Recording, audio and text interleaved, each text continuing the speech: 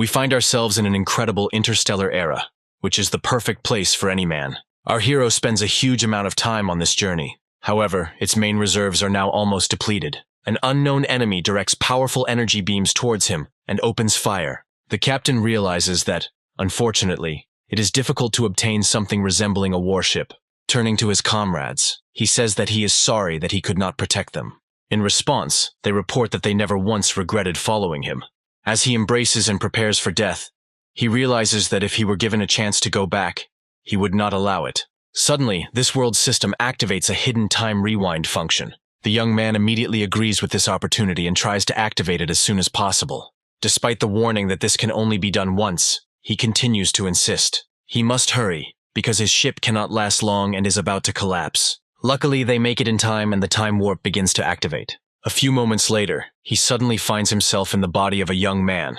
Looking at the current date, he realizes that he is apparently being reborn. It turns out that he jumps back 14 years, and now he has another chance. He recalls that 2 days later he receives a warship from the outskirts, and then the Shin family hunts him for 10 years. The only habitable planet in the Blackrock region is located next to it. Our hero is returning, which means he can't make the same mistakes he promised. Having opened the system, he decides to find out what functions are currently available to him. When he learns that only the scanning function works now, he realizes that this is already not bad. He has a near spaceship that is not the best rated, but is ideal for this planet. The rest of the features are not available yet because he doesn't have a ship with active growth, but that's not a problem. He soon detects a communication request, realizing that someone is trying to talk to him. After he presses the button, a bizarre hologram materializes in front of him. A beautiful girl welcomes him into this world and informs him that the window will be open for another 10 hours. The hologram's name is Leah, and she is upset that the hero does not remember when her shift starts. To make amends, he promises to invite the hologram to dinner. After this, he goes to the middle training hall to regain his strength. After just a few training sessions, he realizes that his physical fitness is far from ideal. However, he now has new concerns, so worries about form have to be put aside. The onboard computer reports that Laosir is also selecting the second entrance. The young man notes that in his past life he was able to choose the best mining ship.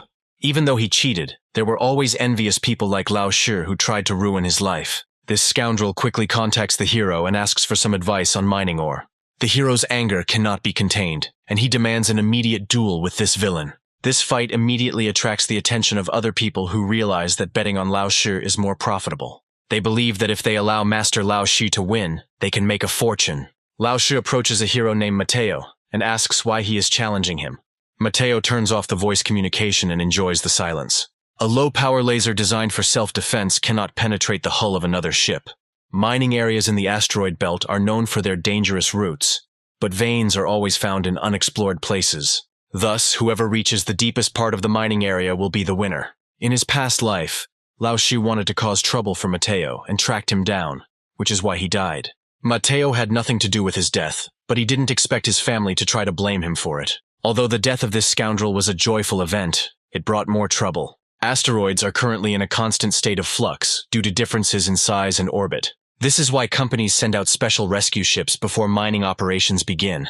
Miners call this a window period when they can rest and prepare. As soon as the appropriate command is given, the ships take off forward. Laosir happily steps on the gas and says that he will definitely win this time. Mateo gives the command to shut down the gravity generation system and redirect all power to the 8 engines. Compared to its competitors, his ship is significantly inferior in some parameters, but it has a greater number of engines.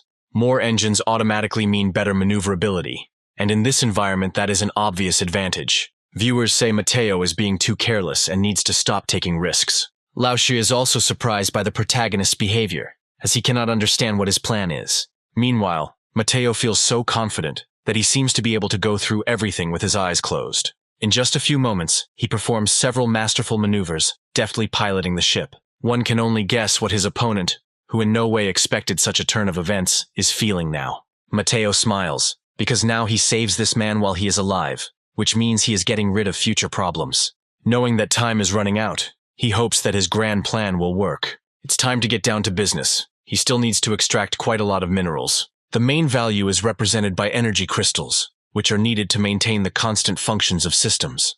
In his past life, he did not have a sufficient supply of this resource, but now he plans to fix this. Scanning the targets yields no significant results, much to the chagrin of Mateo, who is desperate to find something valuable. After spending about 40 minutes in continuous searching, he finally stumbles upon a huge titanium mine full of treasure. Titanium ore is a very valuable mineral that is used in the manufacture of armor for military ships. He decides to use a magnetic rope to stabilize the ship's relative position. Like any self-respecting miner, he has a drill of fantastic mining power that destroys layers of asteroids. After spending 5 whole hours hunting, he realizes that this is a good catch, even though he failed to find the energy crystals. 10 hours later, he manages to explore several huge asteroids and extract valuable resources from them. However, he only finds a small piece of energy crystal ore in a large copper mine. Of course, this is a below-average result, so he has to be especially careful with this crystal so as not to damage it. After 3 hours of hard work, the result is not very impressive considering the time and effort spent. However, Mateo does not give up, and raising his hand up, declares that he will definitely complete his mission.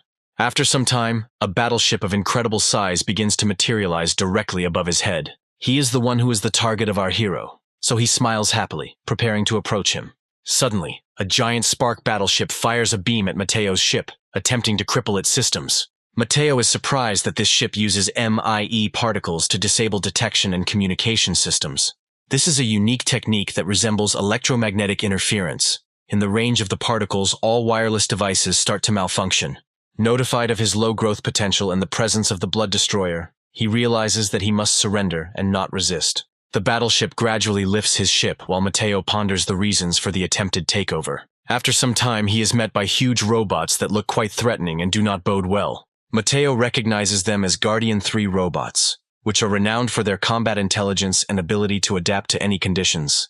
As he continues to walk, accompanied by these security robots, he realizes that the captain of this ship is a man with deep pockets. He really doesn't understand where these robots intend to take him, considering that they don't utter a single word. After some time, they find themselves at the command module, also known as the ship's bridge, where the captain sits. As the doors open, Mateo wonders in his mind what a man who owns such a battleship could possibly want. Taking a closer look at the captain, he realizes that he has already met him in his past life, and remembers that this captain's name is Yunshu. Yunshu notices that Mateo is not at all surprised, and states that he can no longer move, asking him to come closer. Mateo is happy that the time has come to play his assigned role in this play. Taking a few steps forward, he says that he knows the man sitting in front of him very well. Yunshu says that he is using the Levinston civilization's military stimulant, which will allow him to last for another hour. Yunshu also refuses the hospitalization suggested by Mateo, explaining that the nature of the injury is too serious. Mateo reminds him that he is an ordinary miner and would like to return home, to which Yunshu replies that this is impossible. The thing is, he kills 3 random descendants of the Jin family from the Jinliang galaxy, which means Mateo becomes his accomplice. Mateo realizes that he is in deep trouble when he gets involved with a family that takes revenge for the slightest mistakes and insults. He recalls with surprise the story of how one of the members of this family caused the arrest of the rector of a women's college for a mere trifle. Yunshu is impressed by Mateo's knowledge, saying that it really is about that vengeful family. Mateo, realizing he has no other choice, wonders about Yunshu's real purpose. Yunshu says that he is very pleased with his performance, and that Mateo is able to quickly grasp the situation and handle it calmly. Yunshu finally introduces himself and reveals that he is the dying master of Bloody Tomahawk.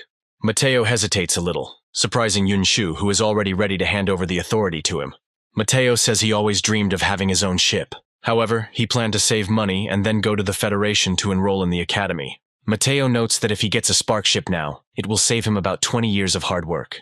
He still admits that it is too early and sudden a gift, causing Yunshu to assume that he is not ready to accept it. Mateo states that an innocent man could get into trouble because of his wealth, and if he agrees, he will probably die. Yunshu laughs and praises Mateo's meticulousness and composure, saying that he chose the right person. Mateo understands that he has passed the test, because in fact the effect of the stimulant lasts not an hour, but a whole day. Yunshu admits that all these years he has been avoiding the vengeful family not only because of luck, but also for the sake of treasure in the form of an additional module. Mateo doesn't have time to respond to this conclusion, when suddenly the robot grabs him, preventing his attempt to escape. The onboard computer tells him that he has little time and injects him with the Yun family's secret poison, which will activate in a year. Yunshu says that he is handing over the captain's powers to him, and in exchange, he must kill a direct descendant of the Jin family within that time. Yunju declares that he must now finish off this scoundrel within a year, otherwise he will die. Mateo replies that these are acceptable conditions, remembering that in a past life, he fell for this bait in exactly the same way. Yunshu is glad that fate has not completely taken away his hope for retribution. After this, he turns to the onboard computer and gives the order to transfer command to Mateo. The artificial intelligence accepts the higher-level instructions and notes that it has no objections. This is a turning point in Mateo's life, as he can now say goodbye to the lower classes. But this is only the beginning. Mateo asks his interlocutor if he wants to tell him anything else. Yunshu, who possesses the body refinement technique, says that he has one last small request. He says that he would like to spend his last hours here so that his soul will remain with this ship forever. Mateo accepts the request, reminding himself that the ship is still being pursued. He remembers that he did not dare to fulfill this request in his past life, and paid dearly for it by being discovered. Yunshu praises his ability to adapt, while Mateo grasps the turning point of his destiny. He comes closer and orders the ship to switch to silent mode and move to the specified coordinates. He also releases disposable mini-drones to scout the area for him. Yunshu praises his caution and asks if he has piloted a ship like this before. Mateo says he is a big fan of the virtual game that involved controlling such ships. Mateo also wonders why this ship only has one main cannon. Yunshu explains that high-tier ships do not need to invest in excess firepower. The thing is that the spark ship Tomahawk has a powerful energy shield, and its firepower is sufficient. He also explains that the higher the attack power, the more energy supply is required, which is very limited. From his point of view, the most important thing is the limitation of the power of the spark carrier, with which little can be done. He also admits that he still has time to tell Mateo some general information about the ship. Mateo remembers that in his past life the captain was not so talkative, and seizes the opportunity. In addition, Yunshu reveals that their ancestors were actually part of the seed fleet of a defeated civilization. Seed fleets are usually needed to keep a civilization on the brink of collapse developing. Their descendants overcome many difficulties to uncover the legacy of the remains, and receive a mysterious creation in the form of the source of the spark. After this, combined with human technology, the sparks extracted from the source are used on warships. Yunshu shares a secret that the creation of different stabilization systems rarely combines due to the differences in their technologies. However, the Sparks ship has a unique module slot that allows for the crossbreeding of technological creations. Mateo seeks to learn more information and is informed that creations that carry faith are more likely to take root in the module. From Yunshu's perspective, compatibility and growth potential are the two main characteristics of the Spark ship. Mateo is pleased with this information because he now has an idea of what to do with the auxiliary system. Due to the special features of this ship, it can intercept teleportation signals in the voids of space. Pilots can control the ship to destroy the creations of civilization in this space in order to obtain resources. Yunshu says that the efficiency of resource extraction is halved with each transfer of power. He also laments that the Jin family wipes out most of his family during their time, leaving him all alone. Yunshu advises Mateo to change his name and hide as far away as possible after he receives the antidote. Mateo admits that this family is indeed very strong, and the confrontation with them will be bloody. He also speaks loudly about how he does not want to be locked in this family's death row, and therefore will do everything possible. Yunshu praises Mateo for his intelligence and caution, recommending that he use the optical computer if he has any questions. After turning on the system, a verified window with the necessary information opens in front of him. Mateo happily activates the high-speed human-computer interface to download the overall structure of the ship. Of course, he is not yet sure whether he has gotten rid of his pursuers, so he decides to keep the ship moving. After this, he contacts the ship's systems and orders it to move forward. A few hours later, he discovers that the ship's former captain is finally breathing his last. After bowing, he makes a promise that he will send his body into the ship's engine room to be incinerated in the reactor. Having fulfilled the captain's last will, he sits down in the captain's chair and joyfully greets his old friend. As in its previous life, this ship still has 5 standard modules that will need to be upgraded. Mateo realizes that he needs to wait until the implementation is complete and return to the mining ship.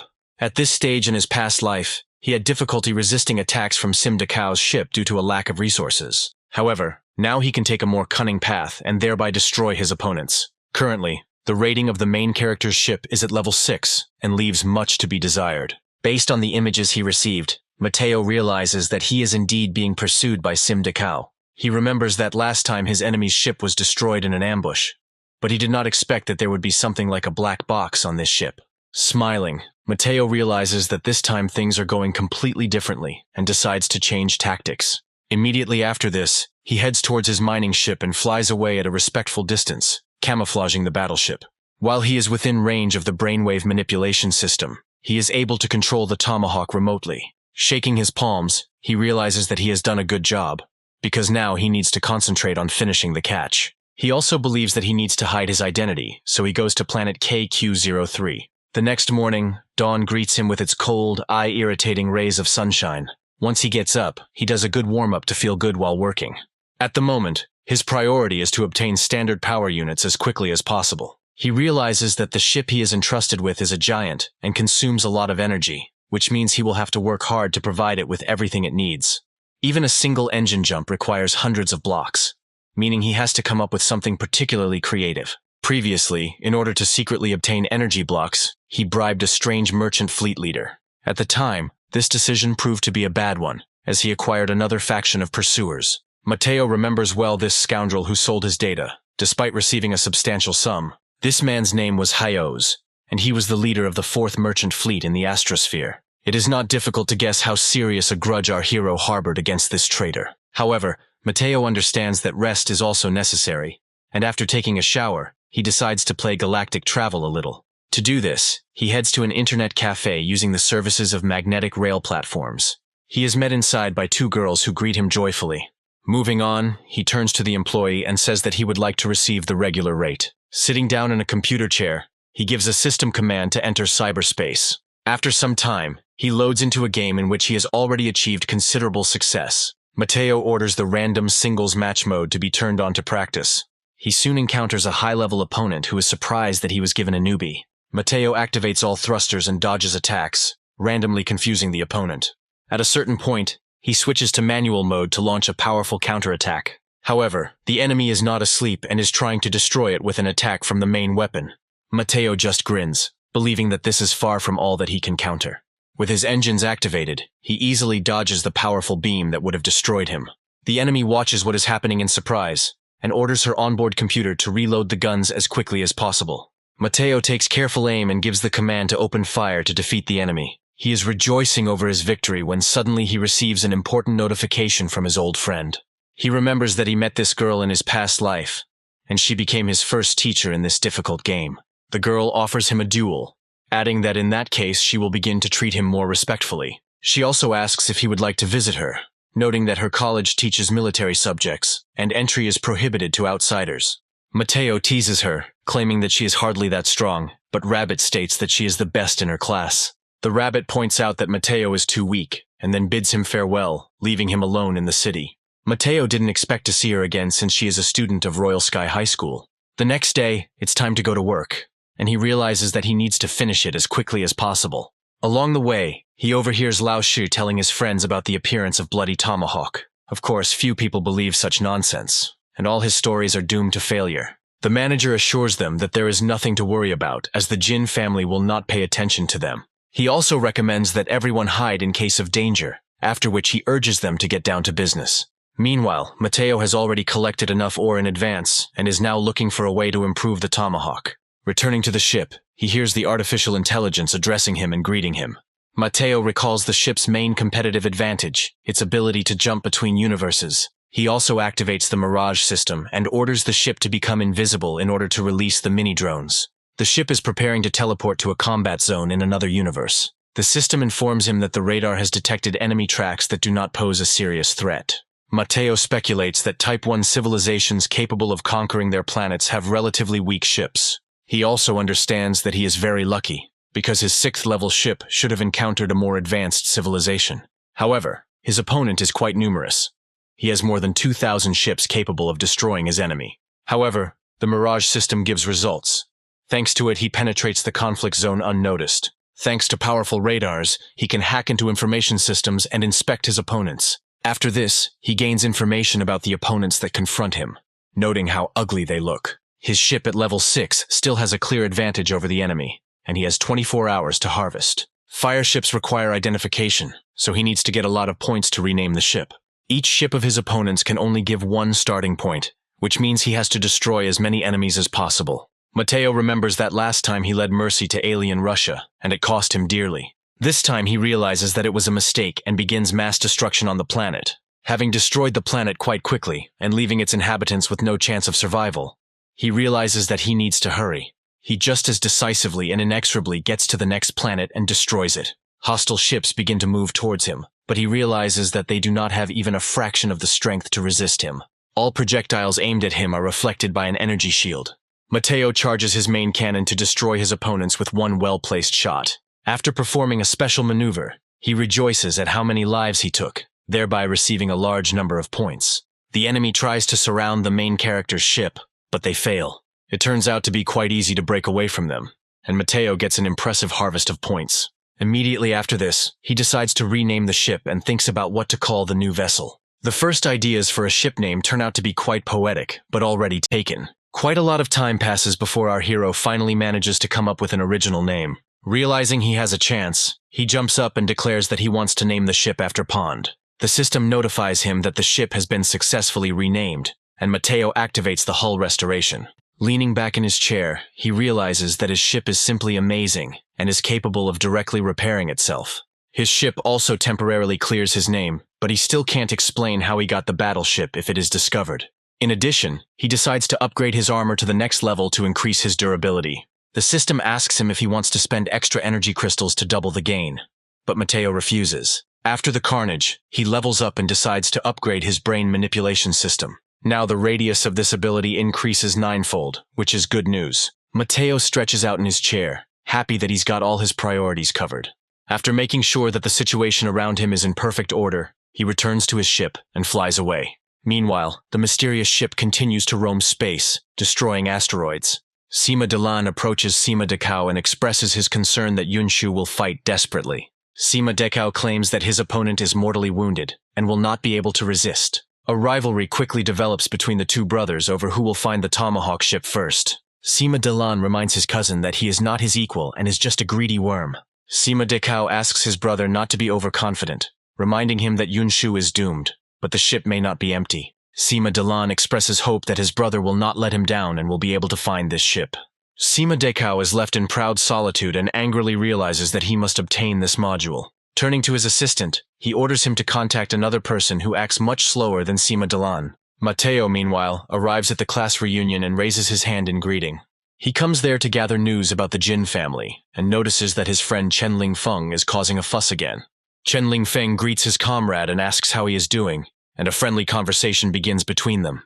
Chen Lingfeng admits that he wants to find an opportunity to go to Highland, because there is a school for warships there. He also reports hearing that Blackstone is planning to sign a limited free trade agreement. Mateo hugs his friend and rejoices at the good news, recommending that he prepare in advance. Their friendly conversation is interrupted by women's questions about why they suddenly started hugging in public. Turning around, he finds Ding Ling and Li Jin standing in the establishment, after which he decides to retreat. His friend immediately jumps up from his seat at the sight of these two charming girls. Mateo grins and realizes that his comrades love girls more than life itself. He sits down next to Ding Ling, and she lovingly asks him how he is doing. Moments later, their conversation is interrupted by a girl named Jung Yan, who comes in to announce the news. She confidently states that it is very difficult to reach a higher class, and therefore it is better to support each other. She suggests that they all go to Highland together to get a chance to enter the Naval School of Ships. After this, she turns her gaze to the main character, who has not shown much enthusiasm all this time. After some time, the meeting finally comes to an end, and Jung Yan stops Mateo to talk. She offers him cooperation, claiming that she will not leave him in trouble if he agrees to help her. Ding Ling says he can work within Blackstone's administrative system without any problems. Jung Yan continues to claim that they will all be limited if they stay here, as their ambitions here are fading. It is not yet clear whether she is trying to belittle her classmates, but it is clear that her goal is motivation. Finally, it's Mateo's turn, with whom she still hasn't exchanged a few words. She mentions that due to bureaucratic red tape, he will not be able to get into high school, but she knows the right person. Meanwhile, his battleship continues to improve, increasing its combat and maneuverability characteristics. Jung Yan says that Hao Zi is an important partner she has become close to, and now he has recommended her for a promotion. Mateo never expects that his classmate was able to establish contact with such an important, but controversial figure. Jung Yan says that he plans to assemble a small team, each member of which will enjoy privileges. Some classmates express skepticism about Hayosi's figure and his power. One of Mateo's comrades says that he would like to command a Spark-class ship, and Jung Yan replies that it is possible. Jung Yan sees great potential in his classmates and asks Mateo what he thinks about it. Mateo gives a long historical background on the astrosphere, all the while concluding that he is not interested in it. He also adds that no one guarantees him control of the Spark-class ships, and warns his friend. His classmates look at him and can't believe that he knows such secret information about the company. Jung Yan trusts him, but the fact that she is being led around by the nose makes her incredibly angry. After this, she decisively turns around and says that she will check his words, and if she was deceived, she will make the culprits pay. Dingling warns Mateo that the patrol fleet has been put on high alert. Mateo remembers that in his past life, after killing Sima Decao, he starts fighting with Sima Delan and acts recklessly. Suddenly, he is overcome by the memory of Hayos recently acquiring a module for a purple-class aircraft carrier. Returning to the ship, he again indulges in memories of his past life. Either way, he decides to head to the energy mines to replenish his supplies. At this point, he finds ore and uses a special net to extract crystals from it. This time, luck is completely on his side, and he finds the mineral. Having received a huge pile of ore on board, he admits that he is incredibly exhausted. One of the miners asks him if he has heard about the reward for information about the Spark-class ship, but he only denies it. Mateo happily notes that his opponent's cunning remains the same, and decides to focus on the task at hand. To do this, he heads to one of the planetary cities, which shines with flashes of neon. There he overhears an informant sharing valuable information with his comrade. One of them says that someone has offered a generous reward for news about Spark-class ships and aircraft carrier modules. Mateo chuckles, realizing that he has been spreading rumors for the past few days, and now they are going viral. Meanwhile, Sim Delan receives information that they have a lot of information about the aircraft carrier module. Sima Delan asks her assistant if the Astrosphere merchant fleet should be looked into. After analyzing the data, he comes to the conclusion that the merchant fleet is the most suspicious. The assistant reports that they have checked several members of this fleet and have discovered a module of unknown origin. Sima Delan says he is satisfied with the results of the investigation in any case. He also claims that he will trick his brother into leading an attack that will end in his death. Sima Decao learns of this and is outraged, saying that his brother has gone too far and demands most of the spoils. Without thinking twice, he orders his assistant to call his brother Zhongdu. Meanwhile, Mateo receives a call from his friend Jung Yan. Jung Yan thanks him for his help as she checks the information and finds out that Hao Zhou is just a pimp. The girl is indignant, not understanding why this man is plotting against her, and claims that she has already taken revenge on him. She also says that Hayos will leave the star region in 5 days, and mentions the Jin family, but Mateo advises not to pay attention. So far, everything is going according to his plan, and at this rate he expects to finish this hunt soon. In Sima's past life, Junda discovers his true identity, and the brothers begin to quarrel again. Mateo understands that Sima Junda is a valuable resource, because if he betrays his family, it will cause irreparable damage. Meanwhile, his battleship continues to move forward at cruising speed. Mateo counts 18 units of low-level energy crystals in his battleship's reserves. After this, he decides it's time to go back and runs into a meeting organized by Jung Yan. In it, Dingling says that Hayos will seek revenge, but Mateo claims that the astrosphere does not pose much of a threat right now. He also states that if anything goes wrong, Jung Yan will fix it without any problem. Chen Lingfeng advises not to worry about trifles, expressing the opinion that Hao Zhou may not have the chance to survive. Chen Lingfeng explains that several local forces on the planet, in the mining region, have already taken action against him. Jung Yan says that after the Shark Merchant Fleet entered the game, the Tiger Merchant Fleet will not sit idle. She also tells them that at least 4 warships from the park were involved in this conflict. This girl always pays attention to the possibility of social mobility, but in the kingdom of Butona, it is simply impossible. Li Jin states that they should think about other places, such as the neighboring country. Chen Lingfeng says that they can move there if the conditions there are really favorable. Li Jin claims that rumor has it that there are no feudal domains in this federation, and its citizens can move freely. Mateo reminds them that the privileged class in this country cares more about reputation than their counterparts in the Redbud Kingdom. He also states that the Black Stone is located far from this federation, meaning it will be difficult for them to cross the border. Zhen Yang wonders if they are just going to do nothing and waste their time here. Mateo understands that career advancement is an important goal for every person, and hopes that his friends will be able to adapt. After a while, he approaches the taxi, surprised at how quickly it arrived. The employee hands him the keys to the motorhome and tells him that he can use it for 15 days. Mateo knows that this is not a cheap rent, but he has no other choice because every second counts. When he logs into a special network, he sees a notification that he is going on vacation. After some time, they find themselves in a rather abandoned and deserted place, which is ideal for our hero. The thing is that this is where he decides to hide his battleship. After this, he disguises the robot on the ship as himself and makes it travel along predetermined routes every day. Mateo orders the battleship to remain invisible and head towards its destination at full speed. This is the first time his ship has left the protection of the asteroid belt mining region. Thus, his remarkable galactic journey is just beginning. Mateo conducts a comprehensive combat assessment of his opponent's 2 warships and realizes that they are much stronger than him.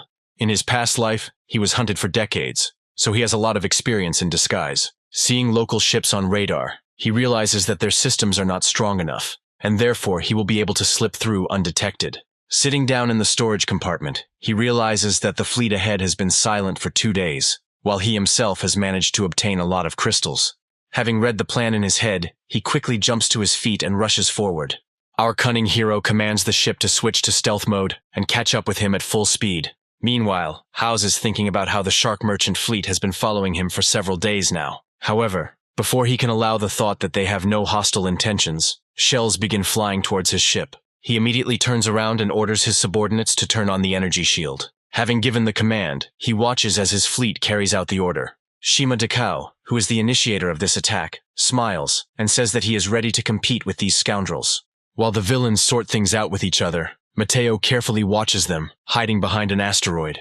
Shima Dekao's ship has an additional module installed that allows him to maintain the advantage in this battle. As soon as he has these thoughts in his mind, the merchant fleet decides to launch a powerful attack on the approaching Shima Dekao. However, at the last moment, he turns on the energy shield and laughs because they were unable to damage him. Shima Delan realizes that his brother truly deserves the nickname Mad Dog. Mateo brings to mind some sort of reflection that they still won't be able to destroy the merchant fleet with a surprise attack. However, everything changes when another contender, Shima Junda, enters the fight. He immediately fires powerful missiles that act as neutralizing projectiles for shields. The explosion is so powerful that it would blind someone without sunglasses. Even these projectiles are not enough to penetrate Shima Dekao's ship, causing his henchmen to rejoice. The captain himself orders the activation of additional modules and the launch of high-speed projectiles. Shima Dekao's ship continues to be under constant attack, but its shields still hold up like real walls. However, the opponents have more aces up their sleeves than it might seem at first glance. A sudden energy attack paralyzes all of the ship's systems, causing it to drift through space. Shima Delan is very amused to see this spectacle, as she finds the projectiles effective. Flight attendant Sim Junda informs him that his attack tactics were amazing. Shima Junda is very pleased with such praise, especially considering that this ship does not even belong to him, and other people are assigned to it. He understands that the risk of his plan is too great, but the result is still not guaranteed. Mateo, sipping port, talks about how the Hao's merchant fleet is not very weak, but against the combined forces it is nothing. Meanwhile, another powerful beam attack hits the merchant ship. Shima Dekao is surprised that his opponents have lasted so long.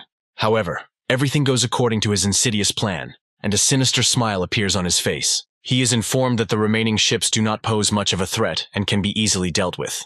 House gives instructions to his subordinates, saying that each of them must act as they sense the situation is heating up. His opponents are not just some small gangs of celebrity bandits, but real crime bosses. Shima Delan carefully counts the number of assault ships approaching him and gives commands to his brothers. Their self-confidence makes them move forward regardless of possible danger. Shima Delan can't believe that his opponent is behaving in a rather unpredictable manner. Sim Yun's adjutant suggests that he use ramming tactics, but he stops them. All this time, he has been cherishing the opportunity to escape from the command of this family, as he believes that his days are already numbered. The merchant fleet continues to suffer significant losses, and only 2 ships remain in service. Shima Dekao joyfully celebrates his incredible and crushing victory over his opponents. Shima Delan once again wrinkles his face in frustration at the fact that his competitor is performing much better than he expected. The one who really isn't to be envied is Hao's, who just lost a huge amount of resources. The only one who remains completely unperturbed is their brilliant protagonist. Hao's frantically calls all the representatives of the local armed forces to enlist their support. At the moment, this is his only hope, as all other allies are being destroyed.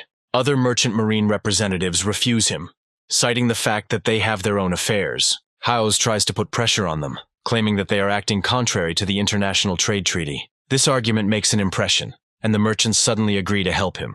Mateo continues to plot his insidious schemes. according to which he plans to quietly approach the enemy. A huge cloud, which most likely signifies an approaching hyper-teleportation, continues to form near the battle site. It opens fire on the invaders, completely destroying their plan. Several ships are quickly destroyed, and the stellar forces' advance continues. Sima Dekao reports that their ship is taking serious damage and insists on a change of tactics. He orders all 103 power sources to be used and emergency armor repairs to be started in order to get out of the fight. After some time, it releases a powerful energy charge, destroying a large number of ships. This gives them time to retreat and destroy a few more enemies. Sima Delin praises his brother's achievements, stating that he truly deserves the nickname Mad Dog. However, this villain's insidious plans are not so easy to destroy. He continues to plot something. The opponents give each other the order to pursue the merchant fleet to the last. Sima Dekao understands perfectly well what his brother is up to and calls him disgusting. Even their main character, Mateo, doesn't expect Sima Delan to show such unscrupulousness. At this time, House comes up with a brilliant idea. To turn around and leave the battlefield, Sima Junda discovers that the main cargo is trying to escape and decides to stop it at any cost. Having concentrated all his power in the main gun, he orders to open fire. A bright purple flash begins to cut through space. Within moments, the House fleet loses its main ship.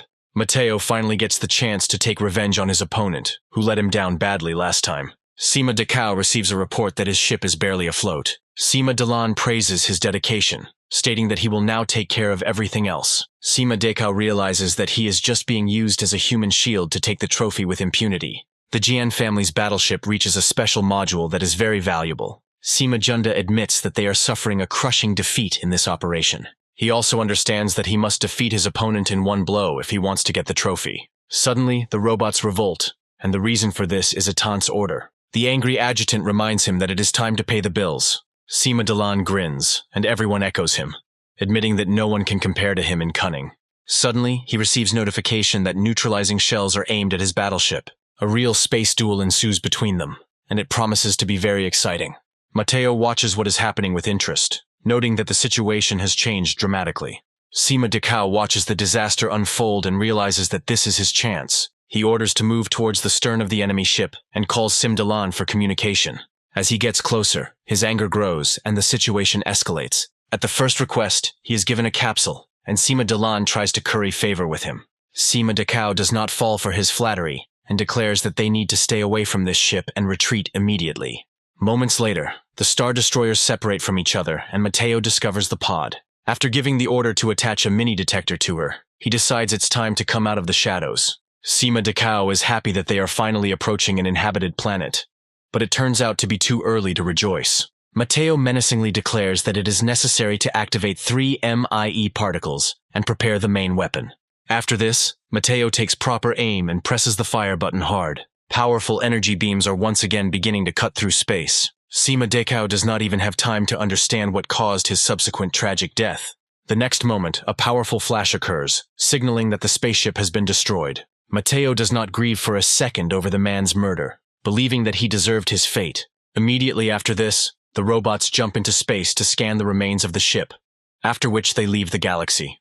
This turns out to be a very successful tactical move, as Mateo gets rid of a serious adversary who would otherwise have haunted him for years. In addition, it receives at its disposal a powerful purple-class infrared reconnaissance radar. He immediately gives the command to replace the old radar with a new acquisition.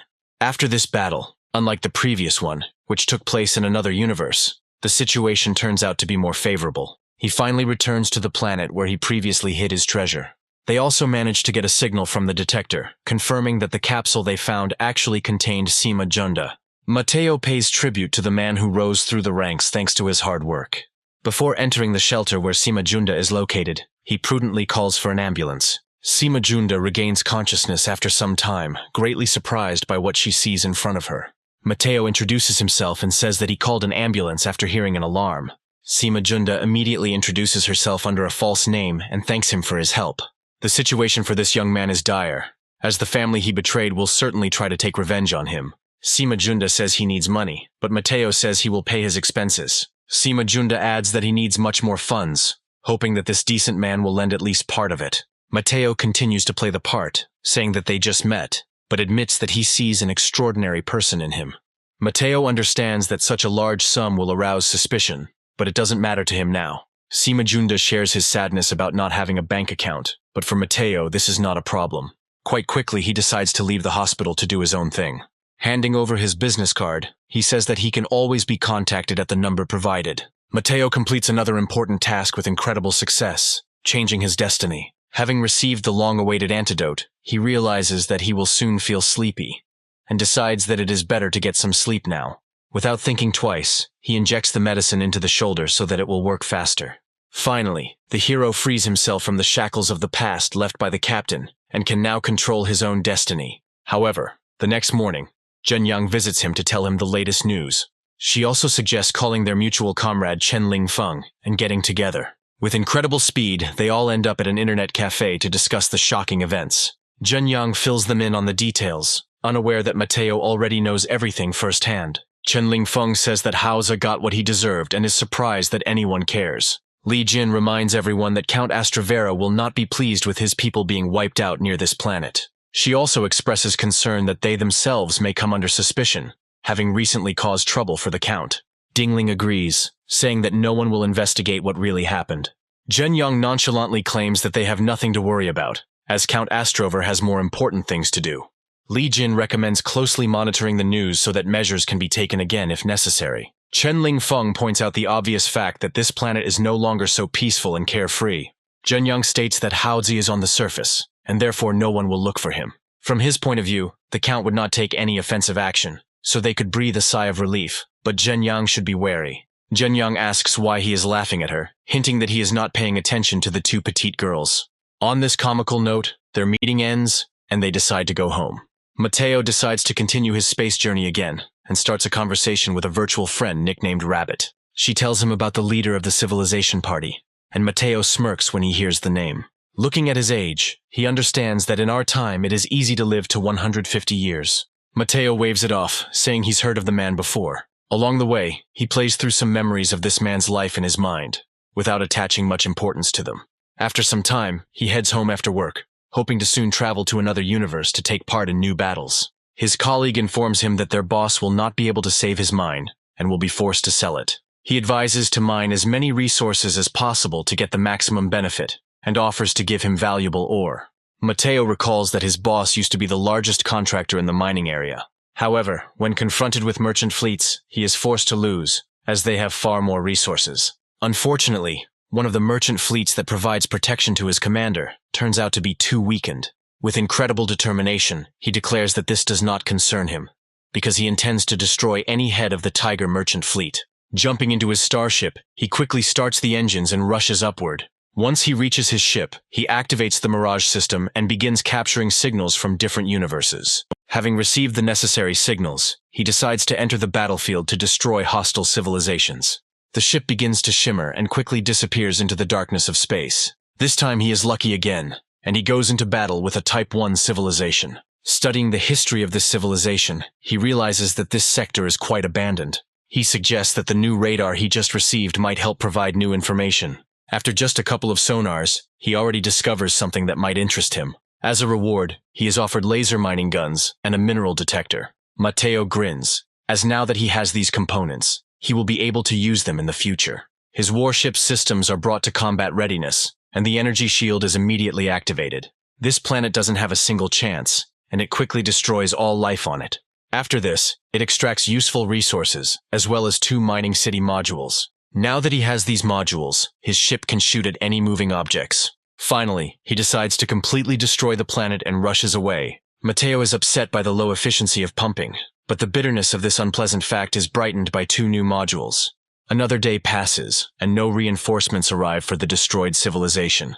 However, after some time he discovers a private ship belonging to some rich man.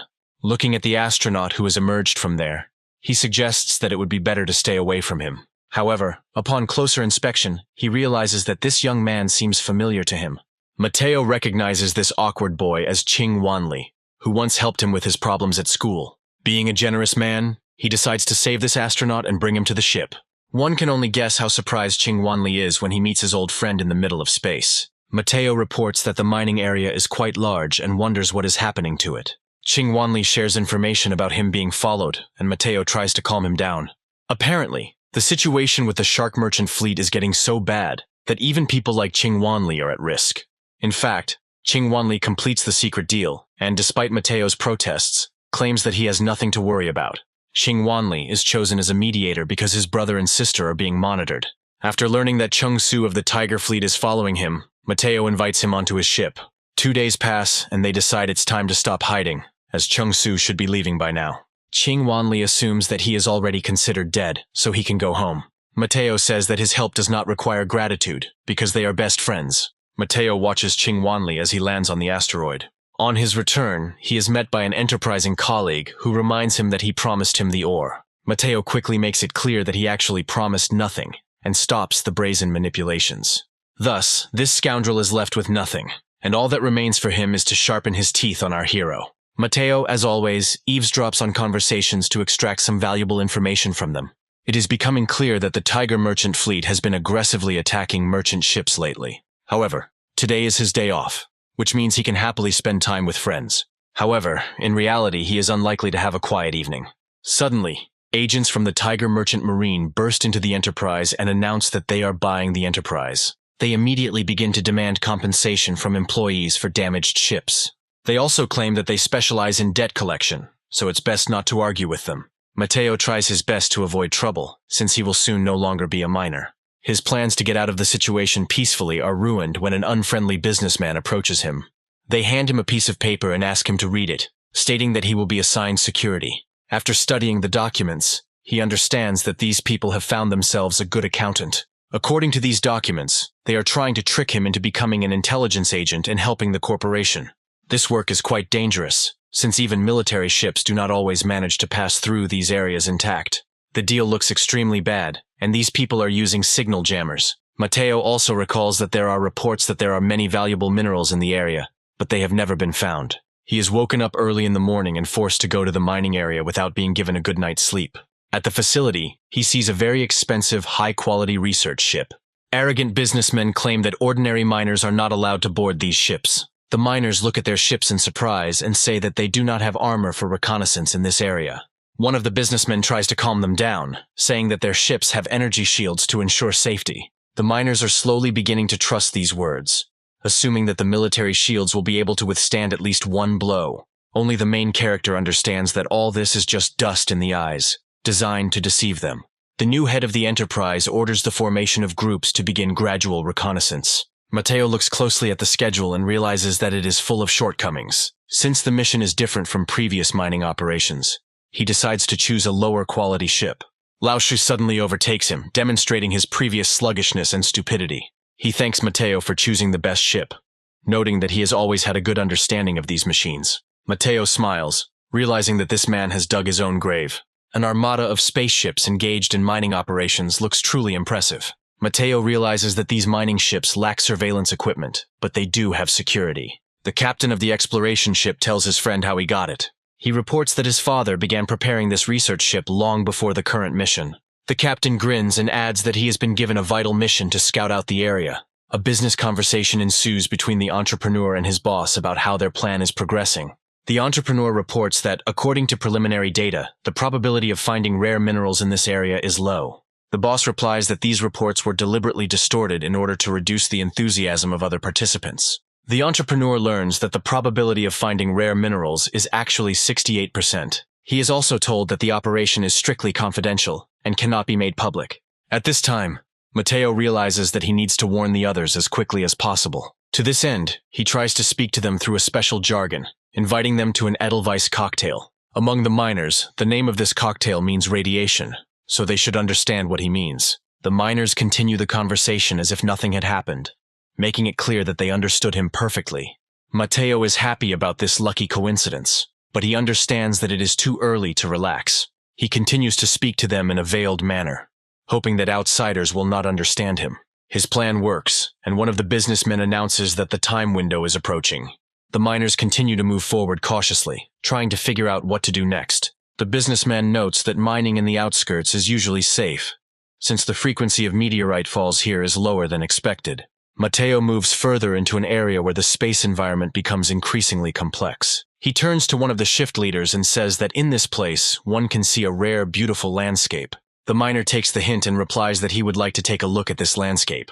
In fact, this nest is a gravity trap that can explode at the slightest disturbance. After some time, they end up in this very nest. After a pause, Mateo informs all his comrades that their ships have gravity shields installed that kill people. The captain of the research ship, observing what is happening, wonders how this young man knew about this. It is not surprising that others are also in deep shock from such a revelation. Mateo is surprised by such radio communication and assumes that the opponents will deny everything and will not give themselves away so easily. One of the businessmen tries to justify himself by saying that they cannot afford such expensive technologies. The miners say they don't believe them and try to escape, hoping to save their lives. As it approaches, the giant spaceship creates gravitational turbulence. Laosir asks the protagonist why he is taking so long. Moments later, his ship crashes into a meteorite and explodes, taking his life with it. This man thinks he has chosen the best airship, but his stupidity leads to his death. The assault ship prepares to target the fleeing miners and open fire, but crashes into the asteroids itself. Seeing the huge explosion, the businessman is glad that he did not follow the ship. However, unfortunately, this does not save them from the fact that all the other miners, except one, managed to escape. He plans to locate them using an inspection radar, but the range of this device is limited. The scale of the reputational damage they will suffer once the incident becomes public shocks him. However, this is far from the only problem that will continue to haunt them. All this time, Mateo allows his battleship to follow him in stealth mode, and now he finds himself in an advantageous position. His opponents make a big mistake by activating the rehabilitation turbojet, which is now not so easy to get out of. The whole space is disturbed and a gravitational avalanche occurs here. On the one hand, you can lament the fact that the fools are the first to be sent. But on the other hand, this ship was faulty from the start. The fact is that there is an obvious problem in his system that violates the integrity of the structure. The businessman senses turbulence and understands that the miners did not just run away. One can only sympathize with these scoundrels, because now they will be covered by a wave of asteroids. The outer layer of the ship is rapidly beginning to collapse, leaving no chance for salvation. However, the businessman is not discouraged, as the ship's armor seems strong, and he believes that they have every chance of survival. However, he is suddenly informed that only the outer layer of this armor is made of silver. The businessman laments how he spent the money and asks for an evacuation ship to be prepared. After some time, the ship explodes, and the evacuation shuttle manages to emerge from there. Mateo is surprised by the foresight of these people, realizing that they fled from danger. The people there are already preparing to go home. However, our hero rushes to the rescue of these people, hoping to ruin their holiday. Taking careful aim, he fires orbital lasers at them to reduce their mobility. The robotic landing force also moves forward to finish off the survivors. With incredible ease, they break through the hull of this ship and climb inside. The ship's staff try to fight them off with firearms. Of course, this all turns out to be a futile attempt, and they are quickly shot. Laser weapons can pierce multiple people with one hit, making robots ideal fighters. Mateo is informed that all dangers have been eliminated, and the data from the optical ship has been read. After the robotic landing force returns to its home port, the evacuation shuttle is destroyed. Mateo receives important data from the optical computer, and now has information about titanium deposits. However, these are not all the enemies that need to be destroyed, so he rushes forward. Meanwhile, the miners cautiously peer out from behind the asteroids and discover a giant warship. They talk to each other, trying to figure out what to do and how to avoid the threat. The miners sincerely thank Mateo for warning them, and appoint him as the new senior on their shift. Mateo says he is too young and refuses the offered privileges. He also shares with them the intelligence he has received regarding the enemy's infrastructure. He figures that if they just wait a couple of days, the scout ships will already be heading home. After some time, their adventure ends and Mateo greets all the surviving miners. He is informed that the Tiger merchant fleet appears to be losing the trade war. Ching Wanli also comes to greet his comrade. Mateo asks him what he is doing here, to which Ching Wanli replies that he arrived as soon as he heard the news. They also share information with each other regarding the trade war that took place, which the sharks won. Ching Wanli happily reports that the merchant fleet not only gave them all of their profits, but also a lot of their savings. To properly celebrate this event, they go to an expensive restaurant. Ching Wanli asks Mateo if he has ever had a real rest. Mateo grins and says that Ching Wanli is lucky to have such a cool car. Ching Wanli also mentions that this party was organized by Lin Kai, whose family is the master of this planet. Lin Kai is the new head of his family, and today's party is all about sharing experiences. Ching Wanli warns that the family is not so simple and has lived here for many hundreds of years. Mateo also receives information that this family has its own Spark-class ship. Ching Wanli clarifies that they had such a ship 3 centuries ago, but it recently disappeared. This family really turns out to be not so simple, and our hero needs to be careful. The rest of the journey is silent, but short-lived due to the incredible speed of the car. Once they arrive, they prepare to show their best side at this party. The villa where this prince lives turns out to be incredibly beautiful and made in a traditional style. Lin Kai happily welcomes all the guests, including our main character. Mateo exchanges pleasantries with the man, realizing that he is truly a handsome prince. However, he believes that one should not delude oneself, because he came here in order to acquire connections and a guide in society. In his past life, Baron Blackstone declared him his heir, but here he must obtain the title of heir in a different way. Among other guests, he suddenly notices his old acquaintance, Jung Yan. Mateo notices her with his gaze, noting her beauty, which has not changed at all. Qing Wanli guesses that they know each other. After that, he informs him that Lu Tao and Lu Yang, who own an internet cafe, are nearby. He also glances at a man near the window named Huang Wu, who is the heir to the martial arts club. The people gathered here are not the most influential, but they also have some power. Qing Wanli knows all these people thanks to his excellent memory, which is the best quality in his work. Mateo is surprised by the taste of the local tea, and suddenly a beautiful girl takes up the conversation. Qing Wanli asks a girl named Luan Xing what exactly brought her here. Luan Xing smirked and claimed that, in fact, this villa belongs to her. Qing Wanli awkwardly says that he knows this very well, but he didn't expect to see her here. After that, he calls her by her full name, Gao Luan Xing, and the protagonist definitely pays attention to her. Mateo greets her almost ceremoniously, after which Gao Luanxin says that he can just call her Luanxin. Mateo looks down and says he doesn't think it's appropriate. The sly girl mocks him and remarks that she has heard of his exploits, as he is now called the Tiger Miner. Mateo begins to justify himself, saying that they were forced to fight back. Luanxin mentions with a smile that Qing Wanli sends his regards to his sister. Mateo says he looked his best, and Qing Wanli reassures him that they both looked great. Luanxin was born in the Star Mine region, but later leaves it and begins to build her own career. Due to her mysterious past, there are rumors that her husband owns a powerful Spark-class warship. Mateo doesn't understand why you would open a villa if you had a ship like that. But Qing Wanli doesn't know the answer either. The party starts, but the atmosphere quickly dies down. The guards approach the prince and inform him that people from Astro Square have arrived here. These uninvited guests come to find out what happened to the Heo's fleet, and this spoils everyone's mood. The prince goes outside to find out where these people are. The uninvited guests claim that this is just a pathetic villa, and there shouldn't be so many rules. Security guards say breaking the rules will result in expulsion from the villa and being blacklisted. One of the ambassadors steps forward and asks who is the most important person here. Gao Luanxing is clearly unhappy with their visit and calls them pathetic bastards and infections. That is why she gives the order to expel them, ordering them to be removed from the territory with nothing. The messengers are tied up and stripped of their clothes so that they can be sent back in a humiliating state. If anyone were to claim that anyone was saddened by this incident, they might be in the minority. After the party ends, Mateo is amazed by Luanxin's fearlessness. Qing Wanli says that Astro Square is pursuing her husband, causing him to go on the run. However, due to the discord that reigns in the Dominion, they cannot direct all their forces here. Back at work, Wang Do is given good news that the duties have been lifted. He is also informed that one of the corrupt officials from their company had his arms broken and was sent to prison. The other miners joyfully greet their comrade who led them out of a deadly situation. After completing your daily chores, it's time to destroy other civilizations and gain points. Mateo goes into stealth mode to activate the signal from other universes. Having chosen a suitable opponent, he decides to move to the battlefield in another universe. This time, luck turns against him and he faces truly serious opponents. After analyzing the history of conflicts, he understands that these ships fight at close range. Thus, he decides to deliver a powerful blow to all opponents at once, without really aiming. The main weapon destroys a huge number of ships, leaving no chance for survival. Interceptor ships head towards the protagonist, but are unable to penetrate his energy shield. Mateo makes a tactical decision to avoid attracting unnecessary attention.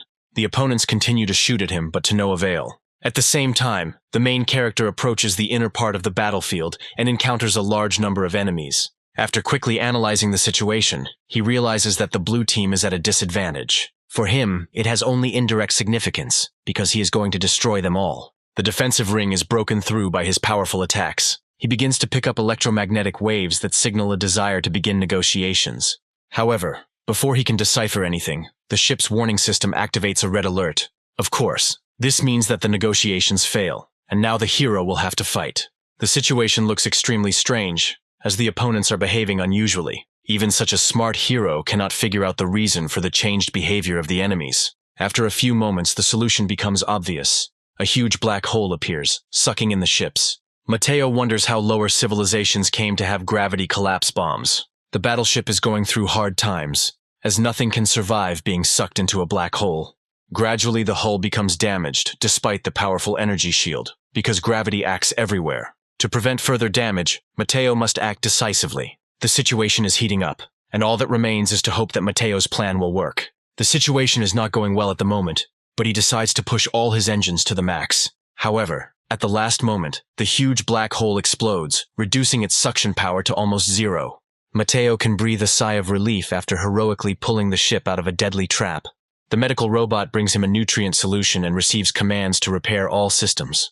Mateo can afford to spend a tenth of his resources on repairing the ship.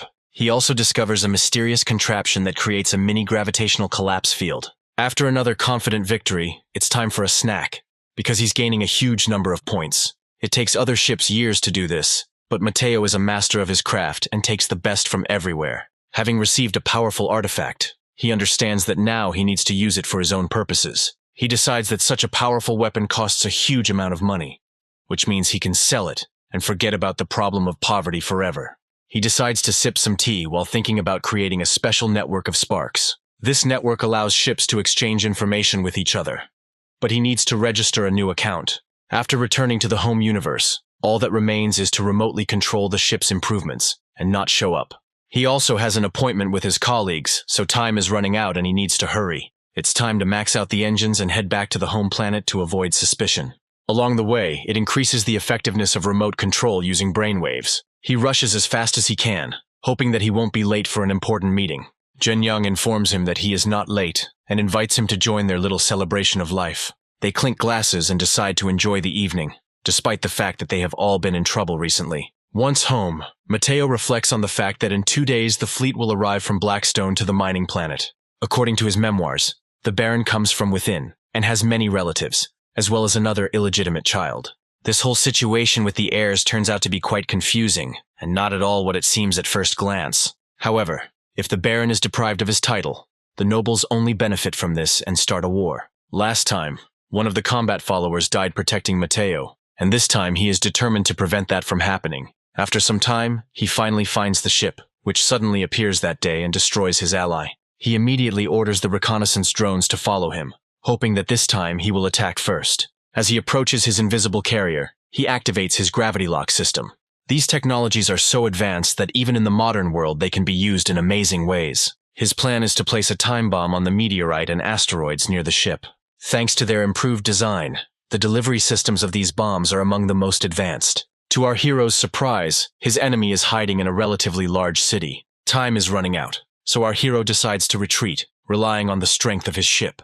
There is a huge explosion that can be seen even from neighboring planets if you look closely. This explosion turns out to be carefully planned to cause another gravitational avalanche aimed at the warship. Because of this, there is no chance left to escape from this trap. Mateo looks resolutely at his opponent's ship, hoping that it will die soon. Soon, our protagonist's gaze is pleased by a bright flash, signaling an explosion on the ship. Mateo orders to find the black box on this ship, later collect the trophies and destroy the remains. After analyzing the supplies he received, he realizes that this was the very same mercenary ship sent to destroy the Count. Due to turbulence in the asteroid belt, the remains of this ship are gradually scattered and disappear, so there is nothing to worry about. After some time, an unknown person rings his doorbell. He comes to invite him to the mansion of the leadership of the mining planet. People who meet him say that he looks exactly like the Baron in his youth.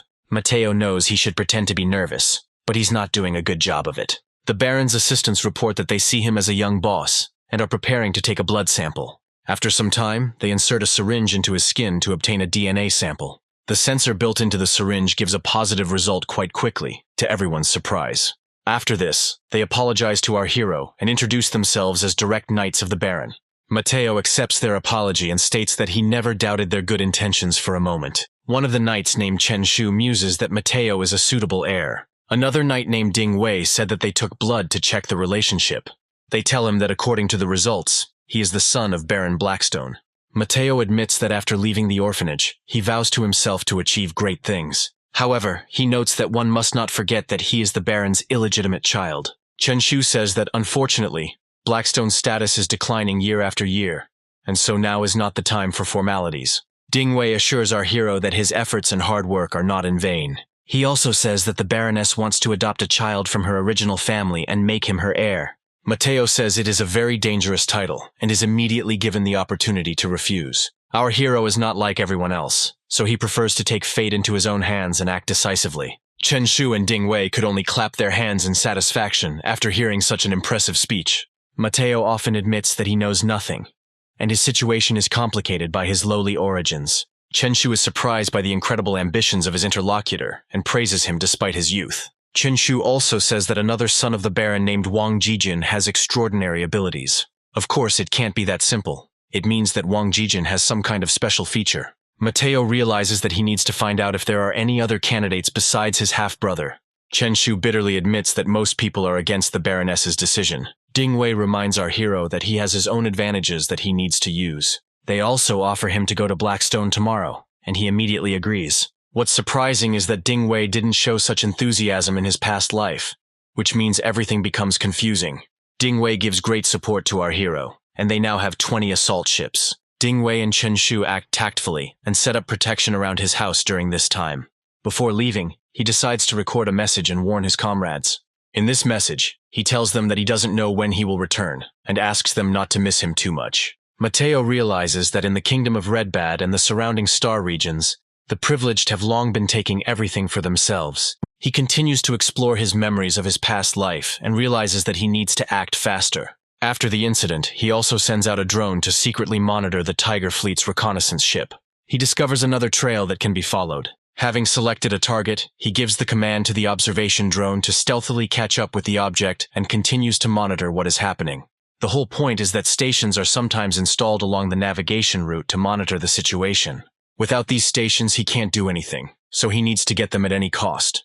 Meanwhile, life on the warship continues as usual. Another ship captain wonders if they've gotten rid of all the spies. He also states that once they leave the star regions and enter outer space, they will be able to go wherever they want. They rush forward and realize that they left the planet only thanks to their own minds. However, due to the space station being destroyed, they crash into a huge asteroid field and explode. Mateo carefully flies up from behind and takes over all the resources of this ship. He manages to return the next day to take part in the audience. A few hours later, he arrives at the right place, where he is asked to help with the next journeys. Having boarded the ship, he turns around and says goodbye to his native mining planet. The ship is in a routine atmosphere as everyone works to diagnose the systems of this giant machine.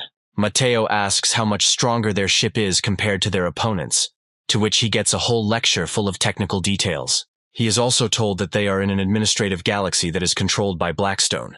Mateo remembers that there are bandits operating nearby and receives the answer that it is indeed difficult to control everything in this region.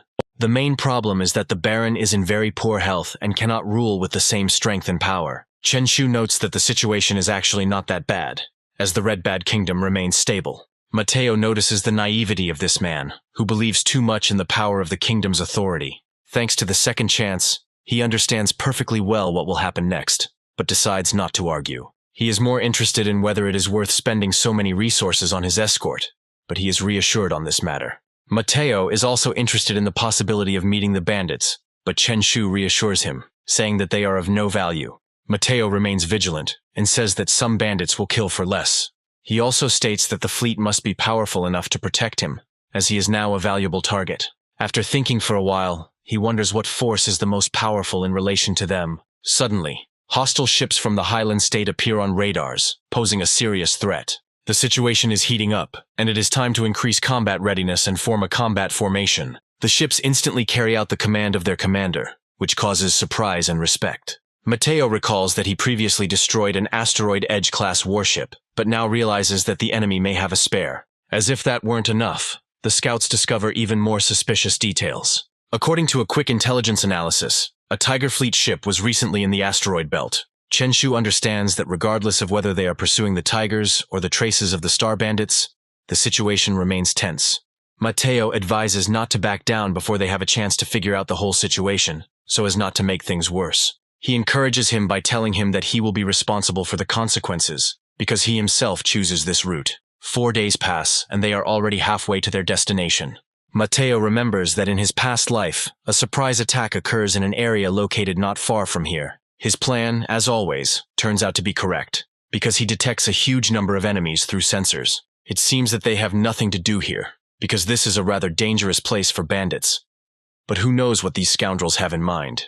Meanwhile, the heads of the res are talking to each other, expressing concern that they have wandered so far. The pirate commander reports that the target is different from the original one, and therefore he is not going to risk his men. The employer argues that the plan should remain in effect, since they have already taken care of all the excesses. The bandit leader wonders if he can be sure that these groups will not abandon him in the event of a direct confrontation. He is informed that he will be working with the rest of Bone, and this instills in him the excitement of the hunt. The employer assures that one can now be confident in the success of this operation. Meanwhile, the main character's ship receives information about an unknown fleet that has been discovered.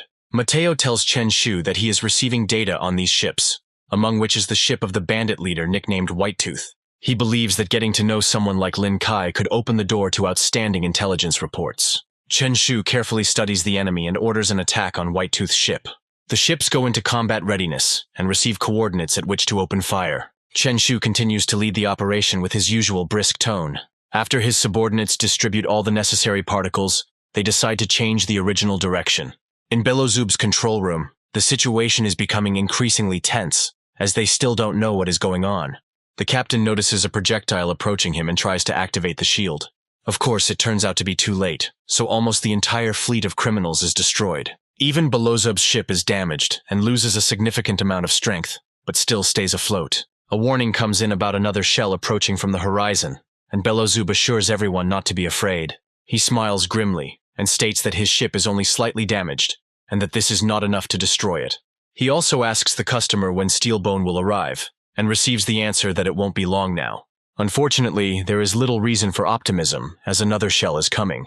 Numerous allies report taking heavy damage and falling. White-toothed, angry, clenches his fists, unable to change anything in his miserable fate. As a result of the shelling, 6 warships are damaged, 2 of which are completely destroyed. A few moments later, 4 ships are disabled. Panic sets in, and in such a situation one can only rely on ingenuity and strong will. Belozub, being a prudent commander, tries to retreat to avoid major losses. However, his employer recommends that he stay, as help should arrive soon. The employer, of course, keeps silent about the fact that he has no intention of helping pirates who can simply be used. Meanwhile, Mateo applauds his comrade, claiming that he deserves the highest praise. The operational situation is gradually stabilizing thanks to a timely preemptive strike. However, he suddenly receives notification of another fleet approaching. The reconnaissance ship shows him an image according to which a fleet of more bandits is about to arrive here. The Steelbone poses a serious threat due to the high durability of their ships. However, Mateo is not discouraged, as he believes that Steelbone can be impulsive and make mistakes. Chen Shu knows a little about this group, as they have been wanted before. Chen Shu orders the main ship to retreat while the others head towards the wormhole. According to his calculations, they should be much faster than the bandits' ships. Despite the fact that the overall combat power rating of the group is level 15, they win in speed. However, the plan does not go as planned, as the enemy unexpectedly turns out to be faster. The assault ships receive orders to intercept the enemy and wonder where the pirates get such technology from. Chen Shu understands that if the distance between the ships is reduced, they will be able to use the exo-shape jump function.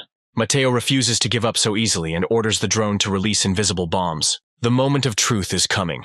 Now it will become clear how the main character will cope with an even stronger enemy. Chen Shu offers him to evacuate, promising to buy him enough time. Mateo asks for an exoskeleton suit because he is good at fighting and can take care of himself. Meanwhile, the invisible ship continues to operate from the shadows and drops bombs. He is very surprised by this outcome and orders an immediate end to the bombing. Despite the damage received, the mercenary ships begin to recover at an alarming rate. Chen Shu reminds them that their true goal is to enter the wormhole to escape from here. Sima Junda contacts under a covert name and reports that he has blown up the enemy's engine and needs help. Mateo is surprised that in this life this man turns out to be much less rational and claims that he needs to be saved. Chen Shu warns that it may be a trap, as Steelbone is very dangerous. Mateo states that the pirates have no need to set such a trap, so they need to hurry. Chen Shu agrees with his arguments, adding that the Baron always acts nobly, so this man should be saved. Chen Shu orders everyone to turn around and head towards Steelbone, and for the assault ships to open fire. He notes that a real massacre is about to begin, and calls for especially careful monitoring of the actions of the main character. Having suppressed the enemy's fighting ability, they rush forward to pick up Simjund. After some time, the escape pod appears on board, and they open fire to finish off the rest of the fleet. A powerful ship's cannon cuts through bandit ships like a knife through butter. Mr. Steelbone contacts them and declares that he will never give up. Chenshu claims that he leaves him no choice, but the protagonist intervenes in the conversation. Chenshu warns him that he will bear full responsibility for dealing with such a dangerous opponent. Mateo shows his face to Mr. Steelbone and tells him that he is his target. He also calls him a capable man and expresses his opinion that being a star bandit is a waste of time, offering to join him. He adds that he is not too concerned about the competition for the inheritance, since he will get the title one way or another. Mateo admits that he himself is racking his brain over how to combat the noble force in the neighboring region. Steelbone claims that he would rather die than serve anyone, having been treated like a fool all his life. Chenshu notes that it is useless to persuade him, but Mateo believes that he knows the way to deal with this scoundrel. He starts shouting and says that all his relatives died, and he himself renounced the rank of soldier and his connections. He asks if Steelbone doesn't want revenge on the Empire and questions his masculinity. Steelbone claims that no one has the right to judge him because they have not gone through what he has gone through. After this, he launches into a long tirade about how much he has lost on the path to his revenge. Mateo says that many of his people died, but he still stopped his path of vengeance. Steelbone counters by telling of the ambush he set for his enemy. Mateo accuses him of giving up on his revenge, and a squabble ensues between the two. Steelbone interrupts the pointless argument and states that if he were in his place, he would simply run away. Mateo is adamant that he would never give up, and would dedicate his entire life to taking revenge on his enemy. Steelbone listens to the protagonist's words and agrees that he should not die until he becomes powerful enough. Mateo states that they are his allies, and reminds them that the only one Steelbone should control is himself. He makes a promise that if he wants revenge, he can only rely on himself, because now he is a star bandit. Mateo also states that he is willing to accept him as the lost knight he once was. After some time, Sima Junda gets in touch and reports that the former commander of Steelbone committed suicide. This message is also heard by other participants in the negotiations. White-Toothed wonders in surprise whether this tough nut really gave in so easily. Mateo turns to Sima Junda and thanks him for risking his life for him. Sima Junda explains that he had little time, and that is why he had to take the risk. Mateo tries to find out how his friend is feeling and gets a pretty detailed explanation that he is fine. Mateo extends his hand to him and asks for help in this difficult situation. Sima Junda extends her hand in a reciprocal gesture, stating that they still maintain their friendly and business relationship. This is exactly how, according to the narrator, true and strong male friendships are built in the harsh galactic world. Meanwhile, the story moves to the planet Blackstone to reveal even more interesting things. Chenshu informs Mateo that over the past 2 years, as the Baron's health has worsened, the level of training of the troops has only increased. It is because of this that their airport provides the Steelbone fleet with good supplies and services. Having reached the necessary place, they finally descend down in a super-fast capsule. Thus, Mateo finally gets to a place where he has not been since his past life. He notes that the air here is really pleasant and Blackstone is a great place. After admiring the scenery for a while, he finally decides to approach the car waiting for him. Mateo understands that the Baron is not in the best health, but he is conscious and has great influence. Chenshu introduces a butler named Shen Fugui, who is the Baron's confidant. Shen Fugui greets Chenshu and Mateo, who remembers that the old man is much stronger than he looks. After this, he says goodbye to the knight, and Chenshu decides to set off on his way to the mansion. Shen Fugui states that they will travel by car since the danger level in Blackstone has not been raised. During the ride, Shen Fugui notices that Mateo seems quite relaxed, and adds that there is no point in being nervous now. Shen Fugui asks if there is anything he wants to know, but Mateo finds it more important to meet the Baron and listen to him. Shen Fugui inquires about the motives behind the recent actions, and Mateo calls it a necessary measure. Shen Fugui smirks, and thinks that when he was young, the Baron was just as impudent as Mateo. Shen Fugui quotes a funny saying that the Baron always spoke only the truth, except for his last words. After this, he becomes serious and says that the Baron is slowly dying, and this gives the nasty people a reason to act. Mateo understands that this is a rather sensitive issue that needs to be resolved somehow. Mateo realizes that he is being tested and gives a rather evasive answer, passing this test. After this, he claims that the Baron is in the prime of life and does not understand what kind of illness he could be talking about. Having entered into a discussion regarding the Baron's illness, they come to the conclusion that it cannot be cured for now. Mateo expresses hope that everything will be fine, remembering that he has to protect the Baron from the merchants. Finally, he reaches the red carpet that leads to the enormous Blackstone castle. He is met by rows of maids who bow their heads and hands in a respectful gesture. Shenfugi introduces him to the history of this castle, showing him portraits of the previous owners. Finally, the time comes for the long-awaited audience with the Baron, and the door is opened for him. Mateo walks into the office and finds himself in front of a tall man with black hair. The Baron invites him to sit down and asks for forgiveness for what happened to him and his mother. Mateo argues that apologies are unnecessary, as growing up on a mining planet wasn't that bad. The Baron states that only people with broad horizons can put up with such things, and praises his restraint in the situation with the Tiger Fleet. Mateo explains that the Tiger Fleet knew nothing about the specific situation in the mining area, and he took advantage of this. The Baron wonders why the least experienced person has suddenly taken charge of the operation. Mateo evasively replies that he merely took advantage of the situation and the naivety of the merchant navy. He also claims that if he had a choice, he would prefer to be careful, because people should live a harmonious life. The Baron admits that Mateo surprised him again on the way back to planet Blackstone. The Baron tries to find out what happened during the encounter with Steelbone, and Mateo says they have a deal. The Baron becomes curious about what he's going to do next, but Mateo calmly agrees to accept his terms. All this happens because Blackstone is the Baron's territory, and Mateo knows nothing about it, and therefore cannot act independently. The Baron asks him what he thinks of the Silver Castle, and he replies that he is very impressed. Mateo gets to his feet and is told that his little brother will be arriving soon. As soon as he leaves the office, the butler calls the maid and asks her to take Mateo to his room. A polite maid greets the protagonist and asks him to follow her. Immediately after this, Shenfugi scolds the Baron for leaving his guard mode. The Baron notes that people like Mateo even tried to control Steelbone, meaning they have no authority. He also notes that this person is very different from the profile he saw before, and at first, he could not even believe what was happening. He decides that this man is still his son, since he does not feel any alienation in him. Shenfugi wonders with interest if the Baron wants to make Mateo his heir.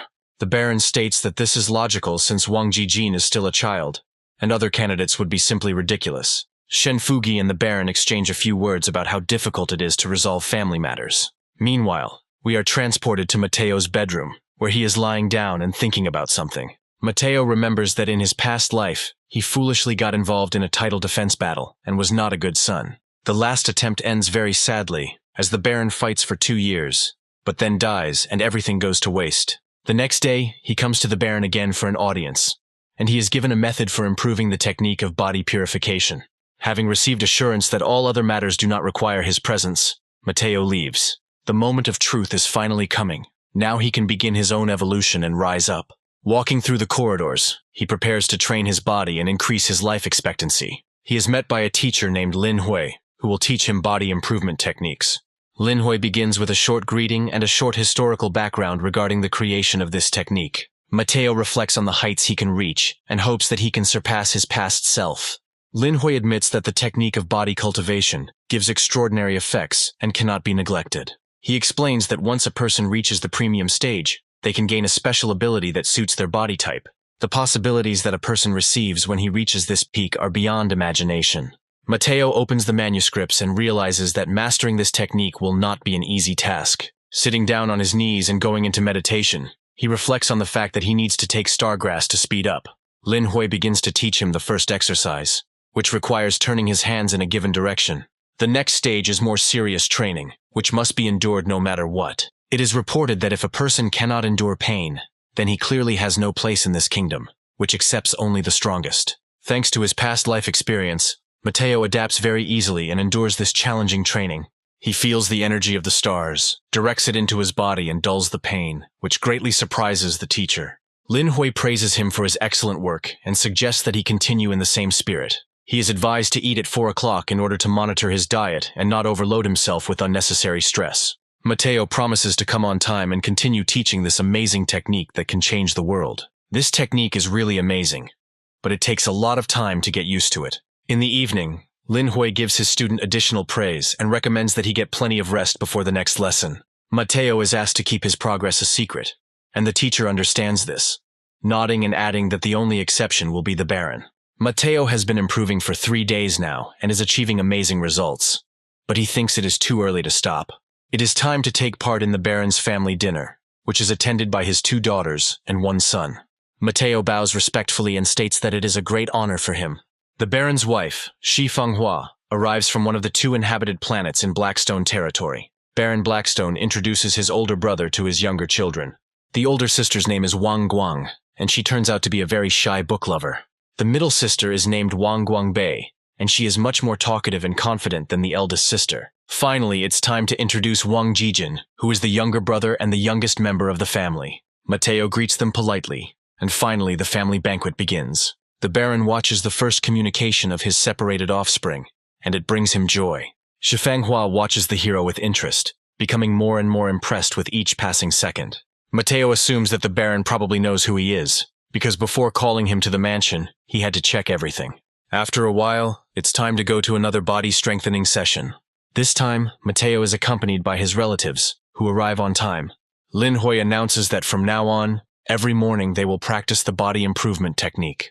During training, Wang Guang looks rather mediocre, since he doesn't really like sports. Mateo understands that this has slowed her progress, especially when combined with her lack of talent. Wang Guangbei, on the other hand, shows incredible talent despite her young age, and is able to perform 26 exercises. Wang Guangbei also does not suffer from excessive modesty and believes that she did an excellent job with the task. However, she will soon have to face something that she will not be able to come to terms with for a long time. Mateo already has the skill to fully refine, since this is not his first life. As soon as he completes his spiritual practice, Wang Guangbei invites him to a friendly competition. Mateo realizes that this may not end well and tries to tactfully refuse, knowing that he will be in trouble. Wang Guangbei takes offense, turns away, and hopes that in the future he will be able to make up for lost time and raise his self-esteem. After this, he asks her not to tell anyone about his progress. The young members of the Baron's family unanimously assure him that they will not let him down. Lin Hui announces that training is over for today and suggests that everyone go and rest and recuperate. At dinner, the young members of the Baron's family ask Mateo to tell them something about his adventures. That same evening, he decides to contact Sima Junda and thanks him for his work, realizing that he is not sitting idle. As he gets dressed, he notes that he needs to go outside, although he doesn't want to. After some time, Shenfugi tries to teach him etiquette to suit his new status. In conversation, he asks his wife what she thinks about the recently announced heir. The woman replies that her opinion does not matter, since everything depends on defense. The smiling Baron says that, despite all the circumstances, Mateo is ideally suited for the title. He also reminds his wife that Mateo grew up in an orphanage and did not receive any parental support. Shi Fenghua agrees that Mateo is great, but adds that her children are no worse. The Baron notes that if someone from Shi Fenghua's family or his original family were to be born, it might have a bad effect on the castle. He also adds that he does not care about his original family and other claimants to the throne, who seem disgusting to him. He notes that Shi Fenghua's father may not have the best intentions towards their kingdom. Shi Fenghua says that Mateo is still young, and it will be difficult for him to hold this title alone. The Baron laughs at his wife and reports that Mateo is already trying to win Steelbone over to his side. Shi Fenghua is skeptical about this success, saying that it only happened because Chen Shu flattered him with his presence. The Baron objects, claiming that Chen Shu has been his subordinate and partner for many years, so he is not capable of such a thing. From his point of view, everything that is happening perfectly demonstrates Mateo's abilities, and he considers him an excellent candidate. The Baron also says that the rumors being spread about his son only make him more determined. He believes that, given all the circumstances and foresight, Mateo is the ideal candidate. Shi Fenghua says that news of Mateo's appearance has already spread among all the contenders for the throne. Meanwhile, Shenfugi listens to Mateo's proposals, which surprise him. He notes that Mateo's desire to get back into mining comes as a surprise to him. Mateo explains that this is his first time here, and the changes in the environment are putting a lot of pressure on him.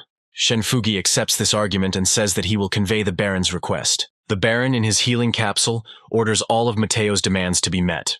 Along the way, he reflects on the fact that Mateo may have lied to him during their last conversation. Lin Hui is sent with him as an escort, as he is a great warrior. Mateo apologizes to the master and says that he needs to sort out some things, so he is taking 2 days off. Lin Hui informs him that traffic control is being carried out in the city for safety purposes. Soon, Mateo finds himself at Chen Shu's villa to discuss several issues with him. Chen Shu introduces him to his son, who was trained as an Orthodox knight and achieved great success. Mateo remembers the dark future of this family in his past life, and decides to prevent it, no matter what it takes. Mateo asks Chen Zed to be his armed escort, and he replies that he will do everything in the best possible way. Without thinking twice, they board the ship and head out into outer space. Chen Shu and Lin Hui say that they will leave them alone so that they can sort out all their issues. Sima Junda says that over the past few days, many people have shown interest in purchasing portable modules, body armor, and exoskeletons. Mateo asks Steelbone to take care of the logistics and supplies, as he will arrange everything. Sima Junda is pleased with this news, saying that they have an independent station and a large number of soldiers. Sima Junda also states that the original Baron family holds the title of Count, and that the current Lord is his great-uncle. Thus, the two candidates who arrived by fleet are direct descendants of the original family. Mateo tries to find out his comrades' opinions regarding the current situation and the new pretender to the throne named Wang Jinli. Sima Junda states that, according to the information gathered, the defense is sufficient for now, and the world is controlled by Blackstone. Steelbone also says that these guys are not serious opponents for Mateo and his team. Mateo firmly states that they do indeed have sufficient advantage to defend this land. Mateo also admits that he is not sure when he will take possession of the title, which means he needs to act quickly and without violence. He also says that he should pay attention to Wang Juju and An Jinling, who are famous for their cunning. Sima Junda says that this will not be difficult to do, since their fleet now has the status of a guards fleet. Sima Junda also states that most of the Steelbone's property was taken, but they still have a means of subsistence. Sima Junda also states that some of his family members are moving to Blackstone, but he doesn't want anyone to know about them. Mateo is confident that this is unlikely to be a problem for him in his current situation. Mateo also says that Qing Wanli can help with this issue and settle everything properly. Compared to the mining area, there are far fewer resources here, and you have to dig deeper. Mateo finally gains his freedom and realizes that he must now hurry. Rushing to his ship, he immediately decides to enter the battlefield in another universe. Having torn apart the fabric of reality, he suddenly finds himself near a giant structure. This structure is a microparticle servicing robot and is of great value. Mateo immediately orders the main cannon to be loaded and aimed at the enemy ship. Almost immediately, he decides to open fire and makes a huge hole in this Death Star. The result is not long in coming, and the giant structure partially fails. Mateo fires another volley, this time piercing the giant robot. Mateo scores a few points, but the biggest surprise is the portable module that he manages to capture. He also decides to open the boxes he received from the recent ambush and discovers stargrass in them. After opening most of the boxes, he finds low-level energy crystals that may also be useful. However, the most valuable item turns out to be a powerful, high-level shining crystal. Legendary crystals are extremely rare, and this becomes a reason for a real celebration. Currently, its auxiliary systems perform two functions, and this module will come in very handy. Mateo has just been given an amazing opportunity to pilot the ship, and realizes that he has an important choice to make. Luckily, Tiger's merchant fleet has been destroyed, so he doesn't have to worry about anyone looking for him. He also finds a titanium crystal, one of the most valuable resources monopolized by the aristocrats. Mateo knows that once news of the presence of such crystals in the region spreads, it will end badly for Blackstone. If it weren't for the fact that Zone 13 is located deep in a mining area, no one would dare to venture there. Unfortunately, he can't defend Blackstone right now because he's not strong enough yet, which means he needs to get stronger. However, news of the crystal's location remains confidential for now, and Mateo can breathe a sigh of relief. Without thinking twice, he decides to activate the remote control to perform a few maneuvers. He asks to remove the brainwave manipulation system and add a robot to service the microparticles. Time waits for no one, so he needs to get stronger as quickly as possible if Mateo wants to change anything.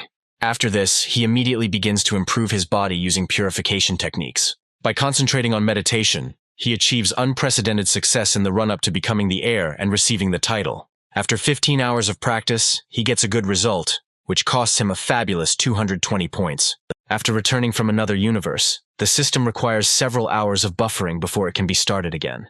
At the next audience with the Baron, he is informed that in a month and a half, on October 2nd, a dinner party will be held. Mateo recommends that the Baron rest, noting that broad-spectrum antibiotics can cure the bacterial infection.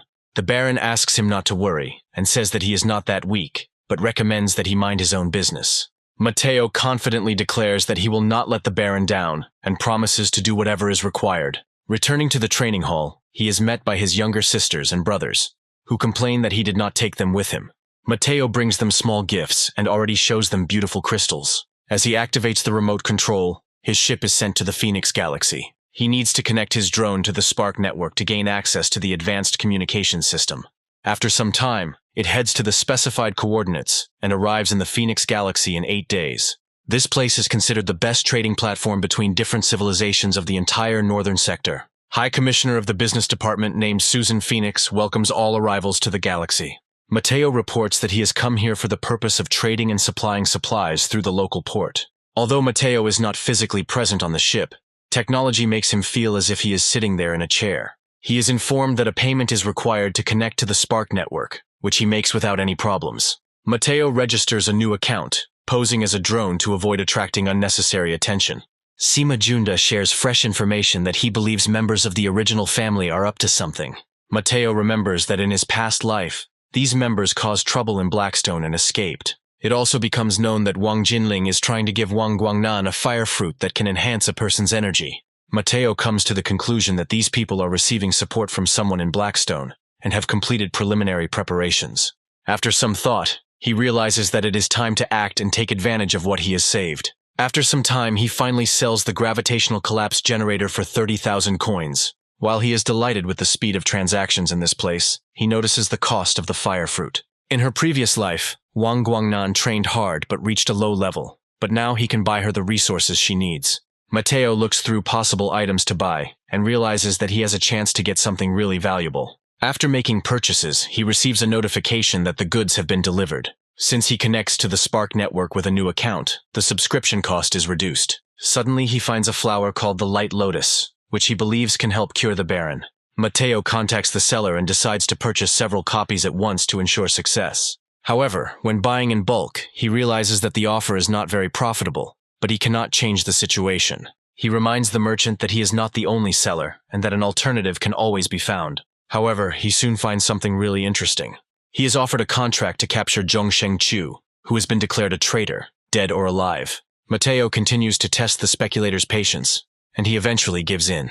Thus, the hero acquires 8 lotuses, which should be enough to heal the Baron. He receives a notification that in 71 hours the prices on the market will be adjusted. Returning to Blackstone the next morning, he decides to train with his relatives. Mateo notes that his past life did not have such a happy atmosphere and is happy about the changes. Shenfugi reports on the progress of his etiquette training, noting that Mateo is doing very well in his studies.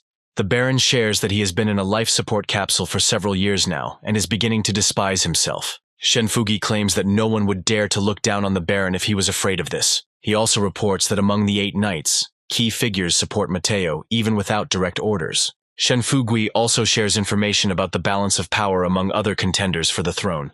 Baron believes that the current balance of power lacks self-regulation, and the struggle is becoming increasingly fierce. Together they come to the conclusion that it is necessary to declare Mateo the heir and make his identity public. Shenfugi asks the Baron if he informed Mateo about what will happen at the upcoming banquet. The Baron says that if Mateo wants to become a leader, he needs to remain calm in the face of chaos and threats. In his opinion, if Mateo passes this test, nothing else will be able to crush him on this difficult path.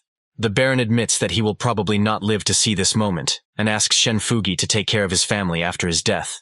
Mateo recalls that in his previous life, his position as heir only became official after 2 years. But now everything is different. In the form of a hologram, he moves to his ship and monitors changes in the trades. After some time, he deliberately raises the price above what is necessary to ensure victory at the auction. The system notifies him that all purchased goods will be delivered within 7 days. Meanwhile, in the galaxy, Sima Junda reports that Wang Juju and Wang Jinling continue their scheming.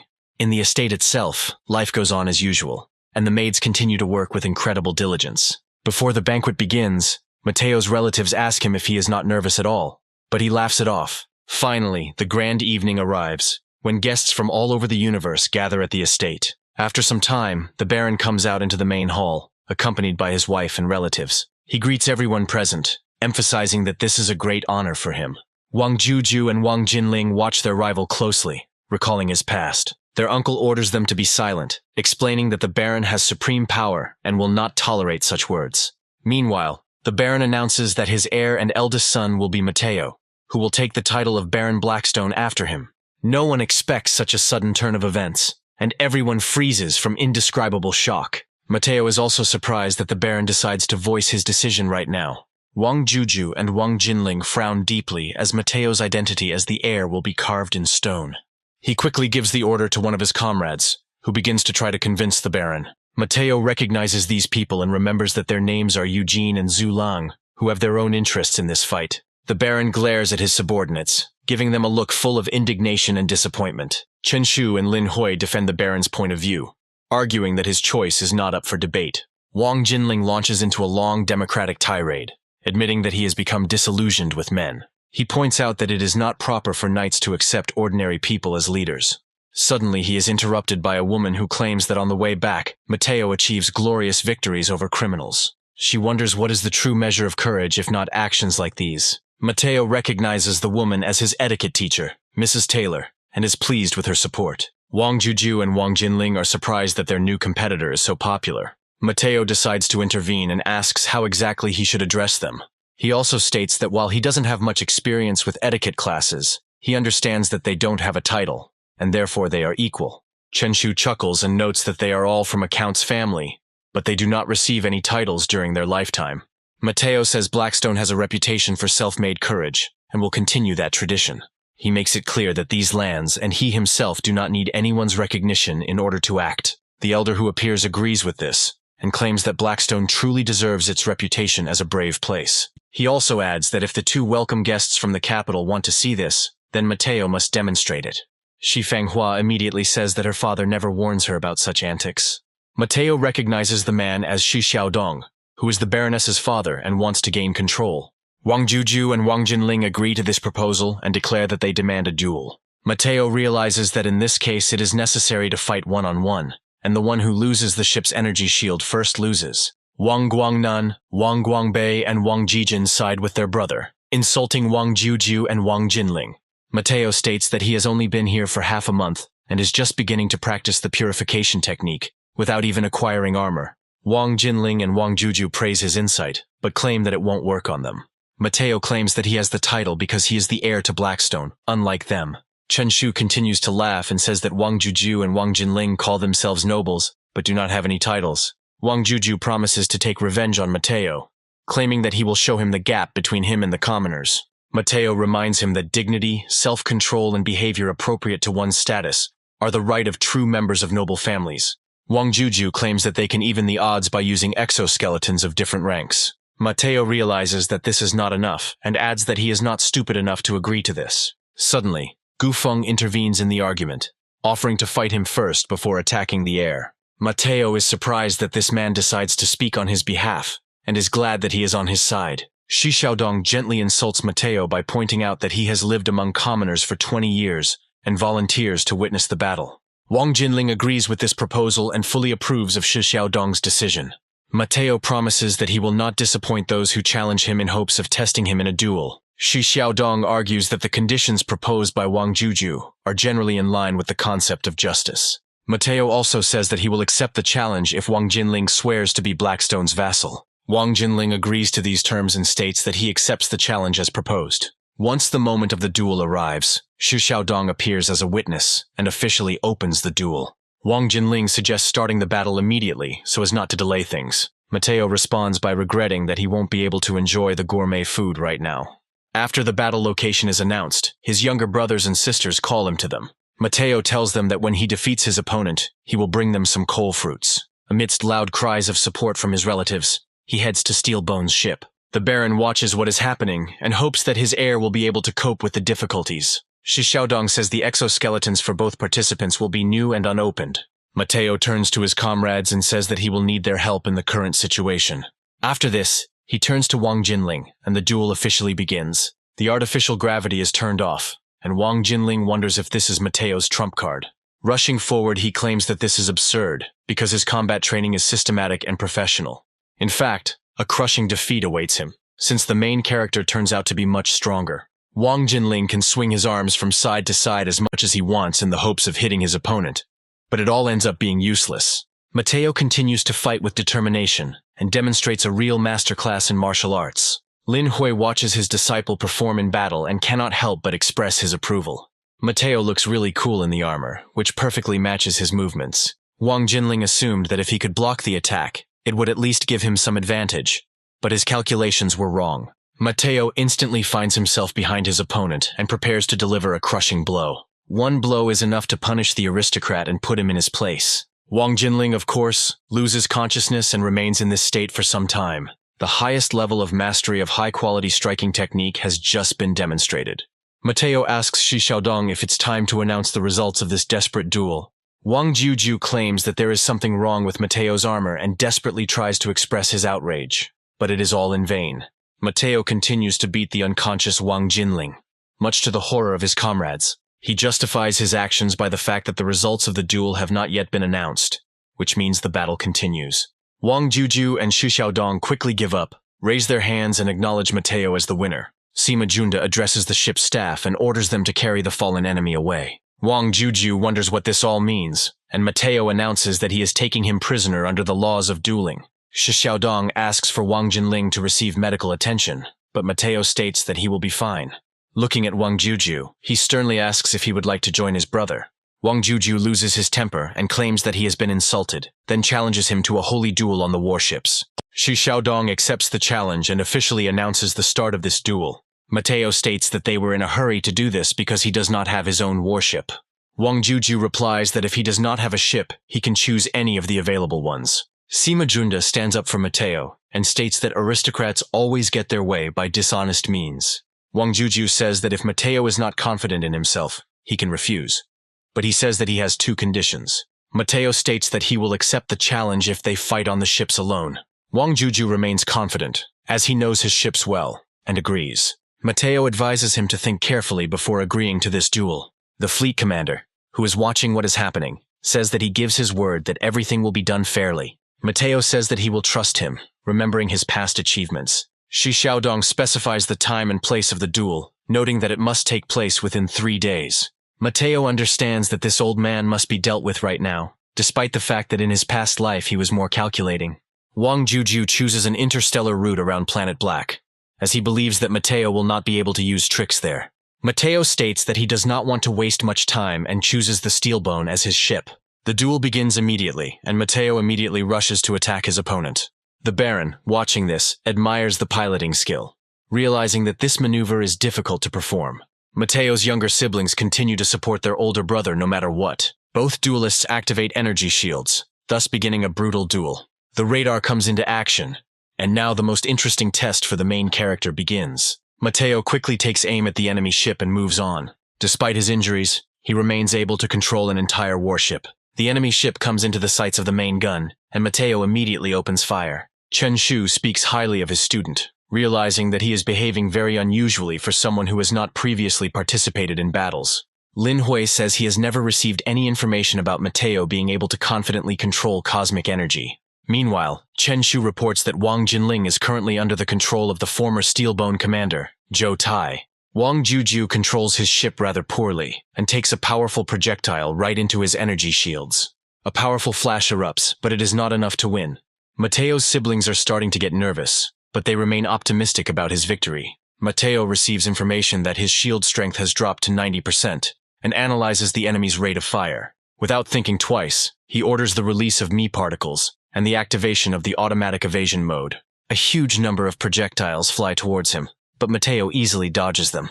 Wang Juju does not expect such maneuverability from his opponent, and shouts that something is clearly wrong here. Mateo takes careful aim and begins to fire powerful energy blasts towards his opponent, but he dodges. He smirks and states that it was a pinpoint attack that only took down 4% of his shields. After this, he immediately gives the command to move forward in order to reduce the distance and increase the chance of hitting. Suddenly, his shield's durability is reduced to a crushing 39%, and Mateo decides to put an end to this farce. A powerful explosion is heard, causing devastating damage to the space shield. The durability of Wang Juju's spaceship drops to 0, causing him to be declared the loser. Wang Juju can't believe what's happening and only wonders how this could have happened. Mateo's main support group rejoices, happy that their favorite wins another unconditional and confident victory. Even the Baron is surprised by what he sees and briefly becomes immersed in his own thoughts. Mateo and his comrades have the expression of true winners on their faces and greet their success with victorious cries. Chen Shu happily notes that these guys left the banquet to greet Mateo. Wang Jijin, Wang Guangnan, and Wang Guangbei praise him for his excellent work, and he apologizes for making them worry. After that, he asks Xu Xiaodong if it is time to begin the final procedure of formalizing the duel. He suddenly turns to Zhu Leng, causing him to assume that he is about to be punished right now. However, Instead, he states that he would like to appoint him as commander of one of the ships. Mateo believes that he currently does not have a suitable warship at his disposal, so this needs to be rectified urgently. Lin Hui asks Chen Shu if he agrees with this, to which he replies that he has thought about the proposal well. Zhu Lang takes a solemn oath of allegiance, thus cementing his defection to Mateo's side. Mateo acknowledges his loyalty, shares his glory, and places the ship at his disposal. Finally, he asks Chen Shu's son to accompany Wang Juju to transfer the captain's authority over his ship. Chen Shu thanks him for his incredible loyalty. Mateo asks Chen Shu's son if he is ready to become the commander of the ship Saber. Chen Shu's son takes a solemn oath to dedicate his life to service, and Mateo accepts it. The time has come to turn to your comrades and give the necessary recommendations and orders. Mateo realizes that he has achieved a lot in just 2 months, but he believes that it is too early to stop. Now he decides to take a short break and finally continue the banquet, which was interrupted by the duel. Eugene tries to stop Mateo to discuss an important matter with him. Suddenly, Captain Steelbone appears next to him, which fills Eugene with real horror. Eugene realizes that if he were to confront the man face to face, he would probably be killed, and concludes that it might be time to retire. Meanwhile, Mateo continues to participate in the auction, choosing suitable artifacts for himself. Wang Guangnan asks him what he is going to give her, and Mateo tells her that she will find out soon enough. After seeing the flaming fruit, she says she could never have imagined anything like it. Mateo asks her if she likes things like that, to which she replies that they are too expensive gifts. At an audience with the Baron, he learns that several days ago, the relevant materials were submitted to Parliament, and now he must go there. Mateo says he will take the ship Saber with him, as he believes it is better to remain modest. The Baron tells him that he himself has never been to the capital, and knows that there are a huge number of Iskra ships there. He recommends that Mateo act more pompously, since the goal requires it, and he agrees. Mateo realizes that he will have to play stupid games with the aristocrats, and begins to plan everything carefully. In a conversation with Sima Junda, he asks to conduct an inspection of the materials needed to grow fruits. Mateo recalls that his ship buys more than 10 materials needed to grow pure fruit. These fruits, in turn, are needed to increase potential and help the Baron cope with the disease. Activating the radar system on his ship, he quickly finds himself facing a new challenge in another universe. He finds himself on a mysterious planet located in the north, with a huge number of intelligent beings. After analyzing the situation, he realizes that the air on the planet is heavily polluted, and decides to resort to lethal shelling. He targets all native inhabitants to ensure the most effective destruction. The optical computer calculates the routes of all targets and fires multiple shots, destroying all living things. This is followed by 2.5 hours of training to strengthen the body's recovery techniques. Having dealt with the most important matters, he notices 2 bright red signals that need to be investigated. Taking a closer look, he discovers the entrance to the main shelter and decides to load the main weapon. A powerful explosion destroys the ground in front of him with incredible ease, leaving no one a chance to survive. After the outbreak, all that remains are mountains of charred corpses, slowly smoldering on the surface. Mateo understands that everything will go much easier now, and continues to shell the civilian population. Another explosion takes countless lives, but at the same time paves the way to something very interesting. The system reports that a medical capsule has been detected, and Mateo immediately directs the ship forward. As a reward for destroying the civilization, he receives an additional purple-class module. Mateo reflects on the fact that he can finally cure the Baron's illness, and begins to come up with a legend about how he found the capsule. To make it look convincing, he plans to put on 2 spacesuits and stay in place for a day. Heading to the planet, he carefully evacuates the life support capsule, trying not to touch the debris. Mateo orders all airlocks and isolation doors inside his ship to be closed. Having completed everything necessary, the ship begins to drift in space, heading along a predetermined route. There are only 4.5 minutes left, and it's time to return to the original universe. Even though the mining ship is in the same bay as the module, it must leave the ship immediately upon returning. A few moments later, he finds himself in the original post-asteroid universe. Mateo exhales tensely, preparing himself for the next challenge. He contacts his friend and tells him that he wants to mine some more minerals. Smiling, he realizes that everything is done, and now all that remains is to wait 24 hours. The ship's system informs him that the biochemical capsule has been successfully loaded, and initiates the cleansing procedure. Mateo does a few extra checks to make sure he actually got something of value. Upon returning home, he receives information that he is now becoming Captain Blackstone's second-in-command. The Baron introduces him to Su Jung, who is Blackstone's adjutant. The family sees him off on his journey to the capital, hoping that he will return safe and sound. There is no point in them worrying, since the main character will soon return with new stories. On the ship, Su-jung informs him that all ships are ready, and Mateo orders them to begin moving and form a circular formation. Su-jung immediately relays this information to all other ships so that they carry out the leader's order. It doesn't take more than a few minutes for all the ships to form a spherical formation, protecting the flagship. 3 days later, Chen Shu tells the protagonist that there is only one more distant star portal left to pass through in the northern lands. Mateo asks what Blackstone's main sources of income are, and is told that the income is mostly based on orders. Mateo realizes that Chen Shu's annual income is 200 original coins, meaning the fleet is very expensive. After some time, Su-jung reports that their fleet has bypassed Highland and entered the airspace of the square. Interstellar navigation turns out to be a rather boring task, since absolutely nothing happens for many days. Suddenly, they discover a large ship, which turns out to be a cruise liner, open for inspection. Mateo flies closer with interest to climb onto the liner and wander around it. He is immediately met by a tour guide who delivers a profound quote.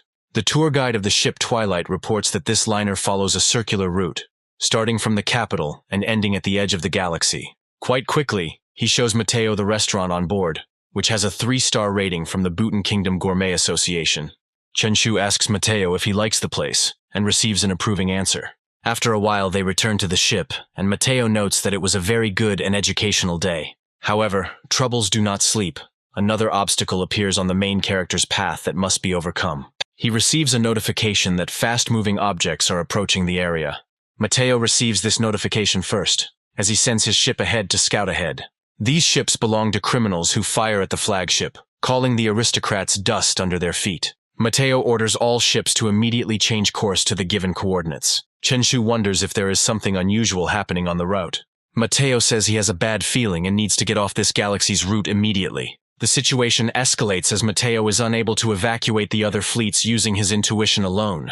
At this time, the action moves to the ship Fury of King Kong, on the way of which a cruise liner appears. The captain of a ship carrying a fugitive bandit cannot change course because it will disrupt their plans. They contact the command center of the flagship of the next fleet and order it to contact the cruise liner, demanding a change of course.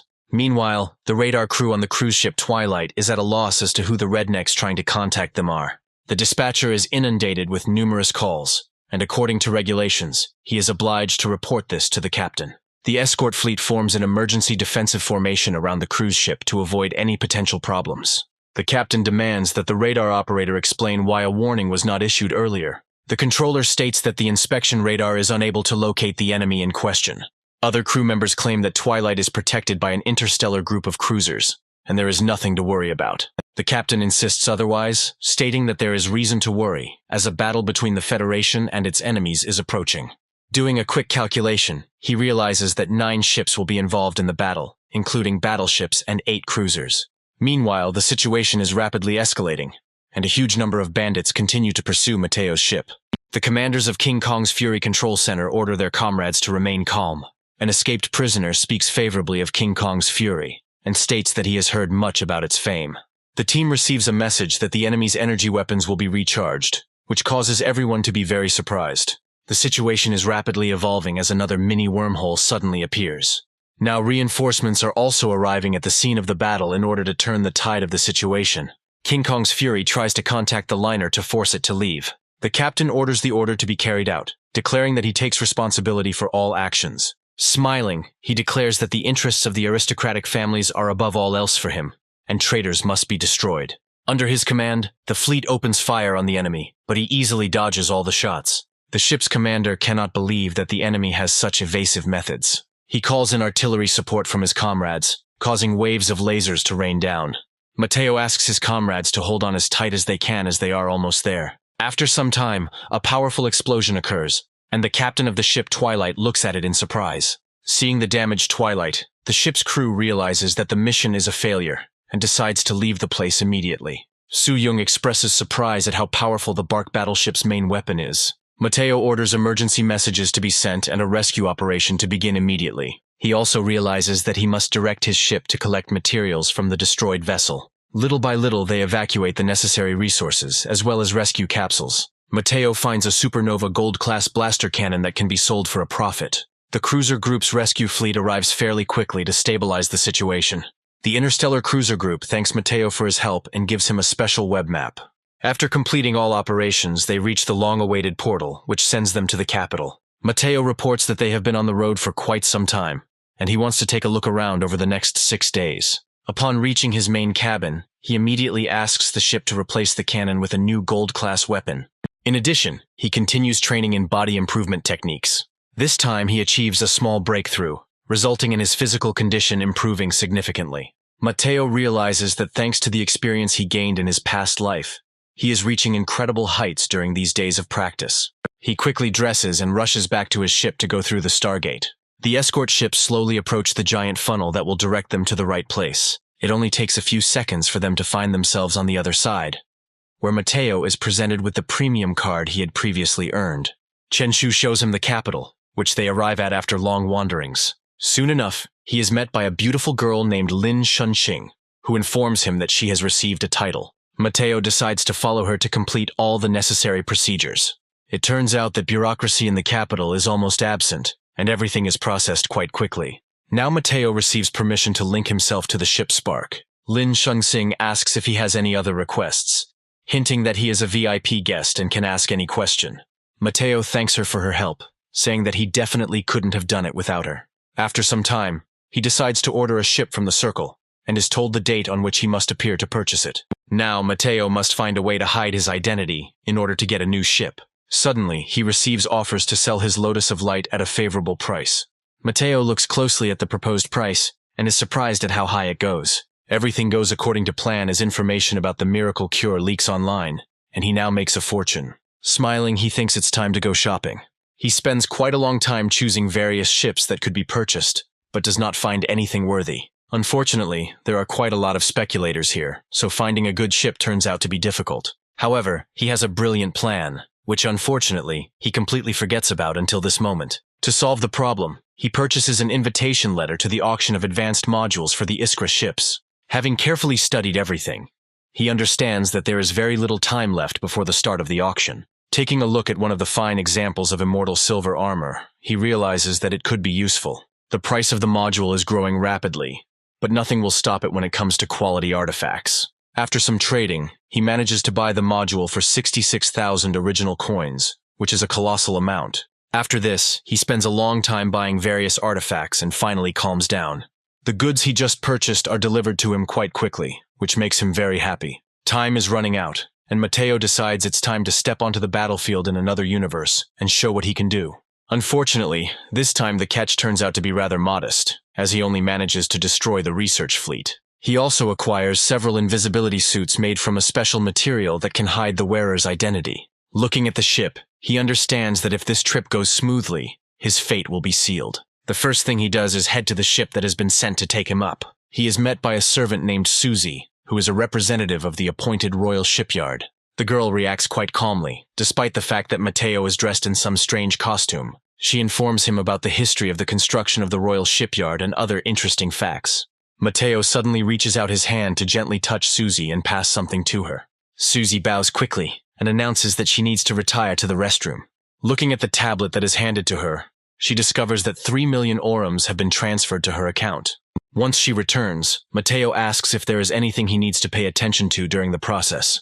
Susie understands that for such an incredible amount of money that she receives, she is obliged to work everything to the maximum. Susie tells him about the standard auction procedure and shows him the possible ships for sale. She asks him to make sure that their engineers comply with the appropriate visitor privacy rules. Mateo asks her how many destroyers are available to contact the Iskra ship, to which she replies that there are over 200 available. Mateo wonders if it is possible to see all the ships in the shipyard that can be linked to Spark. He notes that, according to the rules, each client is given only one opportunity to change the exhibition dock. Mateo claims that he does not need to inspect the ships thoroughly, explaining that he only wants to see their silhouette clearly. Susie states that this is extremely easy to arrange, and quite quickly informs him that everything is ready. The excursion continues for quite a long time, but Mateo still does not find a suitable ship. Mateo says there is still time and thinks it is time to go to the giant dock. Susie says they can't go there. Mateo asks her to trust him, hinting that he can double the reward. Susie says that her friend is responsible for the entrance and exit to this very dock. Susie quickly resolves all issues and informs them that they can now get to the right place. After some time, he finds exactly the spaceship that suits his taste. He tells Suzy that he chooses the ship that is to his left. Some time passes and the show destroyer he chose arrives at the required location. Mateo hands the card to the employee and demands that he begin completing the necessary procedures. He also states that he would like to receive this ship as soon as possible, if possible. The thing is, this ship is an incredible diamond with amazing growth potential. Mateo waits for the ship's special spark to arrive so he can begin the process of linking to the ship. The employee shows him his ship's spark, stating that he can enter the chosen warship and open the container inside. Suzy reports that the process usually takes about 10 to 15 minutes. Mateo enters the ship, sits in the captain's chair and prepares to open the spark. Before he gets to grips with these things, however, he turns to his first ship. Using a hologram, he orders all important parts to be removed and a self-destruct procedure to be initiated. The self-destruct sequence is initiated, and the giant ship prepares to melt in midair. Mateo realizes that he cannot captain more than one battleship, and he is forced to abandon this worthless ship. Finally, he says goodbye to the giant ship that has carried him through the vastness of space for a long time. Right now, thanks to the incredible level of development of body-hardening techniques, the success rate is 100%. Without thinking twice, he injects himself with a special substance to make the process go even faster. Immediately after this, he opens the capsule and his face is illuminated by the bright light inside. Along with this comes incredible pain, as the procedure of binding to the ship turns out to be quite painful. The ship's system asks him if he is ready to take the oath of the pilot of the ship's spark. Mateo repeats each postulate that must be uttered with incredible confidence in order to pass the test. Ship spark successfully contacts and the system notifies him that he has received ownership of the ship. Mateo spends one high-level energy crystal to select stats. He is also asked to choose one key perk for the ship, and the choice here turns out to be quite obvious. Mateo confidently states that he chooses the perk that doubles the number of additional module slots. He is also given a short briefing on how the ship's module upgrade system works. He is asked to choose a suitable name for the ship, and Mateo smiles sincerely. He takes out from his bag a huge list of names that could be tried. After some time, the system informs him that the name Dark Rook is available for use. He provides false information to shipyard employees in order to hide his identity. Mateo wonders when he can finally go, and Suzy informs him that he can do it right now. In this simple way, Mateo acquires a new Spark-class ship of incredibly high quality. However, first he must control the automated robots to dismantle the wreckage of the previous ship and transfer supplies. Special repair robots immediately begin their work, and Mateo gives instructions on the system. After a short pause, he also decides to go to the battlefield in another universe in order to fight the enemies. This time the battle will be quite difficult, since his ship is still not upgraded. Mateo is well aware of his ship's weaknesses, and decides to act more cautiously. Fortunately, his opponent turns out to be a not very highly developed civilization, which, in his opinion, will be easy to destroy. Using his main gun, he smashes to smithereens all the ships flying nearby, which do not suspect anything. Mateo swoops down on them like a falcon soaring through the sky. He is happy to know that he can get one initial point for destroying one ship, which significantly speeds up his progress. He also decides to contact the fleeing ship and establish contact with representatives of the civilization he just saved. An unknown girl contacts them and explains that many of their people do not understand the motives and intentions of strangers. She cries in gratitude, stating that the alien civilization came to their aid when they needed it most. Mateo informs the refugees that enemy reinforcements are approaching and asks them to stay close. New enemy ships, seeking to destroy all life, are heading towards Mateo. Despite this, they are not capable of putting up any serious resistance to such a powerful ship. However, Mateo notes that these are not enemies to be trifled with, as many as 3,000 ships are arriving on the battlefield. He believes that he is making a successful sortie, considering the number of points he receives. Seeing the enemy's main fleet, he realizes that he can become the richest man if he can deal with it. The enemy race cannot understand how they lost so many ships without even scratching the enemy. They receive constant notifications that an unknown ship is attacking them and begin to disperse. Mateo praises this strategic decision, as he can now deal with enemies one by one. His ship has a significant speed advantage, allowing him to outshoot opponents before they even realize what's happening. After 8 hours of real bloody battle, he finally defeats all his opponents. He addresses the ship of refugees, wishing them luck on their difficult journey. They respond with words of gratitude and offer him a sincere gift as a token of appreciation for his kindness. Mateo is surprised by such a gift and decides to check what is inside. The scan does not reveal any anomalies, which means that this thing can be used in the future. Inside the chest is a contract from the Alliance of Reformers, which is a very valuable find. This contract is currently worth a fortune to Mateo, and he knows he can't pass it up. Mateo has been fighting alone all this time, but he admits that he can't continue like this for long, which means he needs a team. He believes that his kindness has definitely paid off this time, but it is time to return home. Mateo is genuinely happy that thanks to a wisely chosen passive ability, he has received a lot of expansion slots. By dragging everything he needs, he replaces the main gun, engine, and infrared radar. Now, after the upgrade, he has a chance to encounter civilizations of a higher level. All that remains for him to do is throw the parts of the old ship into the smelter and wait for their complete destruction. After some time, he completes all preparations and activates the Mirage system, setting off. Chen Shu and Lin Hui greet their old comrade, congratulating him on receiving his official title. Mateo says he's leaving the preparations for the return to them, and is interested in the latest developments. Chen Shu shares rumors about the emergence of an antibiotic that costs 10,000 original coins but can cure the Baron. Mateo reassures them, saying that he has found a solution and that they no longer need to rely on speculators. He explains this by the fact that at the banquet he met people who have a ship module capable of treating infectious diseases. Turning to his PDA, he suddenly contacts Rabbit, who says that he is now in the capital of the galaxy and offers to meet. The Rabbit replies that he really wants to meet, but he will soon have to take part in a training exercise. Having agreed, they wish each other good night, and the girl goes to rest. Chen Shu reports that after a day of preparation, the fleet is ready to return, and Mateo says that the captain he mentioned will arrive soon. After some time, a ship appears on their way, which is supposed to join the fleet. Mateo declares that it is time to go, as they are returning home. Dark Rook finally registers in the official galactic registration system after 15 days. After some time, they receive strange signals that attract Mateo's attention. Su Yung states that a wideband message has been received on an open frequency, asking for help. Mateo realizes that this is not a standard message, since someone managed to threaten level 20 destroyers. Lin Hui says that the situation may concern the air, and if they ignore the message, they will have to face the consequences. Mateo states that Astrovir is still in chaos, meaning they don't care about the self-proclaimed heir. Lin Hui says he agrees with their commander's proposal. Chen Shu suddenly remembers that this ship did not actually rescue the passengers, but stole the cargo after the attack on Twilight. He reports that the distress message came from this particular ship, so it can be ignored. Suddenly, a Starsphere fleet patrol appears next to them, immediately demanding that they follow it. Mateo says these threats are not worth paying attention to and suggests they speed up. Mateo understands that they will definitely face some problems for ignoring this message, but he believes that it doesn't matter now. The Baron's family meets Mateo, who comes to them with expensive gifts for his relatives. Mateo gives very rare and expensive toys, and the children thank him loudly. Wang Guangnan receives a complete collection of the best-selling books she loves so much. Mateo even brings a gift for Shi Fanghua, and she tells him that his father is waiting for him in the office. Mateo explains what happens during the journey, and the Baron tells him not to worry about the astrosphere. From the Baron's point of view, thanks to Mateo, the representatives of Lanya arrived in Blackstone last month, and will now be eternally grateful. Suddenly, the Baron feels ill and starts coughing, causing Mateo to immediately get up from his seat.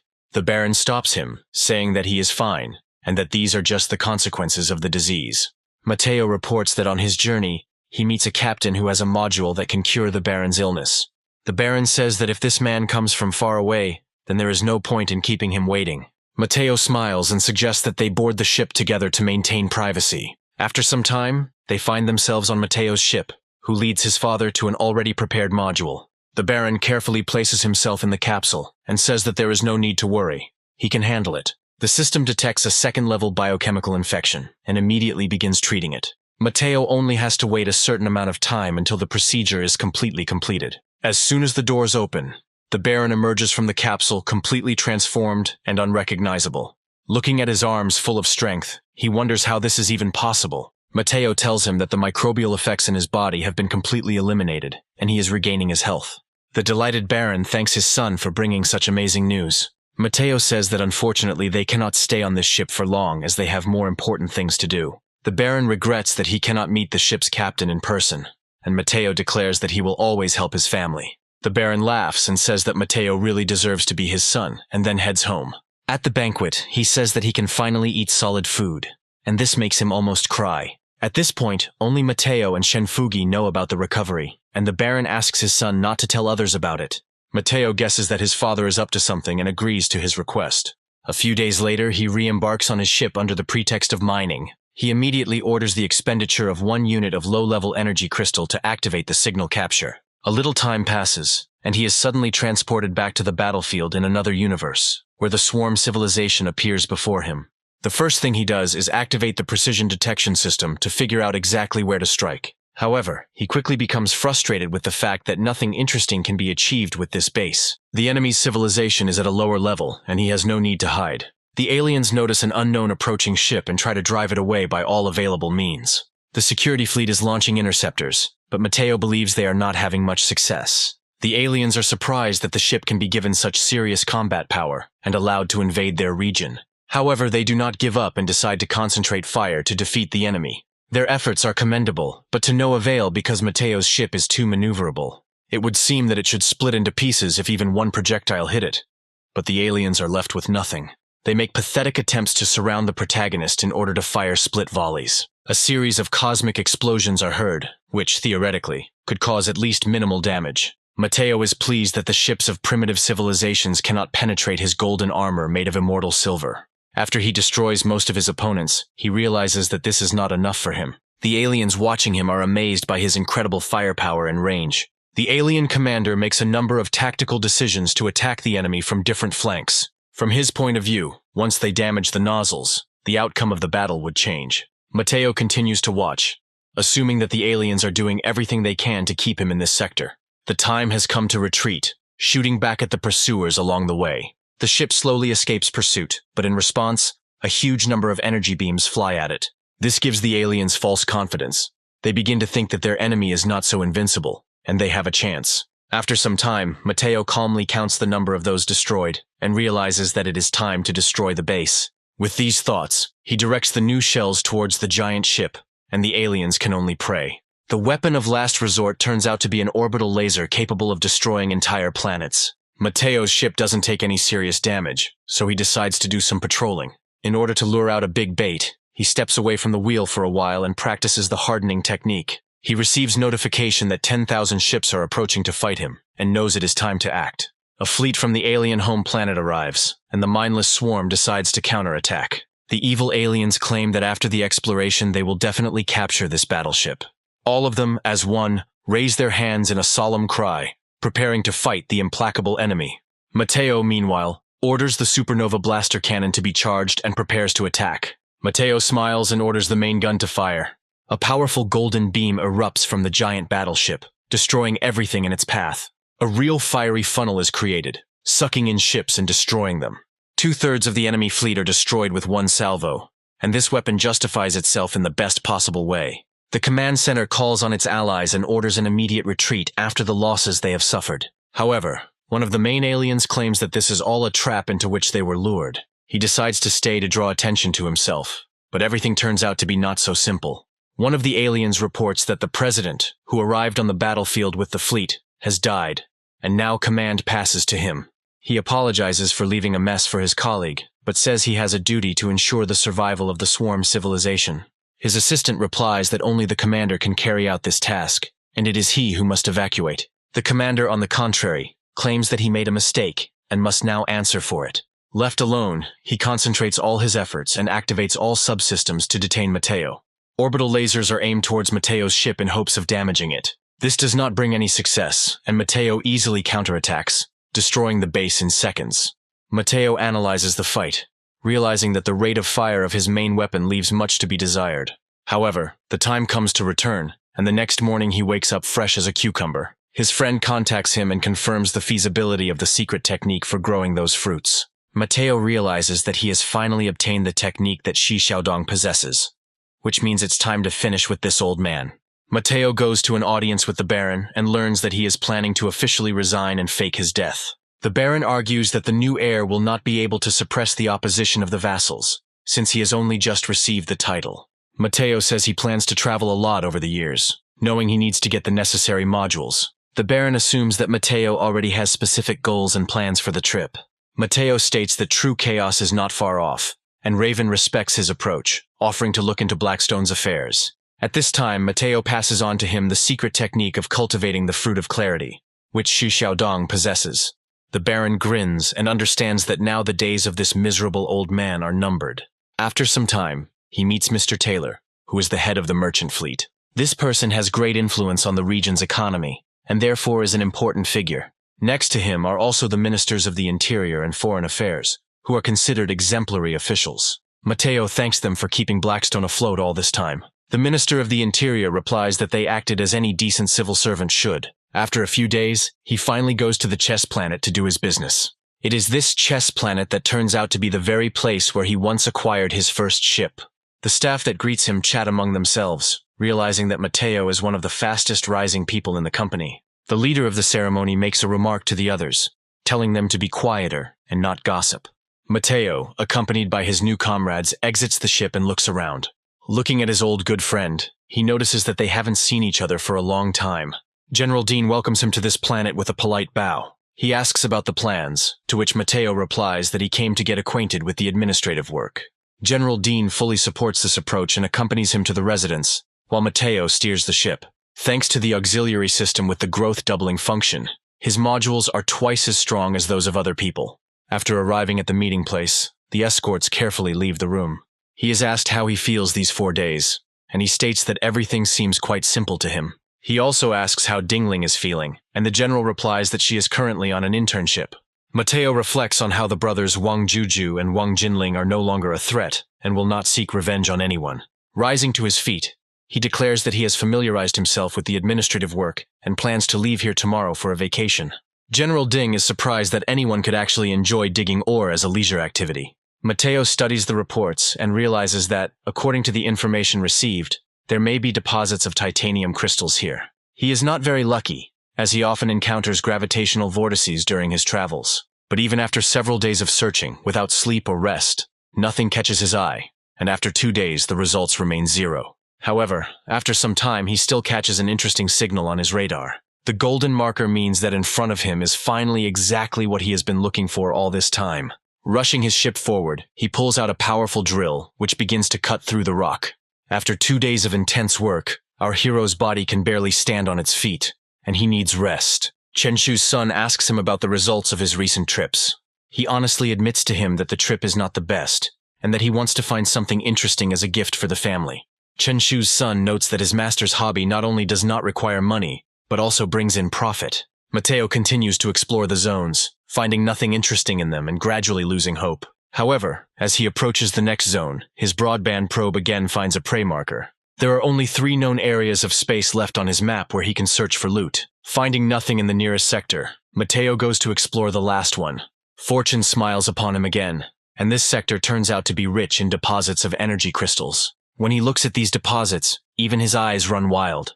Mateo watches in joy as his ship is restored thanks to its self-regenerative abilities. After scanning everything, he discovers high-frequency deposits of energy crystals, which is a big find. Having received them, Mateo decides to continue to go deeper in order to check the marked sector. However, as soon as he gets closer, he discovers a huge number of gravitational anomalies. According to legends, such unusual astronomical conditions may indicate the presence of extremely rare resources.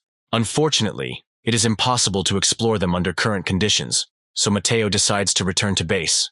In a special compartment, he spends long hours processing a significant amount of crystals and realizes that the equipment needs to be updated. The harvest this time turns out to be exactly as it should be, so you can safely be happy for Mateo, because now he will either get rich or level up well. While taking a shower, he calculates that he manages to obtain 28 units of tectonic crystals in one go.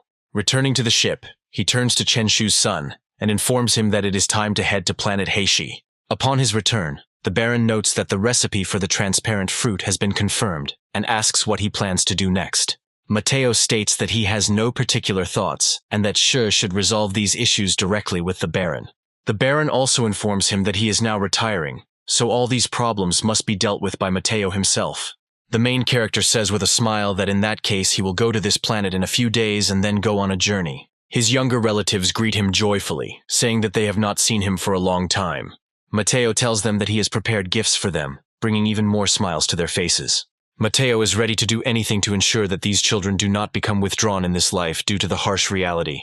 After 10 days of work, he finally gets a chance to escape and relax on his ship. He spends a considerable amount of points on upgrading his ship and then goes out onto the battlefield. An interdimensional portal opens and throws him into unknown space. This time, things turn out to be far from easy, as unforeseen circumstances arise. The scanner shows enemy ships that belong to a more advanced civilization. Mateo realizes that they have the highest level of camouflage, as they manage to get quite close before being detected. Opposing him is the warship of the civilization Theseus, the hull length of which exceeds 2,000 meters. Also appearing in the arena is a warship of the Shitai civilization, the hull length of which reaches 3 kilometers. Mateo realizes that his ship looks incredibly tiny in comparison, so he decides not to make any sudden movements. Meanwhile, civilizations begin to fight each other in an attempt to divide this zone of influence. The giant organic ship takes heavy damage from a high-tech enemy, but does not slow down. Mateo guesses that in fact this ship hardly takes damage due to its structure. In order to interrupt the fantastic ability of self-healing, Theseus's technological ships release several beams at once. Each beam successfully reaches its target, and deep ruptures appear on the organic ship. Theseus unleashes hundreds of volleys on his opponent, but all remains in vain due to the latter's strong defense. Mateo watches this incredible carnage in fascination, trying to understand what secrets these civilizations possess. As the Shitai civilization's ship nears its opponent, it spews out a massive cloud of poisonous gas. This gas is so powerful that it can even block and damage energy shields. Mateo realizes he's in deep trouble when he decides to hunt down simple civilizations, and now he has to figure out how to get out of it. Meanwhile, the battle between the two giants continues with unabated force. Mateo, however, favors the more technologically advanced race, assuming that the outcome of the battle is already decided.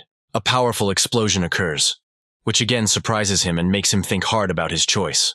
The thing is, the organic ship just increases the length of its tentacles several times. Thus, the giant machine rushes forward to deal with its opponent in close combat. However, a technological civilization could not be considered so advanced if it did not have aces up its sleeve. Using a powerful blast, she throws the giant creature back, cuts off its tentacles, and continues to shoot lasers at it. Mateo realizes that this is a great chance to distance himself from the battlefield. The diamond-shaped ship uncontrollably releases scarlet spears, each of which has monstrous attack power. Very soon, all that remains of the biological ship is a life island riddled with energy blows. However, if anyone thinks that this is where it all ends, they are mistaken, because the ship is still in service. Mateo can't believe that such a wounded creature still has an ace up his sleeve. Quickly growing new tentacles, the ship lunges forward to grab its diamond-shaped opponent. The diamond civilization deals the final blow to push back its enemy. A hole of incredible size appears in the organic ship, which is almost impossible to sew up. Mateo realizes that now a real mutual destruction is taking place. Taking advantage of the opportunity and noticing that the second ship is falling apart, he opens fire from the main gun. Having destroyed all the survivors, he gradually swims towards the organic remains. However, things are not that simple, as organic ships are indeed tenacious creatures. Looking at the swaying remains, he understands that in a little while they will turn into a full-fledged ship. Mateo decides not to let this happen at any cost and opens fire with his main weapon again. After destroying all the opponents, he finally deals with these difficult enemies. He also discovers a Tier 1 civilization that is observing everything that is happening and immediately wipes it off the face of the earth. This time he discovers several modules, one of which turns out to be incredibly rare, and decides to steal them. Mateo understands that the 4th level biomass essence is not so easy to use, but still considers it necessary to take it. After weighing all the resources he receives, he decides that it is time to return to his home galaxy. After some time, he approaches the planet Tsu, which is located at some distance. An adjutant contacts him and informs him that the head of the Zhang family and Shi Junho want to meet him.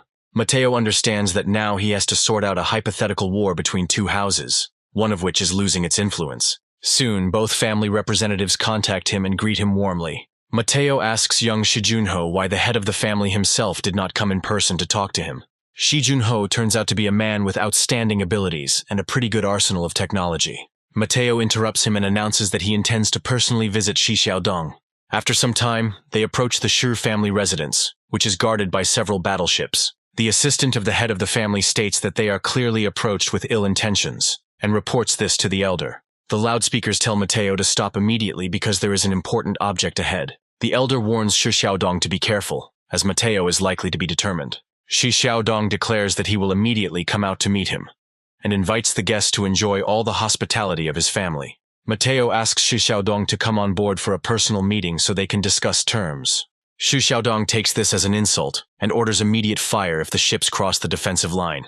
Mateo accepts the challenge and announces that he is placing the entire fleet on full combat alert. Shi Junho turns to his grandfather and says that Mateo is a formidable opponent who cannot be defeated so easily. Shi Xiaodong stands his ground and says that today's fight should confirm Shi Junho's reputation as the best young talent. Shi Junho, unlike his grandfather, soberly assesses the chances and understands that the fight will not be easy. After thinking for a while, he realizes that he has only one way out of this situation. Contacting Mateo in front of the main battleship, he challenges him to a one-on-one battle to test his strength. Shi Junho understands that if he wins, he will deliberately declare a draw at the last moment. And if he loses, that will also be beneficial. Mateo praises Shi Junho's strength and confidence, but reminds him of the fate that befalls those who challenge him. Shi Junho states that he only wants to witness Mateo's prowess with his own eyes, and that his challenge has no ulterior motive. Shi Xiaodong decides to announce the start of the duel, adding that the protagonist can choose any ship from his flotilla. Mateo accepts the family's challenge, declaring that he will enter the battle on one of his ships. After the ships part ways to begin the duel, Shi Junho carefully analyzes the enemy. After analyzing his strengths and weaknesses, he comes to the conclusion that in this case it is better to keep a middle distance. Mateo approaches the duel site and announces that Captain Steelbone will take command of the fight. Both commanders prepare for a fierce battle to find out who is the most worthy of them. The first projectiles are already heading towards Mateo's ship, but the energy shield easily absorbs them. Shi Junho continues to command his ship and orders preparations to repel boarding. Shi Junho has an innate ability that increases the accuracy of artillery units by 30%. Meanwhile, Steelbone calmly gives orders to his crews to prepare for boarding and return fire. When the right moment comes, the Shadow Jump module is activated to avoid damage. Steelbone makes a decision fairly quickly on whether to board the enemy. Having received the appropriate order, he leaves, and Mateo has understood this for a long time. In a special assault compartment, strong armor has already been prepared for it, allowing it to move quickly in space. Steelbone decides to change his mask in order to keep his identity unrecognizable. He and the stormtroopers head forward to load into the assault ships. These ships are something like a drill with a space engine attached, designed to pierce the hull. Meanwhile, Shi Junho continues to leisurely analyze the enemy's capabilities, suspecting nothing. After some time, he receives a notification that the enemy ship is activating Twisting Jump. Shi Junho understands that this means the squad needs to prepare for an assault from an unknown direction. Meanwhile, Mateo's ship continues to rush forward, dodging the shells. There is only a small distance between them, and this becomes an ideal chance to board the enemy. Mateo immediately activates his lock-on beams to lock onto his opponent. Special assault ships are pushed out of the compartments using gravity catapults and pierce the hull. The stormtroopers inside immediately leave their defensive shelters and enter the battle. However, the defense of Shi Junho's ship is also at a high level. Shi Junho realizes that the stormtroopers on his ship are also equipped with green-quality exosuits, and parity is created between them. However, after some time, a variable appears that he could not take into account in his calculations. Steelbone throws opponents left and right using his incredible abilities. Shi Junho realizes that an expert who has achieved perfection in the art of the body has entered the battlefield. He is offered evacuation, but he replies that further resistance is pointless. Shi Junho declares that his opponent was not so simple and publicly admits his defeat. Mateo respects his words, noting his restraint and composure. He quickly contacts Shi Xiaodong and informs him of the defeat. Shi Xiaodong can hardly believe what is happening, and blood begins to drip from his mouth. After some time, they head to the Shi family residence along with their fighting squad. Shi Xiaodong's eldest sons wonder why they were here in the first place, since things could have been different. Mateo demands that the head of the family be brought in for a forced audience. The stormtroopers bring to him an old man who is now only a shadow of himself. Mateo declares that Shi Xiaodong is no longer fit to be the head of the clan, and Shi Junho will now be his subordinate. Shi Xiaodong just smirked, knowing that Mateo wouldn't be able to apply his knowledge so easily. He reports that trade in the transparent fruit makes up a significant portion of the Baron's income, and the recipe is known only to him. Mateo smiles and hands him a small tablet, recommending that he take a look at something interesting. Shi Xiaodong approaches, shocked at how this is even possible and how Mateo knew the recipe. Completely morally destroyed, he falls to his knees, while Mateo decides to go to the Zhang family's domain. At the estate, he is greeted warmly and sunny.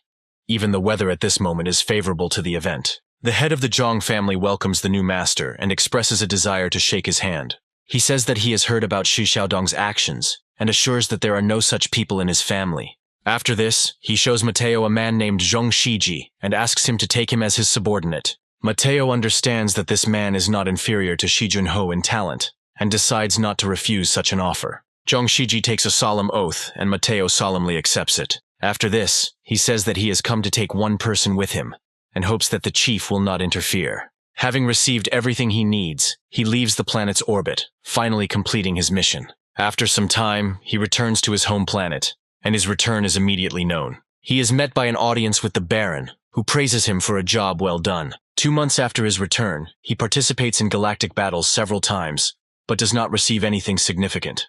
Now the Baron has fully recovered from the weakness caused by the microbial infection, and life is gradually getting better. In 2 months, he spends over 1,000 source points and finally reaches the intermediate level of mastery. After reaching an intermediate level of mastery in the art of tempering, he gains the ability to replace modules on spark ships. He also hopes that this time he will be able to have some fun during the galactic battles. He activates the tower system, enters stealth mode, and moves into the spatial battlefield. In front of him appears an ordinary second-level civilization with low military power, which he intends to destroy. However, it quickly becomes clear that there is a black hole of enormous size in this area. From his point of view, a civilization of such a level could not build a space city next to a black hole. He immediately discovers a ship that, under normal conditions, should have been pulled inside long ago. To find out the nature of this phenomenon, he decides to conduct a data analysis and is surprised by the results. According to the analysis, this ship has been drifting for a long time. Its entire crew has already died, and there are valuable things and artifacts on it. Mateo carefully examines the equipment on this ship and realizes that there are 2 artifacts there that need to be obtained urgently. As he gradually approaches the black hole, he realizes that the cannon located on the abandoned station is the battleship's main weapon. He believes that if he gets something like this, he will be able to possess truly destructive firepower. As he gets closer, he notices that the black hole is getting stronger. Realizing that it is too risky to rush headlong, he decides to think for a while. He comes to the conclusion that the chance of finding another such ship is negligible, so he does not miss the moment. Mateo realizes that one defeat could decide everything, and decides to abandon the sortie on this ship. However, after some time, he discovers that the civilization nearby is doing something. Suddenly, several ships fly out from a large space city. They create a strange device that somehow interacts with the abandoned ship. Mateo immediately activates active hacking mode to find out what exactly they are up to. He intercepts information that the aliens intend to use high-power gravity bombs to stimulate the ship. According to their plans and many years of research, even if the crew died, the onboard computer would try to escape from the black hole. So if they push the ship a little, it will immediately react and help. This plan seems incredibly reliable, like a Swiss watch, but in a few hours the ship will completely lose thrust and fall into a black hole. That's why they urgently need to detonate gravity bombs to pull the ship in. One of the reptilians states that they are acting on orders from the Supreme Leader, as the operation must succeed. Other representatives of the reptilians respond that their civilization belongs to the highest. Mateo doesn't expect the ship to have much power left and realizes that this is a good decision. Representatives of an alien civilization continue to prepare for their large-scale and daring operation. They begin the countdown, hoping that their years of hard work and investment will pay off. Mateo watches them very carefully, trying to understand how their idea will end. A detonation occurs, and a powerful gravitational bomb explodes at the edge of the black hole. When it explodes, it creates another vortex, which gradually pulls the ship towards itself. The reptilian orders his comrades to move forward and activate the capture beam generator. Multiple assault ships use special equipment to pull out the giant ship. This is where things get interesting, because a collision between 2 small black holes could be a recipe for disaster. Mateo watches what is happening with great tension, realizing that there is one last push left. However, at the last moment, the gravity beams break away from the protected ship, and it begins to fall down again. The reptilians complain that it is all over, and now they have failed, and their hopes for stabilization are destroyed. Mateo realizes that the situation is bad. Apparently, the ship no longer shows any tendency to escape the black hole. Having activated all his systems, he realizes that he no longer has a choice. The ship's shields disappear, and it begins to collapse under incredible pressure. Mateo rushes after him so as not to miss the valuable modules. He orders the onboard computer to accelerate towards the black hole as quickly as possible. Mateo realizes that he must find the module before the black hole completely swallows the ship, otherwise he will die. Despite numerous warnings about hull damage, he continues to operate the ship like a true professional. They are almost at the right place where the valuable modules are located. Mateo quickly activates the gravity grab to rip the module out of its sockets and take it to his ship. In order to be able to take these modules with him, he disables several less important systems. Meanwhile, the ship continues its fall into the black hole, and the situation rapidly escalates.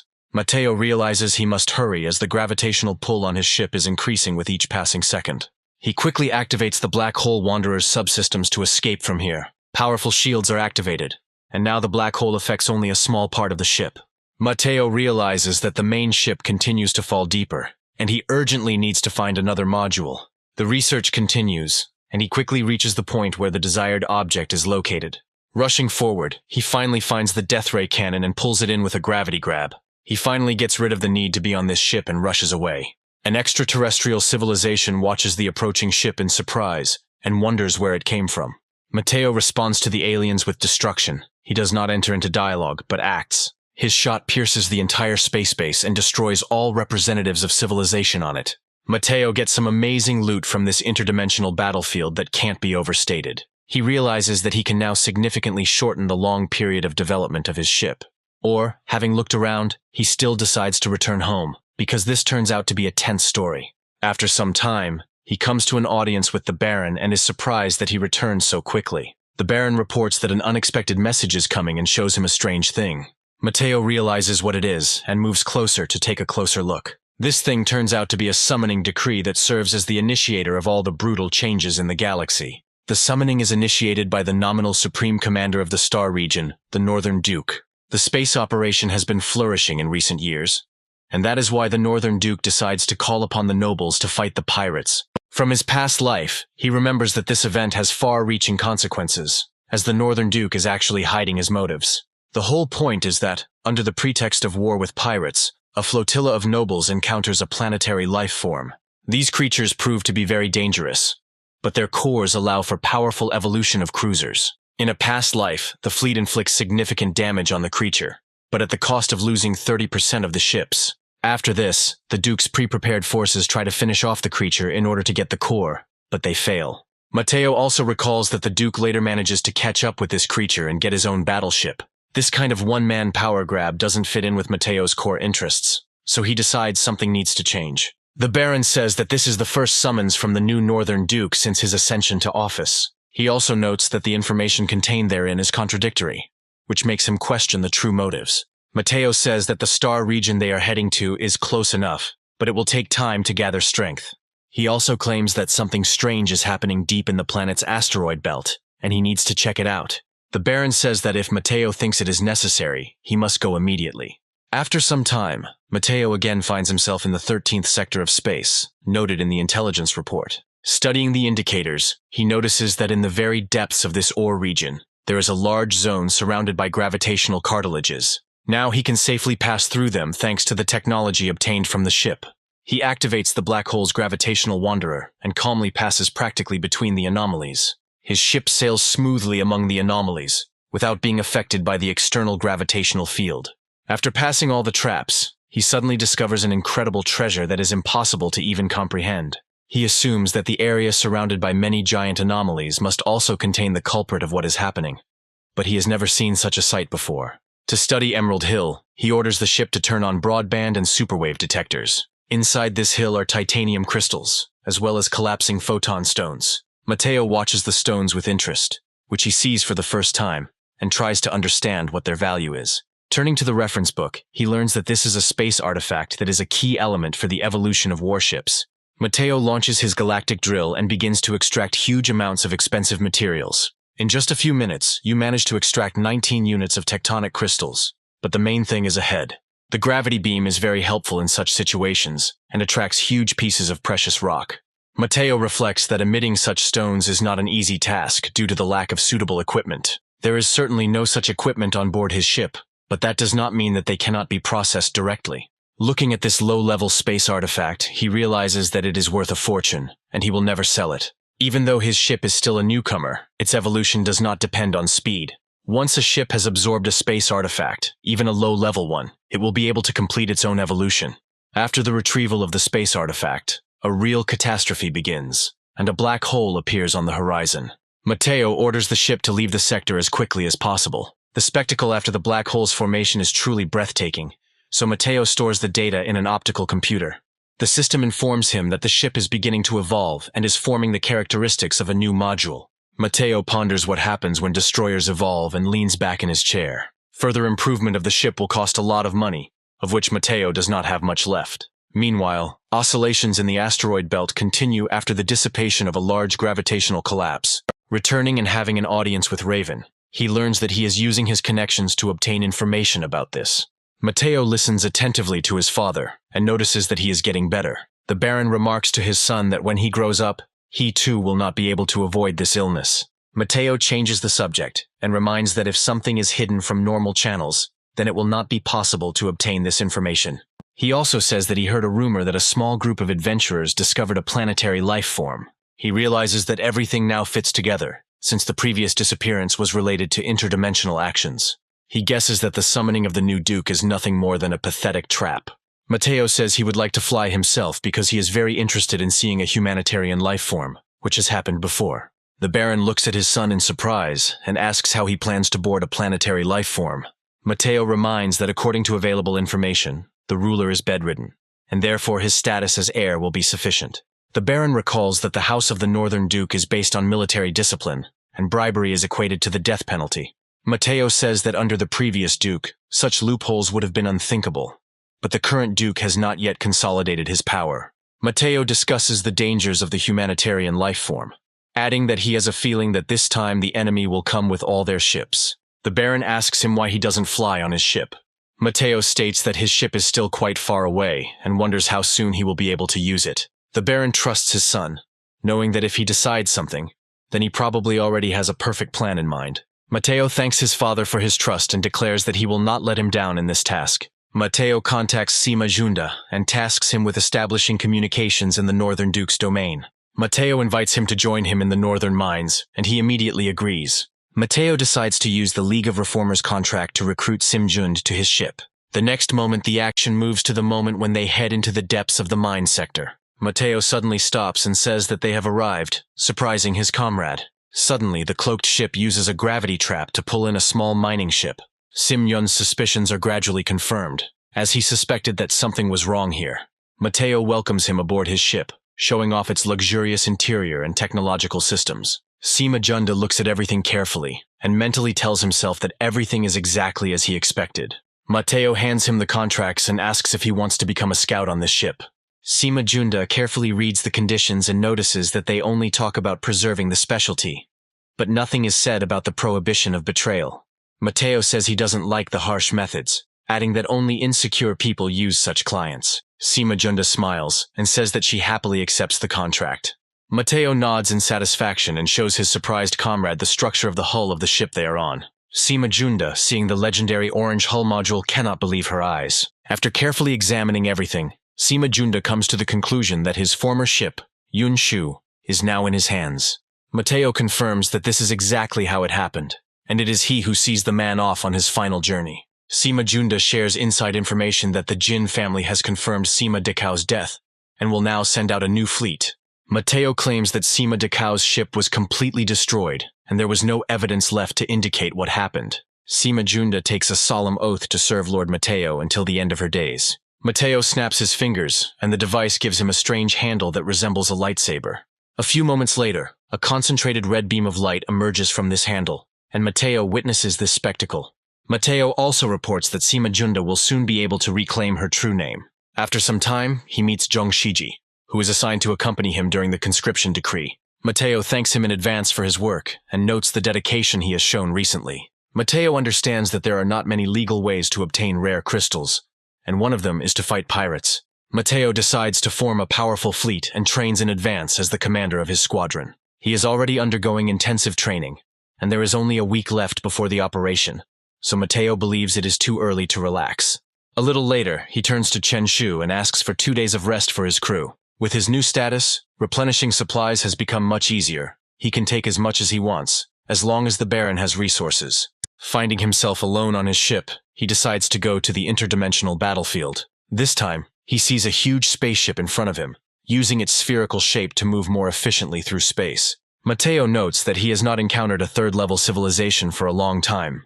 He believes that such opponents require careful study before engaging in combat. Taking a closer look at the ship, he discovers that in this civilization all the creatures are metal robots, 10 to 20 meters tall. Suddenly, one of the representatives of the civilization jumps into the air, initiating a strange transformation. Just a few moments pass, and the metal giant transforms into a flying fighter. Mateo wonders why this civilization needs ships at all if they can transform. Mateo decides to keep a low profile and continues surveillance, activating the cloaking system. Since the disguise can't last forever, Mateo hides behind an asteroid to wait it out.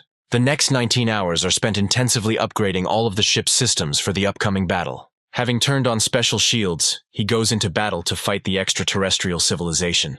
First of all, hundreds of thousands of lasers are produced in his direction, which do not even scratch shields. Mateo's ship is so powerful that absolutely nothing can compare to it. Civilization sends out a distress signal to call for the 4th carrier group as reinforcements. Meanwhile, an entire planet enters the range of Mateo's ship's main weapon. However, he says that it is too early to open fire and decides to think about his actions a little. The whole point is that the auxiliary system spends 1 unit of high-quality crystal to activate the doubling of points. In order to use the double points bonus again, they would have to spend the last crystal, which is not ideal. Before opening fire, he reactivates his spiritual scan to weigh everything carefully. It turns out that this civilization only stores 2 green-quality modules, so he decides to continue the shelling. Having loaded his orbital cannon, he prepares to destroy the planet along with all its inhabitants. He fires a shot forward and instantly creates a gravitational collapse, causing all the robots to be destroyed. He gets a huge amount of points for destroying an intelligent civilization. In just 2 shots, he turns the surface of this metallic planet into an ocean of molten metal. Seeing the huge amount of points he received, he realizes that most ships don't get that much even in their entire lives. Mateo realizes the need to remain anonymous and activates the Mirage system to hide in space. More than 2 hours pass, but the enemy is still in no hurry to come to the aid of those already dead. After waiting a little longer, he notices a flash that catches his attention. Looking closer, he assumes that it is some kind of teleportation technology. A warship with impressive weapons appears from a huge portal. Mateo realizes that these ships are releasing hundreds of reconnaissance drones, and if it weren't for the Mirage system, he would have been discovered by now. He notes that the civilization he is fighting against has warp teleportation technology that is impressive by their standards. According to the latest estimates, more than 3,000 aircraft carriers are arriving to help, which represents an impressive force. According to radar data, the aircraft carriers are not equipped with shield generators, which is logical, since such systems are typical for 4th-level civilizations. He decides to wait a little while to restore his shields, which are designed to counteract black holes. With only 30 minutes left in the battle, he realizes it's time to act. While lying low, he decides to launch a powerful sneak attack using his main weapon. With this shot, he destroys many aircraft carriers, which receive a huge amount of experience. Aircraft carriers use combined fire, but even in this mode they deal monstrously little damage. Mateo grins and says that his ships are not at all afraid of such attacks. In his characteristics, he notes that his shields already have time to fully recover in a short period of time. Meanwhile, the metal civilization realizes that this mysterious ship is clearly superior to their forces. The metal priest uses a special antenna to contact the Cybertron civilization. Mateo decides to pursue the fleeing robots and asks them where they are heading in such a tight formation. After charging his main weapon, he once again releases a massive beam of destruction to eliminate as many enemies as possible. The mass death of representatives of the robotic civilization brings him a huge number of points. He manages to completely destroy the enemy forces, after which he returns to base to recover. After a few moments, his ship leaves behind only a flash of energy that quickly dissipates. A few minutes later, a portal opens, from which a huge cybernetic ship emerges. They realize that a civilization under their protection has been destroyed here, and the culprit has escaped, and they set out in pursuit. Before leaving this galaxy, they decide to destroy everything that remains of the once great civilization. Using their orbital cannon, they fire at the planet, piercing it in the blink of an eye. The blast is so powerful that the planet splits apart, scattering across space. Mateo happily looks at the balance of his source points and rejoices at how lucky he is. After this, he decides to improve the hull structures to make them even stronger. Having received information about the cost of each improvement, he gives the command to start the upgrade procedure without hesitation. He also expresses a desire to rewire some of the bays so they consume a little less power. After some upgrades, he gains the ability to use planetary scan as many as 4 times per battle. Now it's time to head back and prepare for departure, as they set out on an incredible expedition that promises to be exciting. He heads to the defense headquarters and solemnly declares that the fleet is fully prepared to depart at any moment. At these words, he also does not forget about etiquette and places his hand on his chest. Those present note that this is Mateo's first time participating in military conscription and advise him to be careful. Mateo nods. knowing that he is willing to do whatever it takes to return alive and bring back the spoils. After this, he turns to his comrades as their fleet sets out. Having boarded the ship, they leave the orbit of their home planet to set off on a journey. Mateo contacts a special consultant to get information about the current situation. The consultant reports that more than 60 noble fleets have now completed registration and invites him to an official reception. There really is a huge gathering of aristocrats this evening, and many tables are laid for them. One of the aristocrats looks around at those present and tries to figure out which of them can be recruited. Approaching Mateo, the man introduces himself as Zhang Jinju and remarks that his talents are legendary. Zhang Jinju replies that he is flattered, but he remembers very well that this man is actually evil. After this, he reports that he needs to check the readiness of the fleet and leaves with his comrades. Zhang Jinju immediately becomes angry, realizing that this scoundrel is ruining all his insidious and cunning plans. Mateo meets new friends who offer to support each other when needed. Mateo reflects on the fact that it is worth maintaining relationships with neighbors without unnecessary obligations, if they are not enemies. After some time, he contacts Sima Junda and informs her that the collection period is expiring, so it is necessary to expand the circle of acquaintances. Sima Junda confirms that he will definitely gather the necessary information, while the others head to see the Duke. Mateo stands among his colleagues and realizes that absolutely all representatives of the noble fleets of the Star region have already arrived. After some time, the Northern Duke himself comes out to the public to give a speech. Instead of the usual greeting, he declares that orders must be followed without question, and violators will be punished. Mateo smiles, thinking that he now understands that the Duke only seems so menacing on the surface. After some time, he returns to the ship, waiting for the end of the meeting between the military leaders. He holds a mug of coffee in his hands to keep himself alert at such a difficult time of day. Some time passes, and he is finally sent an operational plan, according to which he must act. Mateo carefully studies the document and understands that the plan is divided into stages, among which is the destruction of small pirate workings. He is introduced to military judge Gao Rong, who will document the progress of this operation. Gao Rong explains how warships should line up before battle begins. He also informs that only one target can be selected from the list of factions at a time, and Mateo makes a quick decision. After reviewing the list, he declares that he will fight the star pirate group Aida. Gao Rong asks if he is sure about his choice, adding that it is quite risky. He explains that weak groups usually leave their bases immediately, and therefore suggests choosing a stronger opponent. Gao Rong reflects on how, as a military judge, he has a duty to be here, and admits that he is a little scared. However, nothing can be done, and their comrades go forward to fight the pirates. Mateo reaches his opponents, and loudly tells them that they must surrender if they do not want to be destroyed. The captain of the star pirate group named Van Ida replies that he is not at all afraid of some young brat. Mateo turns to Shi Junho and informs him that he is now entrusting this matter to him. Shi Junho takes command of the ship and points out that it is necessary to focus on the firing parameters and actions of the enemy. Once they reach a suitable distance, they open fire on the enemy before he has time to get closer. Shi Junho proves to be an amazing commander and skillfully leads his comrades.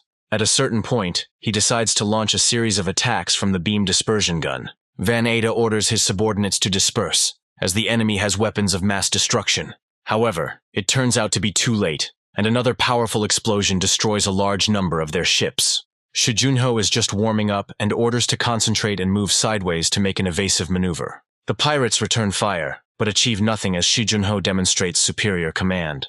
Gao Rong praises Mateo's talents, noting that his fleet is indeed well trained and equipped. Mateo responds by saying that his colleague is being too kind and that they were just lucky, and asks that everything be recorded objectively. Gao Rong notes that the small boarding ships of the Aida group do not pose a serious threat. Meanwhile, the pirate ship is constantly under fire, losing strength with every second. Van Ada's henchmen advise him to retreat to save their lives. Van Ada opposes this decision, claiming that they are about to catch up with these pathetic nobodies. From his point of view, a breakthrough is the only way to salvation, and they must act as he orders. As he gets closer, he happily realizes that he's about to show these brats what close combat is. Mateo praises Shi Junho for doing a great job and takes command. He orders the strike fleet to retreat and increase the distance to push back the scout ships. Mateo calls on Captain Stillbone to deal with the enemy's main flagship.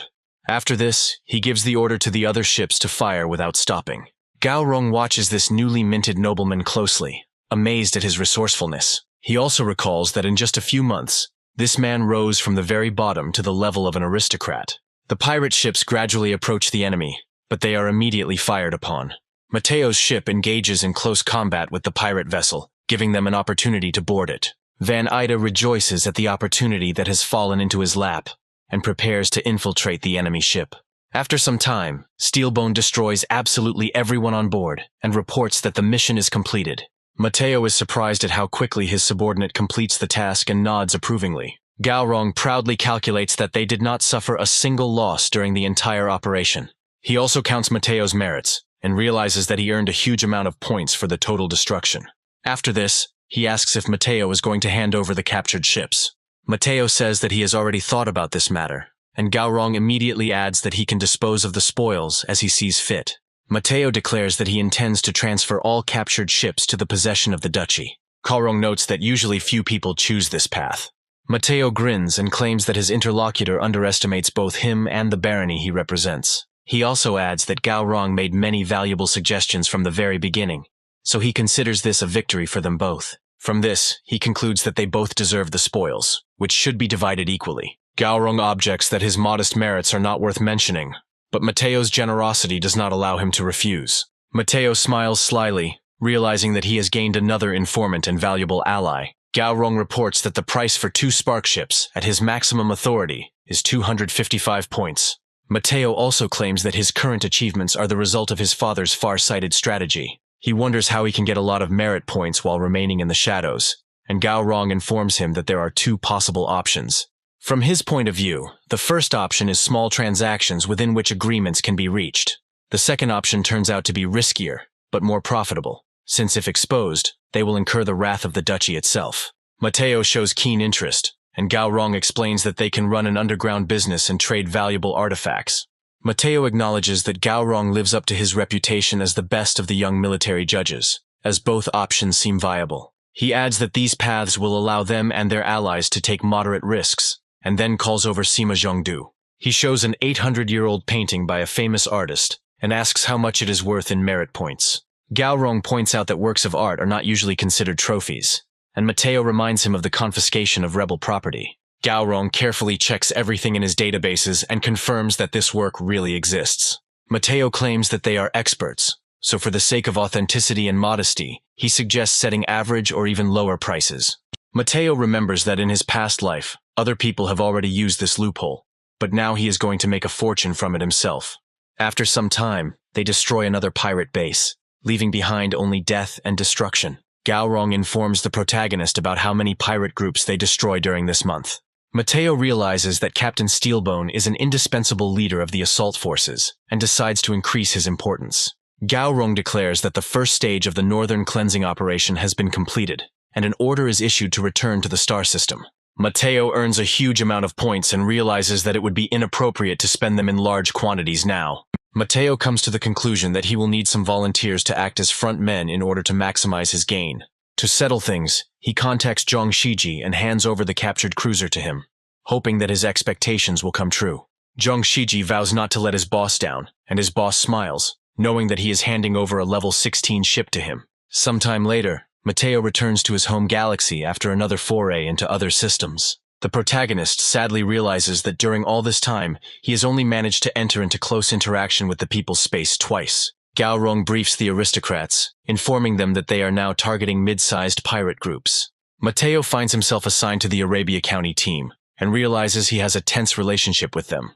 The head of this county, Huang Tianli, hosts a reception, and Mateo accepts the invitation when he finds himself there. Zhang Jinju turns to Huang Tianli and points his finger at Mateo, saying that this is the man everyone is talking about.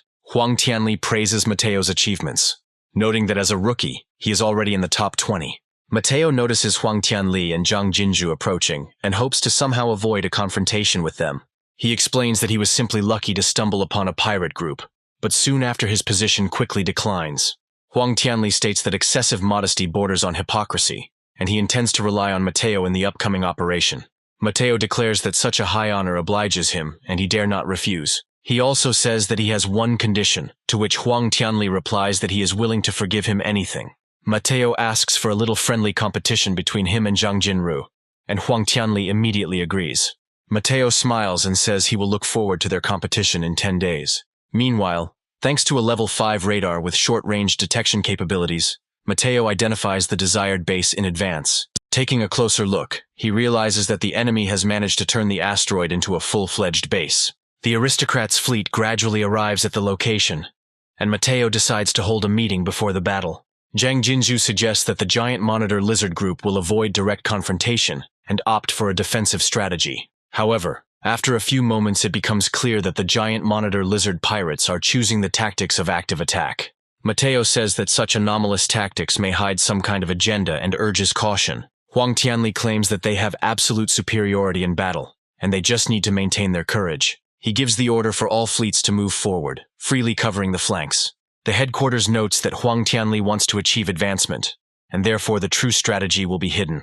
When approaching an enemy, they release special particles to create radio interference. A fierce battle between pirates and aristocrats begins, in which there is no clear winner yet. Zhang Jinzhu mocks Mateo's success, claiming that it is only through his strength that he is able to seize the initiative. After this, he gives orders to Shi Junho to fire with restraint in order to draw the enemy towards himself. Shi Junho carries out his orders, and the ensuing battle is relatively peaceful. After a series of artillery volleys, Shi Junho reports that they have suffered no casualties, while Zhang Jinzhu's pirates have suffered serious damage. Sima Junda expresses doubt, claiming that there is something wrong with the pirates' actions, as they should have started firing from a distance. Mateo replies that there is nothing to worry about, since only their forces and Zhang Jinzhu's fleet are currently involved. Huang Tianli notices that the pirate group has suddenly become active and orders them to cover him. After some time, the same small gangs that disappeared during the first stage of the operation appear on the radar. Gaorong states that everything that is happening is a trap, and Mateo advises to remain calm and not to panic.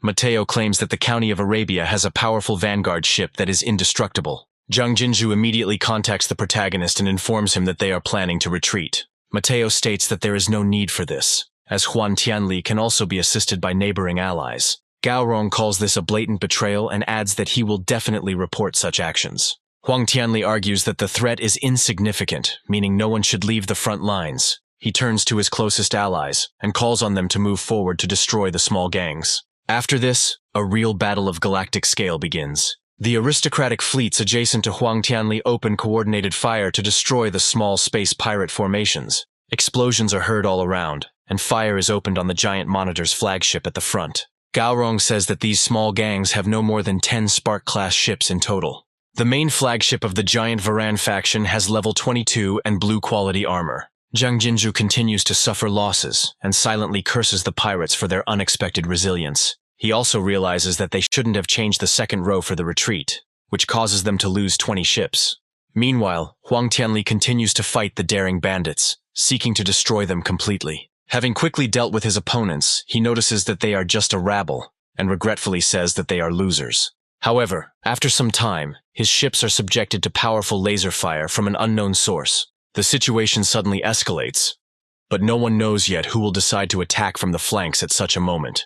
A mysterious group opens fire with laser cannons, not caring who they hit. The angry space robbers are ready to do anything to finish off the aristocrat they hate. The battlefield could become a real grave for the nobility, so urgent measures must be taken. Huang Tianli calls out to all the lords fighting on the front lines, saying that he needs immediate support. Mateo asks the others to help Huang Tianli, adding that he will delay the main enemy forces. Huang Tianli becomes more reserved and states that Mateo's bravery will definitely be recognized.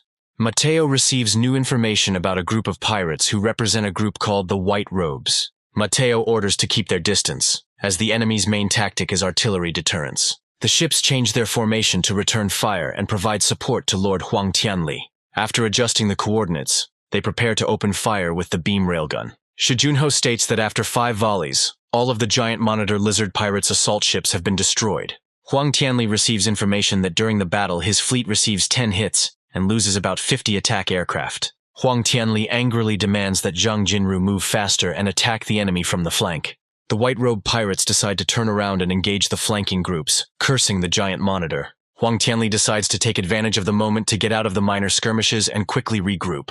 The remnants of the giant monitor group are talking among themselves, believing that they need to change tactics due to the changed situation. Having lost the initiative, the white robes decide to retreat in order to regroup and strike again. Mateo manages to plant a mark on the White Robes pirate's flagship to track its movements. Immediately after this, they concentrate all their efforts on destroying Varan's group. With the help of certain maneuvers, They manage to dock in order to land a boarding party. Steelbone reports just minutes later that the entire ship has been captured, and all resistance has been crushed.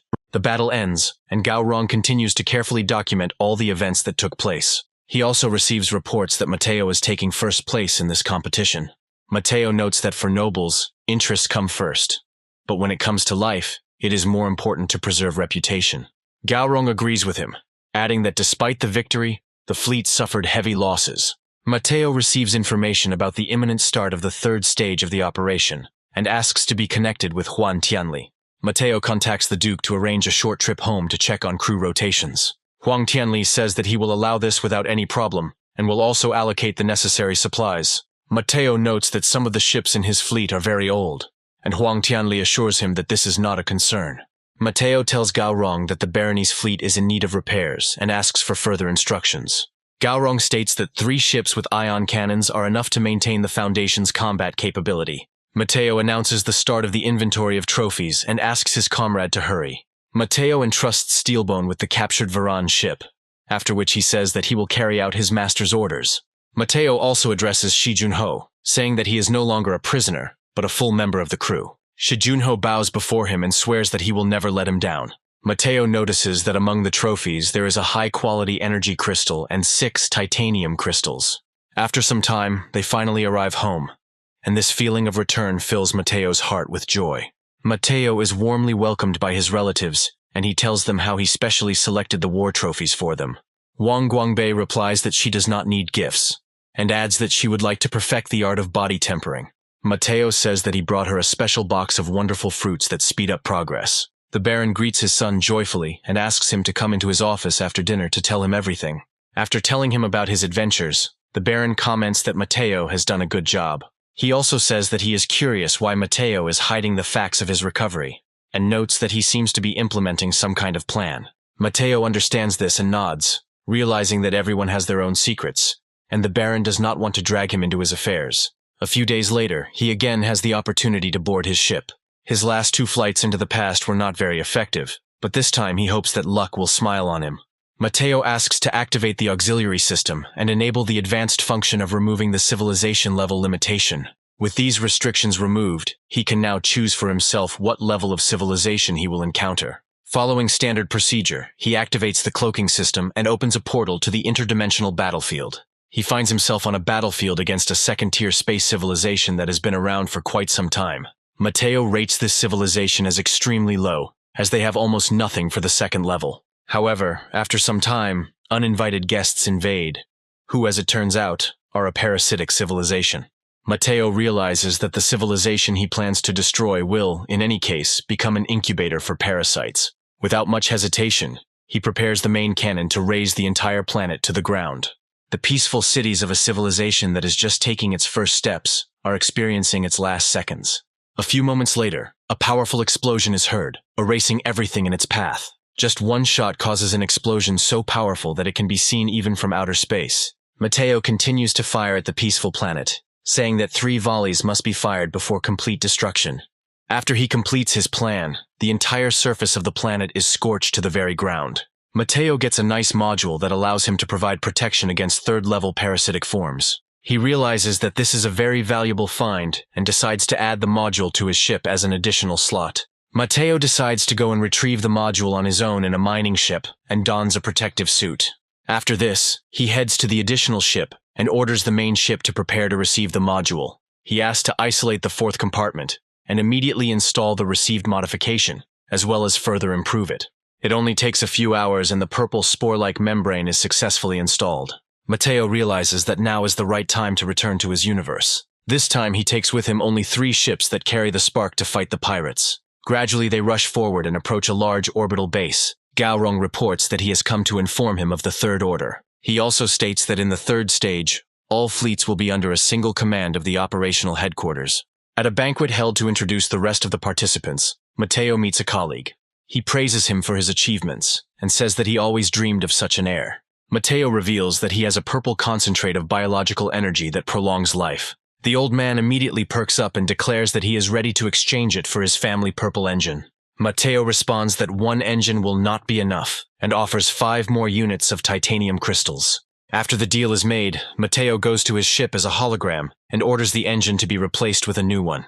The system asks for confirmation to replace the module, and he quickly agrees. Now he has a much better chance of successfully carrying out the plan, and the third stage of the operation gradually begins. Mateo learns that the final goal of the operation will not be disclosed for now, but he already understands it perfectly. Some time passes, and they begin to gradually approach the goal of the third stage. Gaorong says that according to intelligence, one of the largest concentrations of pirate groups is located somewhere around here. Mateo states that their fleet must take up a flank position and not attract unnecessary attention. One of the ships slows down and follows cautiously behind the rest of the squad. Mateo notices a strange detail drifting through space and realizes that the Northern Duke must have taken action. After some time, this part, which turns out to be a powerful bomb, crashes into the hot planet, leaving a hole behind. A powerful howl is heard that pierces space from end to end. People find themselves in the space of the sphere and try to figure out who angered this monster. Some ships try to escape from the trap they are trapped in, but it turns out to be useless. They hear a dark voice that calls them fools and orders them to die immediately. They encounter a young form of planetary life and decide to immediately open fire in a coordinated manner. Some ships turn on their star shields and try to stay closer to each other. Mateo can clearly see that some of the ships in the center of the formation are destroyed instantly, but their fleet is not damaged. The enemy temporarily stops attacking, and the human forces decide to respond with a powerful counterattack. They simultaneously direct a huge number of star volleys towards the planet, but this does not cause serious damage. The Northern Duke orders the bombardment to continue, as the protective glow on the planet's surface has almost disappeared. The planetary life form becomes enraged at the mere sight of the pathetic humans and prepares to attack. People wonder if a young planetary life form could possibly have such a level of power. However, it is too late to retreat, so Iskra's cruisers rush forward to cover the retreating forces. Assault ships are also sent forward to block enemy attacks at all costs. Gaorong wonders if it's time for them to retreat, but Mateo states that they are in an advantageous position. The protagonist takes part in such a large-scale battle for the first time, and every inch of space is covered in blood. Mateo receives information that the entire fleet has overloaded shields, and that the hulls are suffering serious damage. He is surprised that just one attack destroys half of his allies' fleet. Shi Junho discovers that the protective glow on the surface of the planetary life form is disappearing. The remaining ships receive information that the target is already at the limit of its capabilities, which means it is necessary to open fire. Coordinating their efforts, they once again fire everything they have to deal a crushing defeat to the monster. The planetary life form suffers severe damage and decides that it must retreat. The Northern Duke suddenly discovers that a giant planet is attempting a planetary leap. They continue to fire at the giant creature, but are unable to cause enough damage. A bright flash becomes the answer to the arrogant Duke's prayers, leaving him with nothing.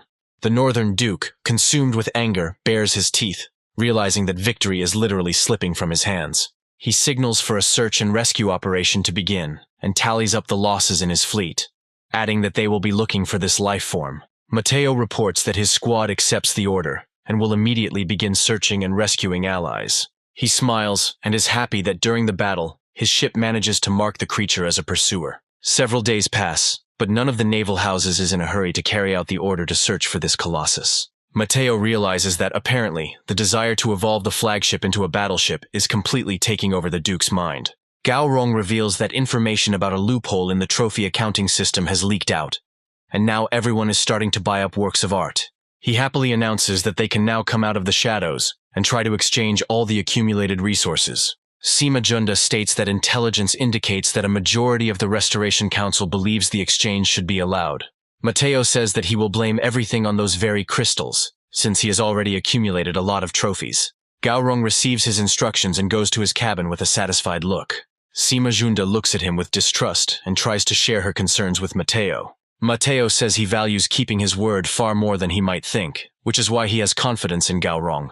Sima Junda asks if he is worried that the Grand Duchy might reveal the truth, and Mateo reassures him. He states that under the cover of Gaorong and his acquaintance, they will not fall into the sight of the new duchy, and that is enough. Sima Junda is impressed by his master's principles and says that he is ready to accept this point of view. Mateo receives information that the Duke is returning, but loses half of his fleet and comes into conflict with his vassals. The galaxy is in turmoil, and the action moves to the Feng Huang star system. Mateo shares with his comrades plans to create an academy to train specialists for all key positions on Iskra ships. He also reports that the Feng Huang star system is one of the most prosperous places in the star region. Mateo realizes that thanks to the duchy's generosity, they are receiving the resources they need to evolve their ship. He takes Shi Junho with him as his main assistant. When connected to the giant ship, Shi Junho wonders what this object is. Mateo lets him onto his flagship and tells him that he will always be welcome here. After that, he hands over a contract appointing Shi Junho as the chief artilleryman. Shi Junho is surprised that the contract only has one clause, not to disclose any information about the ship. He immediately drops to one knee and takes a sacred oath, which Mateo immediately accepts. Shi Junho is allowed to explore the ship's capabilities and is surprised by the presence of a golden cannon. The young man understands that this weapon alone is worth as much as an entire squadron of 10 Iskra ships. Mateo reflects on how, after delivering the titanic crystals to the duchy, his stockpiles now exceed 100 for the first time. He reports that his target is now a planetary creature that has escaped the Duke's fleet. Shi Junho realizes that this is a serious enemy that has defeated an entire squadron, and that a long battle lies ahead. Mateo remembers that in his past life, the Duke succeeds only on his second try and receives the core. However, now it is they, armed to the teeth, who begin the search for this prey. They fly among the bird-like monsters, which surprisingly do not react to the ship, thanks to its excellent camouflage. Shi Junho notices that almost nothing surprises him anymore, and therefore the ability to disguise himself seems ordinary to him. Mateo orders the new cannon to be removed and a deadly scorpion ray installed on it to battle the monster. Shi Junho is delighted to see the orange-quality weaponry, and Mateo is surprised by this reaction. After some time, the system detects a marked subject surrounded by destroyed ships. Shi Junho finds a capsule containing survivors, but Mateo states that they will be dealt with later. Taking proper aim, the ship fires a deadly scorpion beam forward. The powerful weapon hits its target, and the giant planetary lifeform begins to experience incredible pain. Mateo smirks as the damage from this gun cannot be healed for an entire hour. Now all that remains is to prevent the enemy from recovering and to wage a war of attrition. A planetary lifeform shoots out powerful clouds of poisonous gas mixed with space debris. Mateo's ship is hit, but there is not even a scratch on its hull. Shi Junho is surprised that the shield's durability is instantly restored. Mateo asks the ship to upgrade the scorpion beam to perform a more powerful attack. An entire hour later, they continue to attack the vile planetary lifeform, but it still does not die. Mateo studies the upgrade he received and realizes that this lifeform is in trouble now. He orders his gunner to continue the attack even after 2 hours, when the effect of the scarlet bleeding begins to take effect. 2 hours later, a huge chunk breaks off from the planetary lifeform. The giant creature experiences severe attacks of pain and tries to fight off its attackers. Mateo reports that the creature's life source has been damaged, meaning a little more pressure is needed to finish it off. The protagonist's cruiser fires another powerful deadly beam that pierces the planetary lifeform through and through. Mateo happily notes that the threat has been eliminated, meaning they can prepare a special drill to extract the core. After they evacuate all possible resources, the team decides to run in all directions. Shi Junho wonders why the evolution into a battleship hasn't happened yet, and Mateo explains that it's a gradual process. Mateo receives signals from the cruiser, which is manifesting a powerful desire to absorb the core. Unexpectedly for Shi Junho, Mateo gives permission to absorb the planetary life drop. After some time, mysterious lights of a flaring flame begin to emanate from the ship. Mateo receives a notification that the ship's evolution has begun and allows the activation of the stat selection function. A list opens in front of him, but it doesn't contain many useful options. He decides to choose the resonance of the source so that he will more often come across planets with a large population, suitable for destruction. The remaining modules of the ship evolve, and it turns into a battlecruiser, which surprises the protagonist. Mateo studies the new ship upgrade requirements and realizes that they have now been doubled. He plans to legalize the status of his ship, but due to non-standard evolution, these plans have to be postponed. Suddenly they discover a rescue capsule that is being hunted by the mountaineers and bird beasts, and decide to come to the rescue. Inside the capsule is a girl they know from previous space travels. However, suddenly the huge bird beast that tried to attack her is destroyed by a direct hit from the main gun. The girl looks up and notes with relief that she was saved by the same ship that helped her earlier. Mateo picks up a damsel in distress and is surprised to realize that she is none other than Gao Luansin.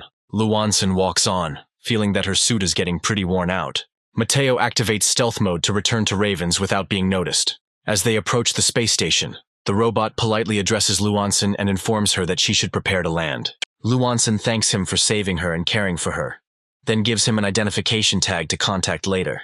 Mateo realizes that she now owes him her life and wonders how she would react if she knew who saved her. He tells Shi Junho that they are approaching the station where their fleet is located and asks him to return to his ship. Left alone, Mateo decides to open an interdimensional battlefield to choose to fight a second-tier civilization. As an opponent, he gets the interdimensional civilization of Krone. Mateo studies his opponent closely and decides to use a spiritual scan to take into account all the data. He asks to activate the Black Hole Wanderer and prepare auxiliary weapons. After a while, he breaks through the ranks of enemies, shooting everything that comes his way. Moving further, he activates additional shields to avoid unnecessary damage and opens fire on the base. Mateo finds himself being hit by multiple projectiles, but they do no damage to him. He hopes he has enough time to assemble the ship modules and leave this place. Once it has obtained everything it needs, it turns around and engages its afterburners. Having retreated to a safe distance, he decides to charge the supernova cannon to continue firing. After a precise shot, a cosmic flash occurs, destroying the enemy base. Mateo gains a huge amount of source points and activates space shields. Looking at the ruins of civilization, he decides that he should first head to the central area of the ship graveyard. Taking a closer look, he realizes that he has an amazing chance to collect a huge number of modules. Now he can have a lot of fun, pulling several modules towards himself at once. Time flies pretty quickly, and he doesn't have time to collect absolutely everything he planned. He manages to assemble 83 ship modules, which is enough to open access to the elite store. Some more time passes, and he finally returns to his home planet. Sima Junda greets him after his victorious campaign and informs him that the staff has already started work. Mateo states that the amount of materials from the previous procurement list needs to be doubled. Sima Junda replies that they don't have enough budget, but Mateo clarifies that he brought a whole ship full of modules. Sima Junda is amazed at such a great catch and realizes that he really has a truly outstanding fighter in front of him. 2 days pass, and the fleet returns to the barony's domain at full speed.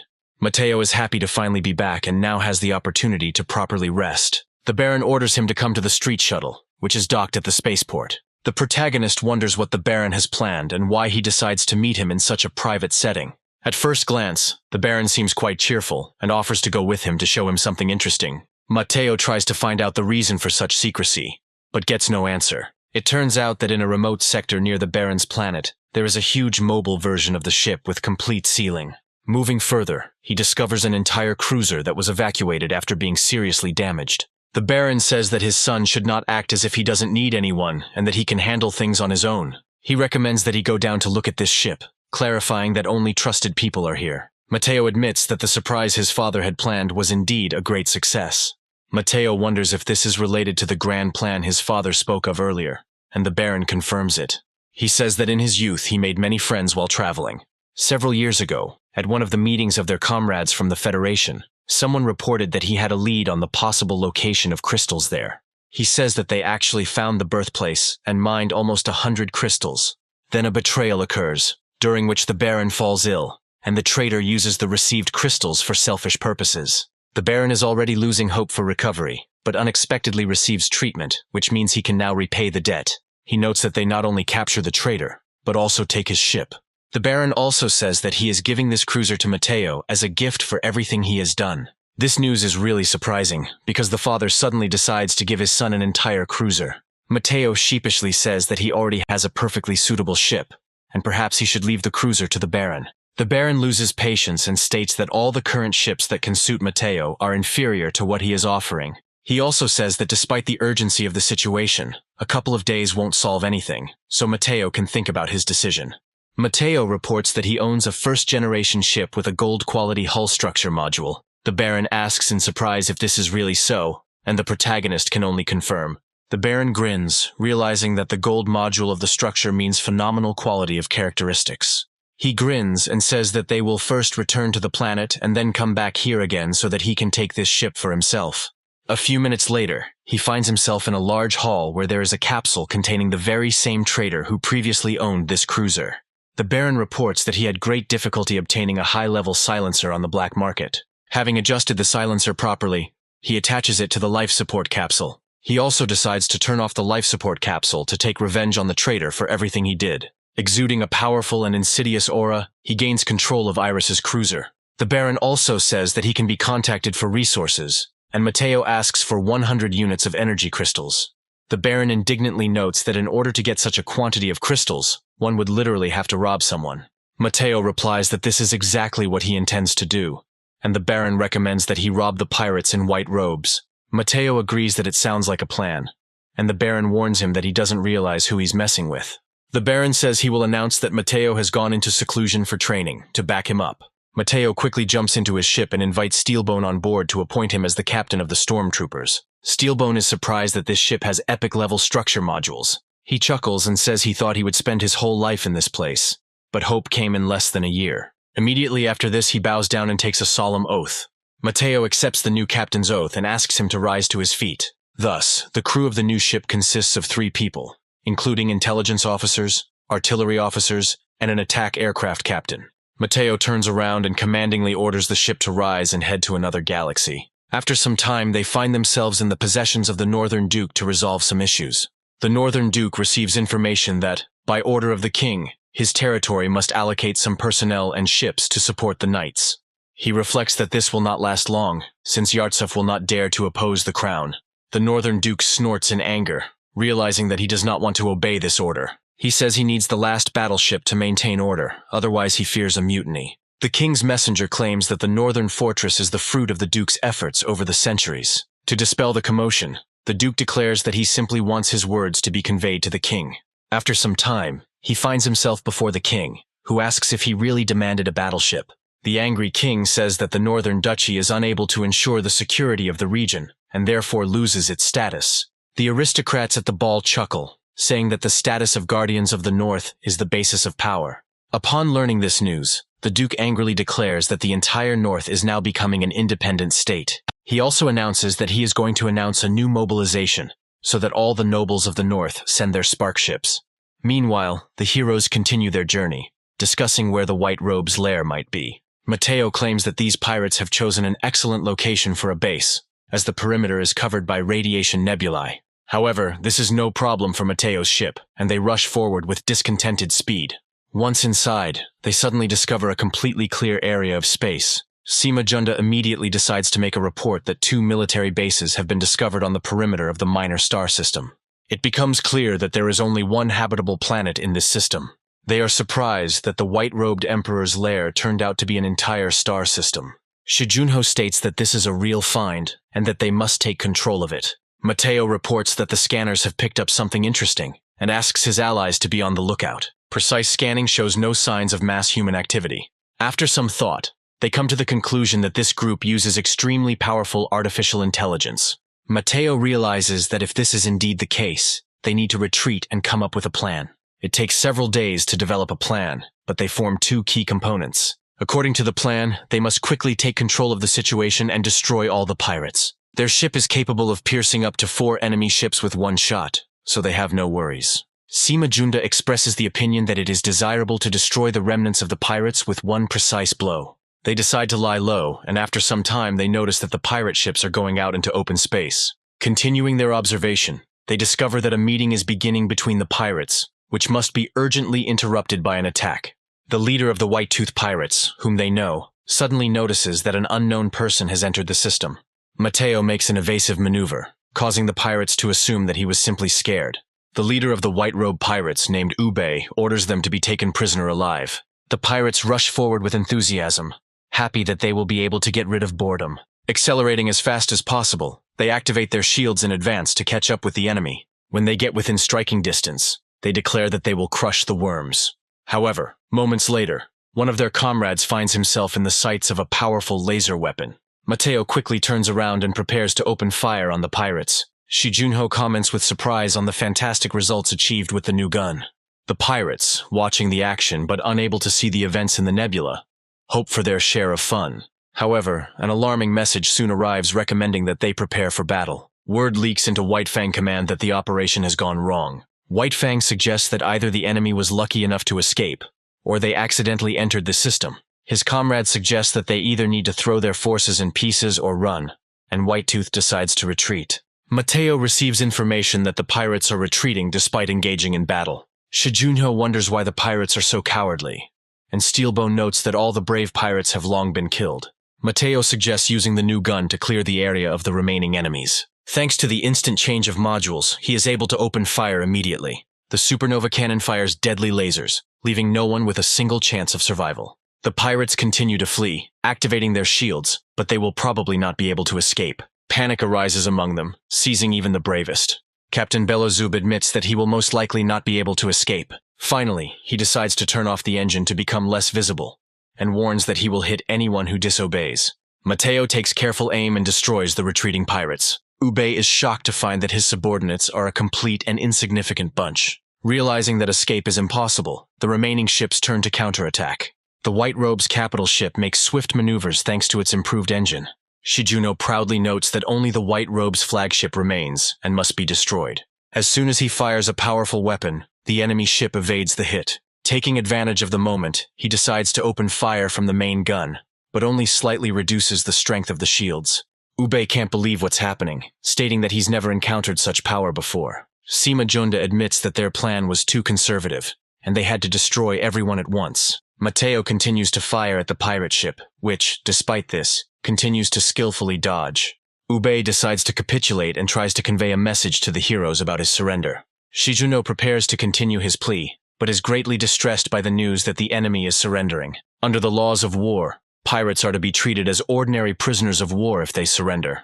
Mateo is impressed by Ube's abilities, who has been skillfully disguised for a long time. Ube is surprised that his opponents managed to find out absolutely everything about him, despite the fact that they are seeing him for the first time. He also tells them his story about who his ancestor was and how he became a pirate.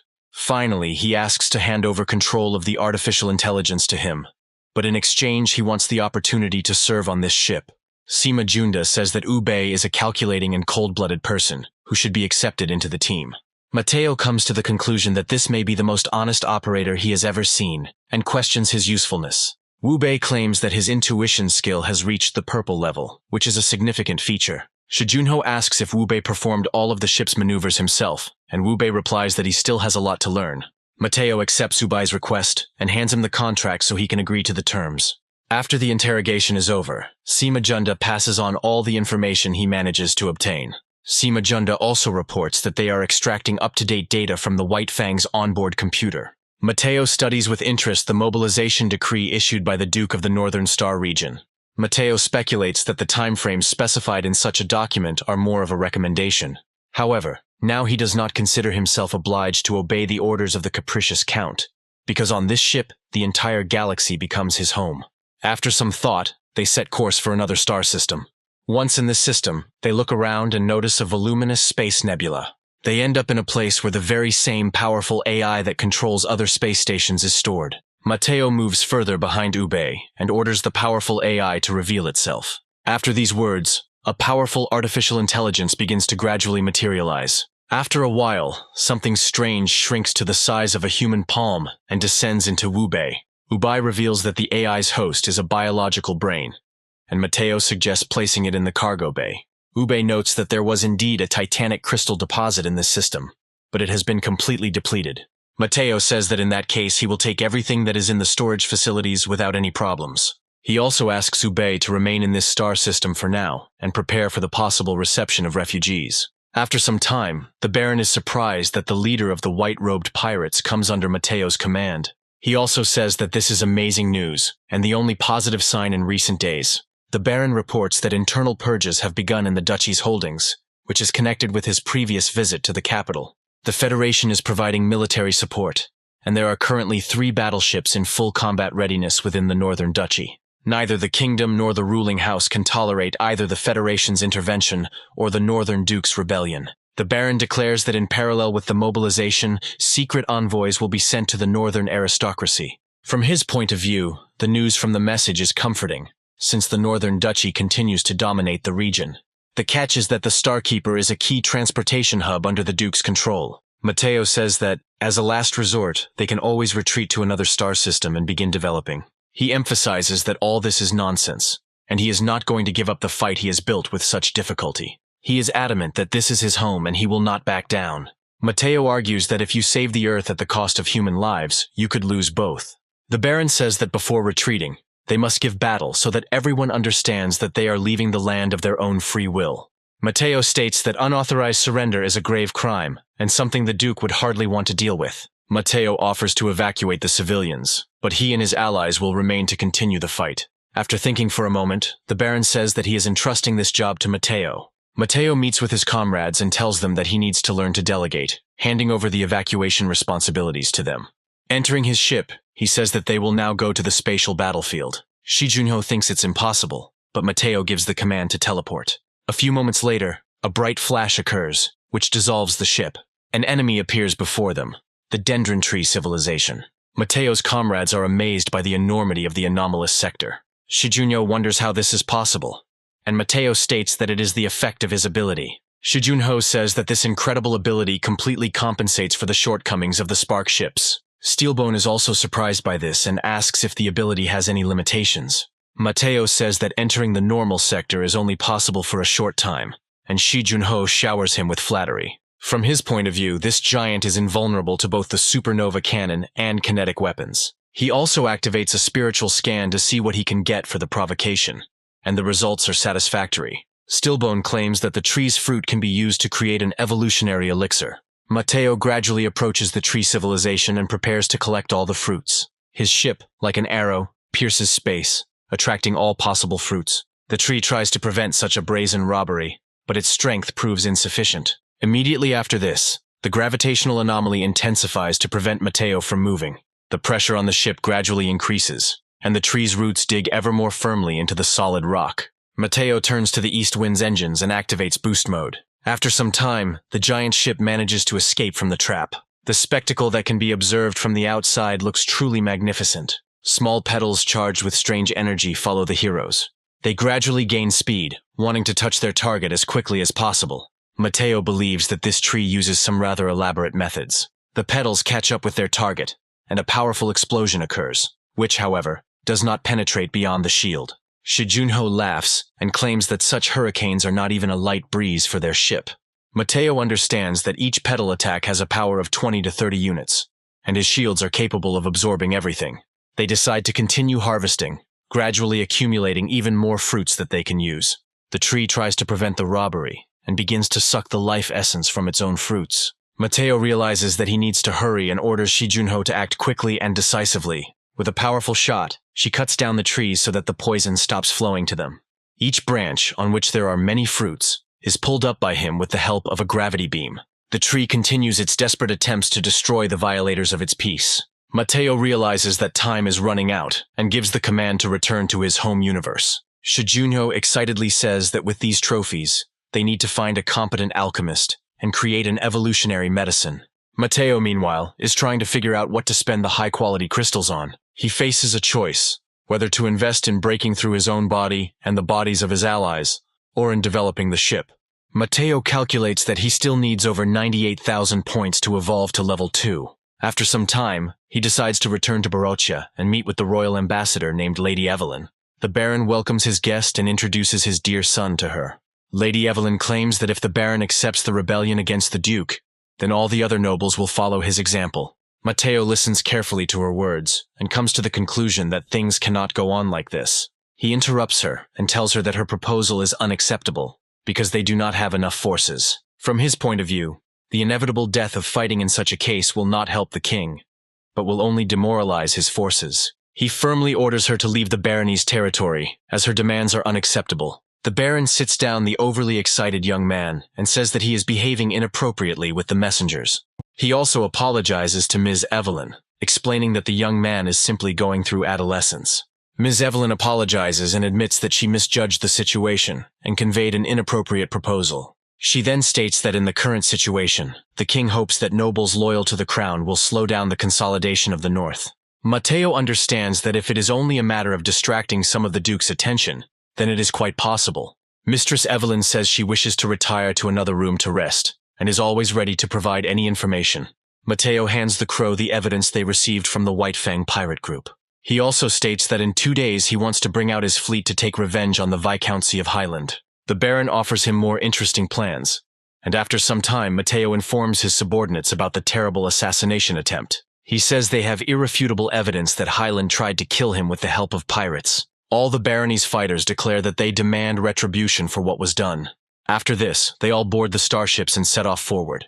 The action moves to the residence of Viscount Highland, where the atmosphere becomes tense. The head of this Viscounty wonders if some puny barony dares to challenge him. Viscount of Highland named Jin Qingwen gives ships to his sons so that they can fight Mateo. After some time, the ships are equipped and rush into space to give battle to the main character. Zhang Jinzhu receives an intelligence report that Mateo does not have many warships. After some time, he receives notification that an enemy fleet has been detected ahead and opens fire on it. After 30 minutes, Zhang Jinzhu's army was completely defeated.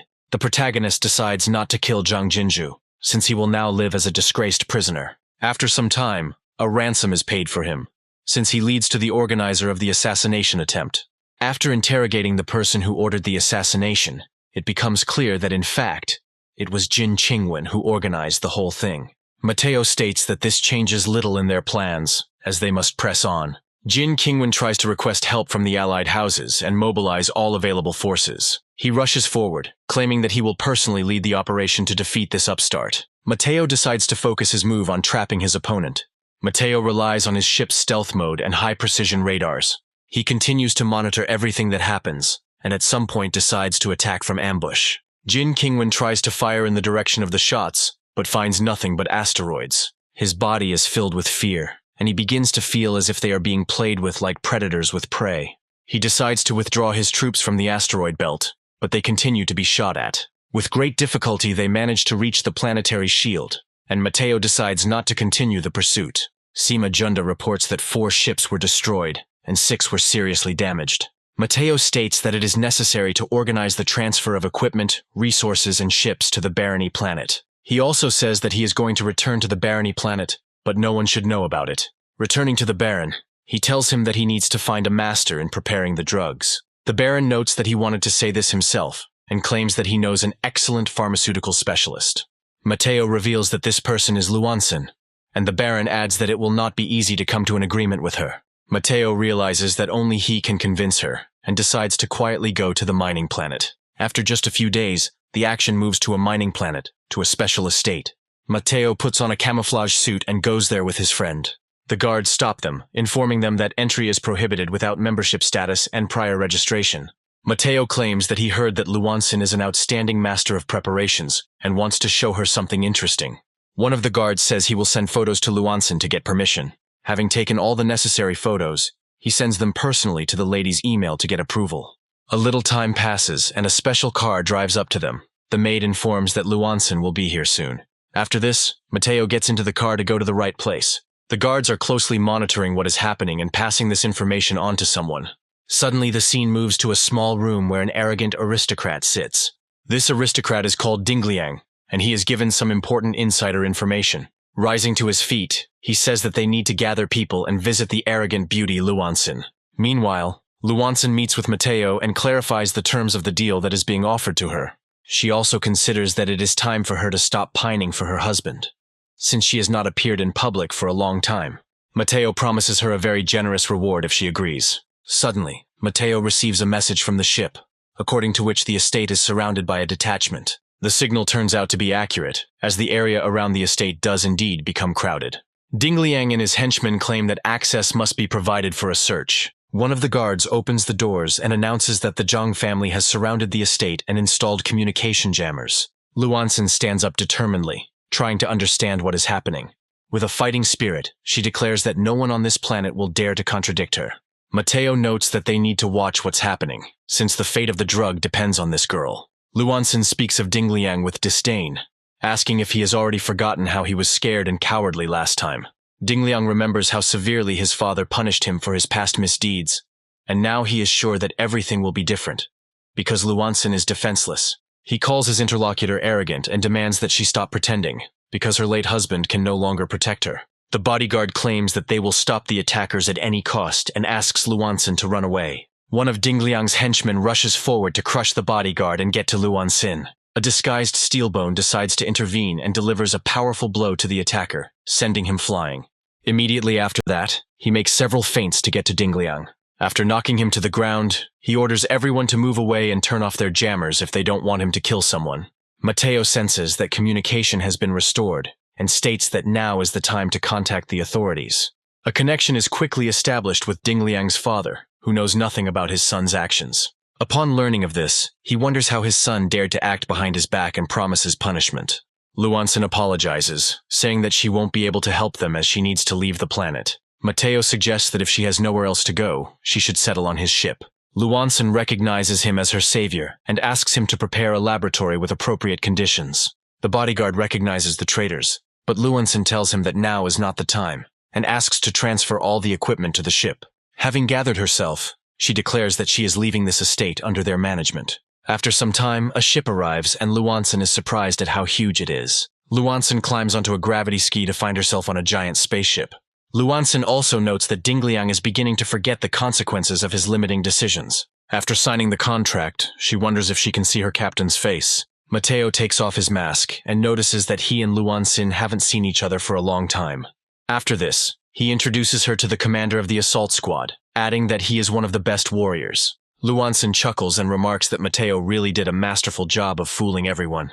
Once on the ship, she explains that the evolutionary drug has a rather short lifespan. In just 6 days, she creates this medicine thanks to ideal raw materials and good equipment. Mateo recommends that his friend take the medicine first so that he can help him if necessary. Steelbone takes the ampule and carefully pours its contents into his mouth. After a while, his body begins to pulsate, and a powerful energy is imperceptibly manifested in his armed gaze. Mateo notes that his teammate made a good start, so now it's his turn. After he takes the medicine, literally the same transformations happen to him. It becomes clear that Mateo surpasses everyone in the degree of body hardening, since he concentrates more cosmic energy. Mateo realizes that he has a lot to do, so he can't stop right now. The revolution becomes a true embodiment of perfection. Immediately after this, he begins to test his body's strength by lifting huge barbells. When the art of tempering reaches an advanced level, the body is capable of awakening divine abilities. They soon reach the Hyla star system and look forward to resting. Upon reaching his star system, he meets with Sima Junda to hear his report. According to intelligence, the County of Arabia is supporting the Highlands in this standoff. He also reports that there are many boarding party captains in the fleet of the Arabian dominions. Mateo grins and notes that now everything depends on his father. This is all part of his plan, since the nobles participating in the war will not be subject to mobilization. A few days later, Sima Junda brings another official statement from the County of Arabia, condemning the barony's behavior. He also adds that many nobles unite and send several warships. From his point of view, the investigation conducted by Dingling's father was completed, and he had proven himself to be a worthy person. He has 3 sons and 4 daughters, the eldest of whom has the most dissolute character. Mateo comes to the conclusion that this was all a planned provocation to improve his position in the barony. Meanwhile, the ships engage in battle, firing huge laser projectiles at each other. The 3rd son of the Count of Arabia, Juan Tanzi, is informed that engaging in an artillery duel with Mateo is a bad idea. Juan Tanzi immediately snaps at his assistant and calls him a complete idiot. He also notes that given his relationship with his second brother, Huang Tianling, he simply lied to him. Huang Tanzi speculates that Huang Tianling immediately refused the assignment and foisted this mission on him after learning about the enemy. The tense duel continues, although it remains tense only for the protagonist's opponents. Mateo is surprised that Huang Tanzi decides to engage in an artillery duel with him, since this is a direct path to defeat. He also adds that the Count's sons, Huang Tianbei and Huang Tianling, are far superior to Huang Tanzi. Huang Tanzi, realizing that the situation on the battlefield is not in his favor, decides to retreat as quickly as possible. The Viscount tries to challenge this decision, but Huang Tanzi claims that it is an order, threatening to leave him without protection. Jin Qingwen felt his head begin to spin and called his interlocutor shameless. Huang Tanzi smiles, realizing that despite the dire situation on the battlefield, things are not that bad for him. Sima Junda receives information that the enemy has retreated, but all the fallen ships belong to Jin Qingwen's fleet. Mateo delegates further matters to his comrade, informing him that he is heading to his ship. After some time, they enter an interdimensional battlefield. Their opponents are the Bird People, a high-level civilization. Steelbone reports that while he was studying at the Golden Flower Federation Academy, he came across an interesting report. According to this report, there was a clash in the past in which the fleet performed special rituals and invoked magical power. Luanson admits that she has little experience in interdimensional combat and knows little about faith and mysticism. Shi Junho claims that while serving in the Adventurer Squad, he heard rumors of such powers. Mateo thinks carefully and comes to the conclusion that if they win, they will take possession of the Saint's Crown. He claims that this colonial star system is not the home world of the Bird People civilization. This is why he believes that they must be pursued to their home world. which must also be destroyed. After some time, he activates the Black Hole Wanderer module to proceed further. Having reached the home planet of this civilization, he prepares to activate the weapon. The bird people claim that today they will witness a manifestation of sacred religion. A few moments pass, and one of the lasers destroys a large memorial to the deity of this people. Shijunho states that there is only one wound site left on this planet that must be destroyed. One of the main inhabitants goes to the military base and raises his people to resist. Realizing that they have run out of victims, they decide to take extreme measures. One of the aliens states that the descent ritual has been activated. The true believer Birdman takes a few steps forward to be absorbed by the energy. He realizes that for most people they are just a tasty snack, and the more sincere they are, the more delicious they seem. A powerful beam of energy breaks through the sky, piercing everything in its path. Mateo gives the order to retreat until they can figure out the true power of the deity that is about to appear. Thanks to their outstanding maneuverability, their ship immediately turns around and rushes on. After destroying the reinforcements that stood in their way, they turn around to find the deity spreading its wings. The giant birdman decides to use the skills of divine power. It is very difficult for them to cope with this screaming, since their psyche is under serious stress. Mateo realizes that if this mind-altering effect continues, they will die. His abnormal ability is instantly activated in a stressful situation in order to pull others out. Mateo informs her that it is just a projection, meaning she won't be able to manifest her full power and cause real damage. Steelbone and Shijunho are still under the effects of the psychological attack, but they fight it with all their might. The ship raises its shields again and heads back on course. Mateo claims that this civilization will no longer be able to provide the deity with their faith, so they can only wait. After some time, the creature begins to slowly disperse throughout space due to its fading power. Mateo decides it's time to collect the trophies and uses the gravity beam to take everything he needs. He suggests that it would be better to tow all 3 modules outside the system.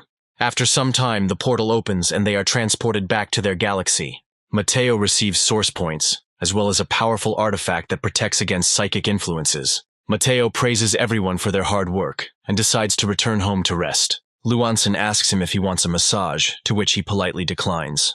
After contacting the Baron, he receives recommendations and returns to the mobile version. Having parked their ship there, they descend and are greeted by an enthusiastic crowd. Mateo's relatives are also among the delighted townspeople and come out to the square. Mateo comes out to them, saying that they haven't seen each other for a long time, and spreads his arms to hug them. Meanwhile, he switches to his ship using a new control module via brain signals. He orders his ship to begin evolution in order to upgrade its modules. The great time of incredible upgrades begins, and the ship begins to glow with energy. In order to evolve and move to a new level, an incredible amount of energy crystals is required. A real tornado appears around him, capable of scaring away all the onlookers who happen to fly past. The ship begins to rebuild its hull and after 8 hours of evolution completes the upgrade. Mateo happily explores all the new features he has received, knowing that it was worth it. Mateo realizes that it is time to properly enjoy the festive banquet. At the celebratory banquet, many dishes were prepared especially in honor of his return. Mateo suddenly receives a notification that an emergency has occurred. He turns to his sisters and informs them that he needs to leave urgently. He contacts Sima Junda, who tells him that the County of Arabia has sent a second wave of reinforcements. Mateo notes that he already has a plan to neutralize the fresh reinforcements. After this, at an audience with the Baron, he learns that the new cruiser is carrying out his secret mission. Mateo takes his place on his ship to rush into another battle. This time he is up against a more experienced opponent, who, nevertheless, is sure to lose to such a skilled pilot. Mateo has been monitoring his opponents for several days now through a system of unlimited control. The eldest son of the earldom receives information that he is approaching the borders of the Viscountcy. The eldest son, Huang Tianbei, states that he is on his father's flagship, so everything should go smoothly. After some time, he is informed that an attack has been carried out and their ship is under massive fire. When asked who is attacking them, he cannot get any clear intelligence information. They try to return fire, but it is too late as Mateo decides to disrupt their battle formations. Shijunho receives orders that the remaining ships are placed under his command. Concentrating his efforts, he decides to destroy the steles that power the shields of these ships. Not a single ship manages to strike back and is destroyed. Suddenly, Huang Tianbei receives reinforcements, which gives him new hope for victory. This is why he makes a rather unwise decision. He rushes forward instead of confirming the order. Huang Tianbei also detects an assault ship approaching him, assuming it is a mild threat not worth taking notice of. However, after some time, the ship makes a curved jump to break the distance. Only a few moments pass and they encounter a large battleship. Huang Tianbei receives notification of enemies on board and orders his squad to move out. Stormtroopers arm themselves to fight off advancing enemies despite their vulnerability. However, they encounter Captain Stillbone, who is already smashing their ranks with his axe. Quite quickly, Stillbone moves on with his comrades. The county's elite stormtroopers offer him the chance to surrender in exchange for a quick death. It is noted that all of them are facing inevitable defeat, since no one can compare to Steelbone.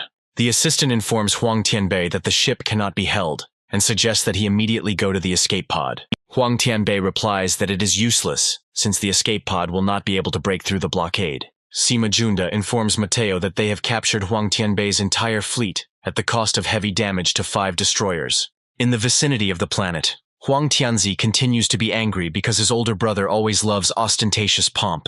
Suddenly he sees ships approaching him, which signal, indicating that he is right there. He receives a notification that a barony fleet will soon appear here and decides to join the battle. After some time, he finds himself in a dungeon next to his brother and begins to scold him. Huang Tianbei says that he now understands why their second brother flatly refuses to participate in the war with the barony. The Viscount, lying in his hospital bed, wonders how it happened that all his defenders fell. Zhang Jinzhu is ordered to evacuate by ship and head to a neighboring county. The planetary shield falls, and the remaining humans surrender, saying that their leaders have abandoned them to their fate. Sima Junda states that the fleet of one of the brothers loses 5 ships, and 8 were captured. Sima Junda also happily notes that under his command they achieve only victories. Mateo credits the team with much of this, calling them the best. Meanwhile, Mateo's old friend Rabbit continues to read the news with growing interest. The news reports that Mateo is an incredible conqueror who wins one victory after another. The Rabbit is very surprised to see his friend on the news. She listens carefully to the report to find out where her dear comrade is. Meanwhile, the Baron notes with surprise that his son actually destroyed the lair of this scoundrel.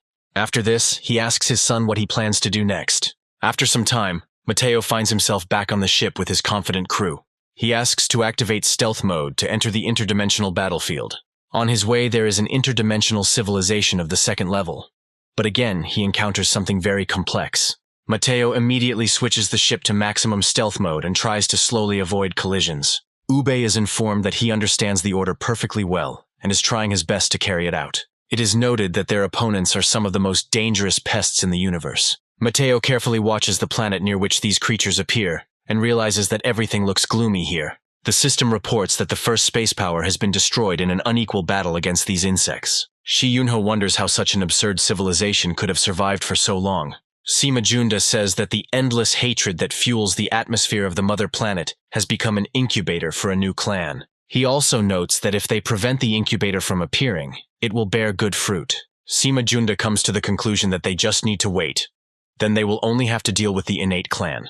Mateo suggests waiting for the mother nest to leave and destroy the incubator. The special property of the weapon that their ship possesses is that it is effective against all hostile means. A giant insect detects a hostile biomass in its field of vision and decides to attack.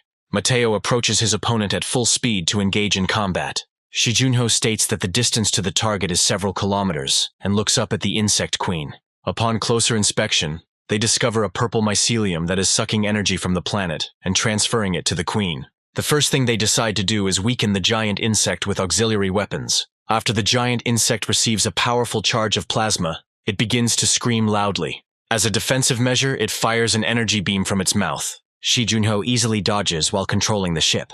He is warned that next time he may not be so lucky, while the insect prepares for another round. Ube loses the ability to use intuition to predict the enemy's next attack. Mateo immediately turns to his robot assistant to inform Ubai about the need to administer additional stimulants. The medical robot is immediately put into action, and the crew members are organized to maintain the same efficiency. Luanson claims it is a tonic solution and claims it restores strength without side effects. Scorpion's death beam is fully charged, and all that's required to maintain the current speed is to maintain the optimal angle of attack. Ube says that his wish comes true without any problems. They also decide to engage the alternate acceleration of all maneuvering engines. This gives them incredible maneuverability, allowing them to effectively evade air attacks. From the outside, it looks like a giant queen is fighting a huge ghost. Taking careful aim, they decide to use Scorpion's deadly beam to penetrate the insect's defenses. Of course, no living creature has a chance to resist this, and the queen dies.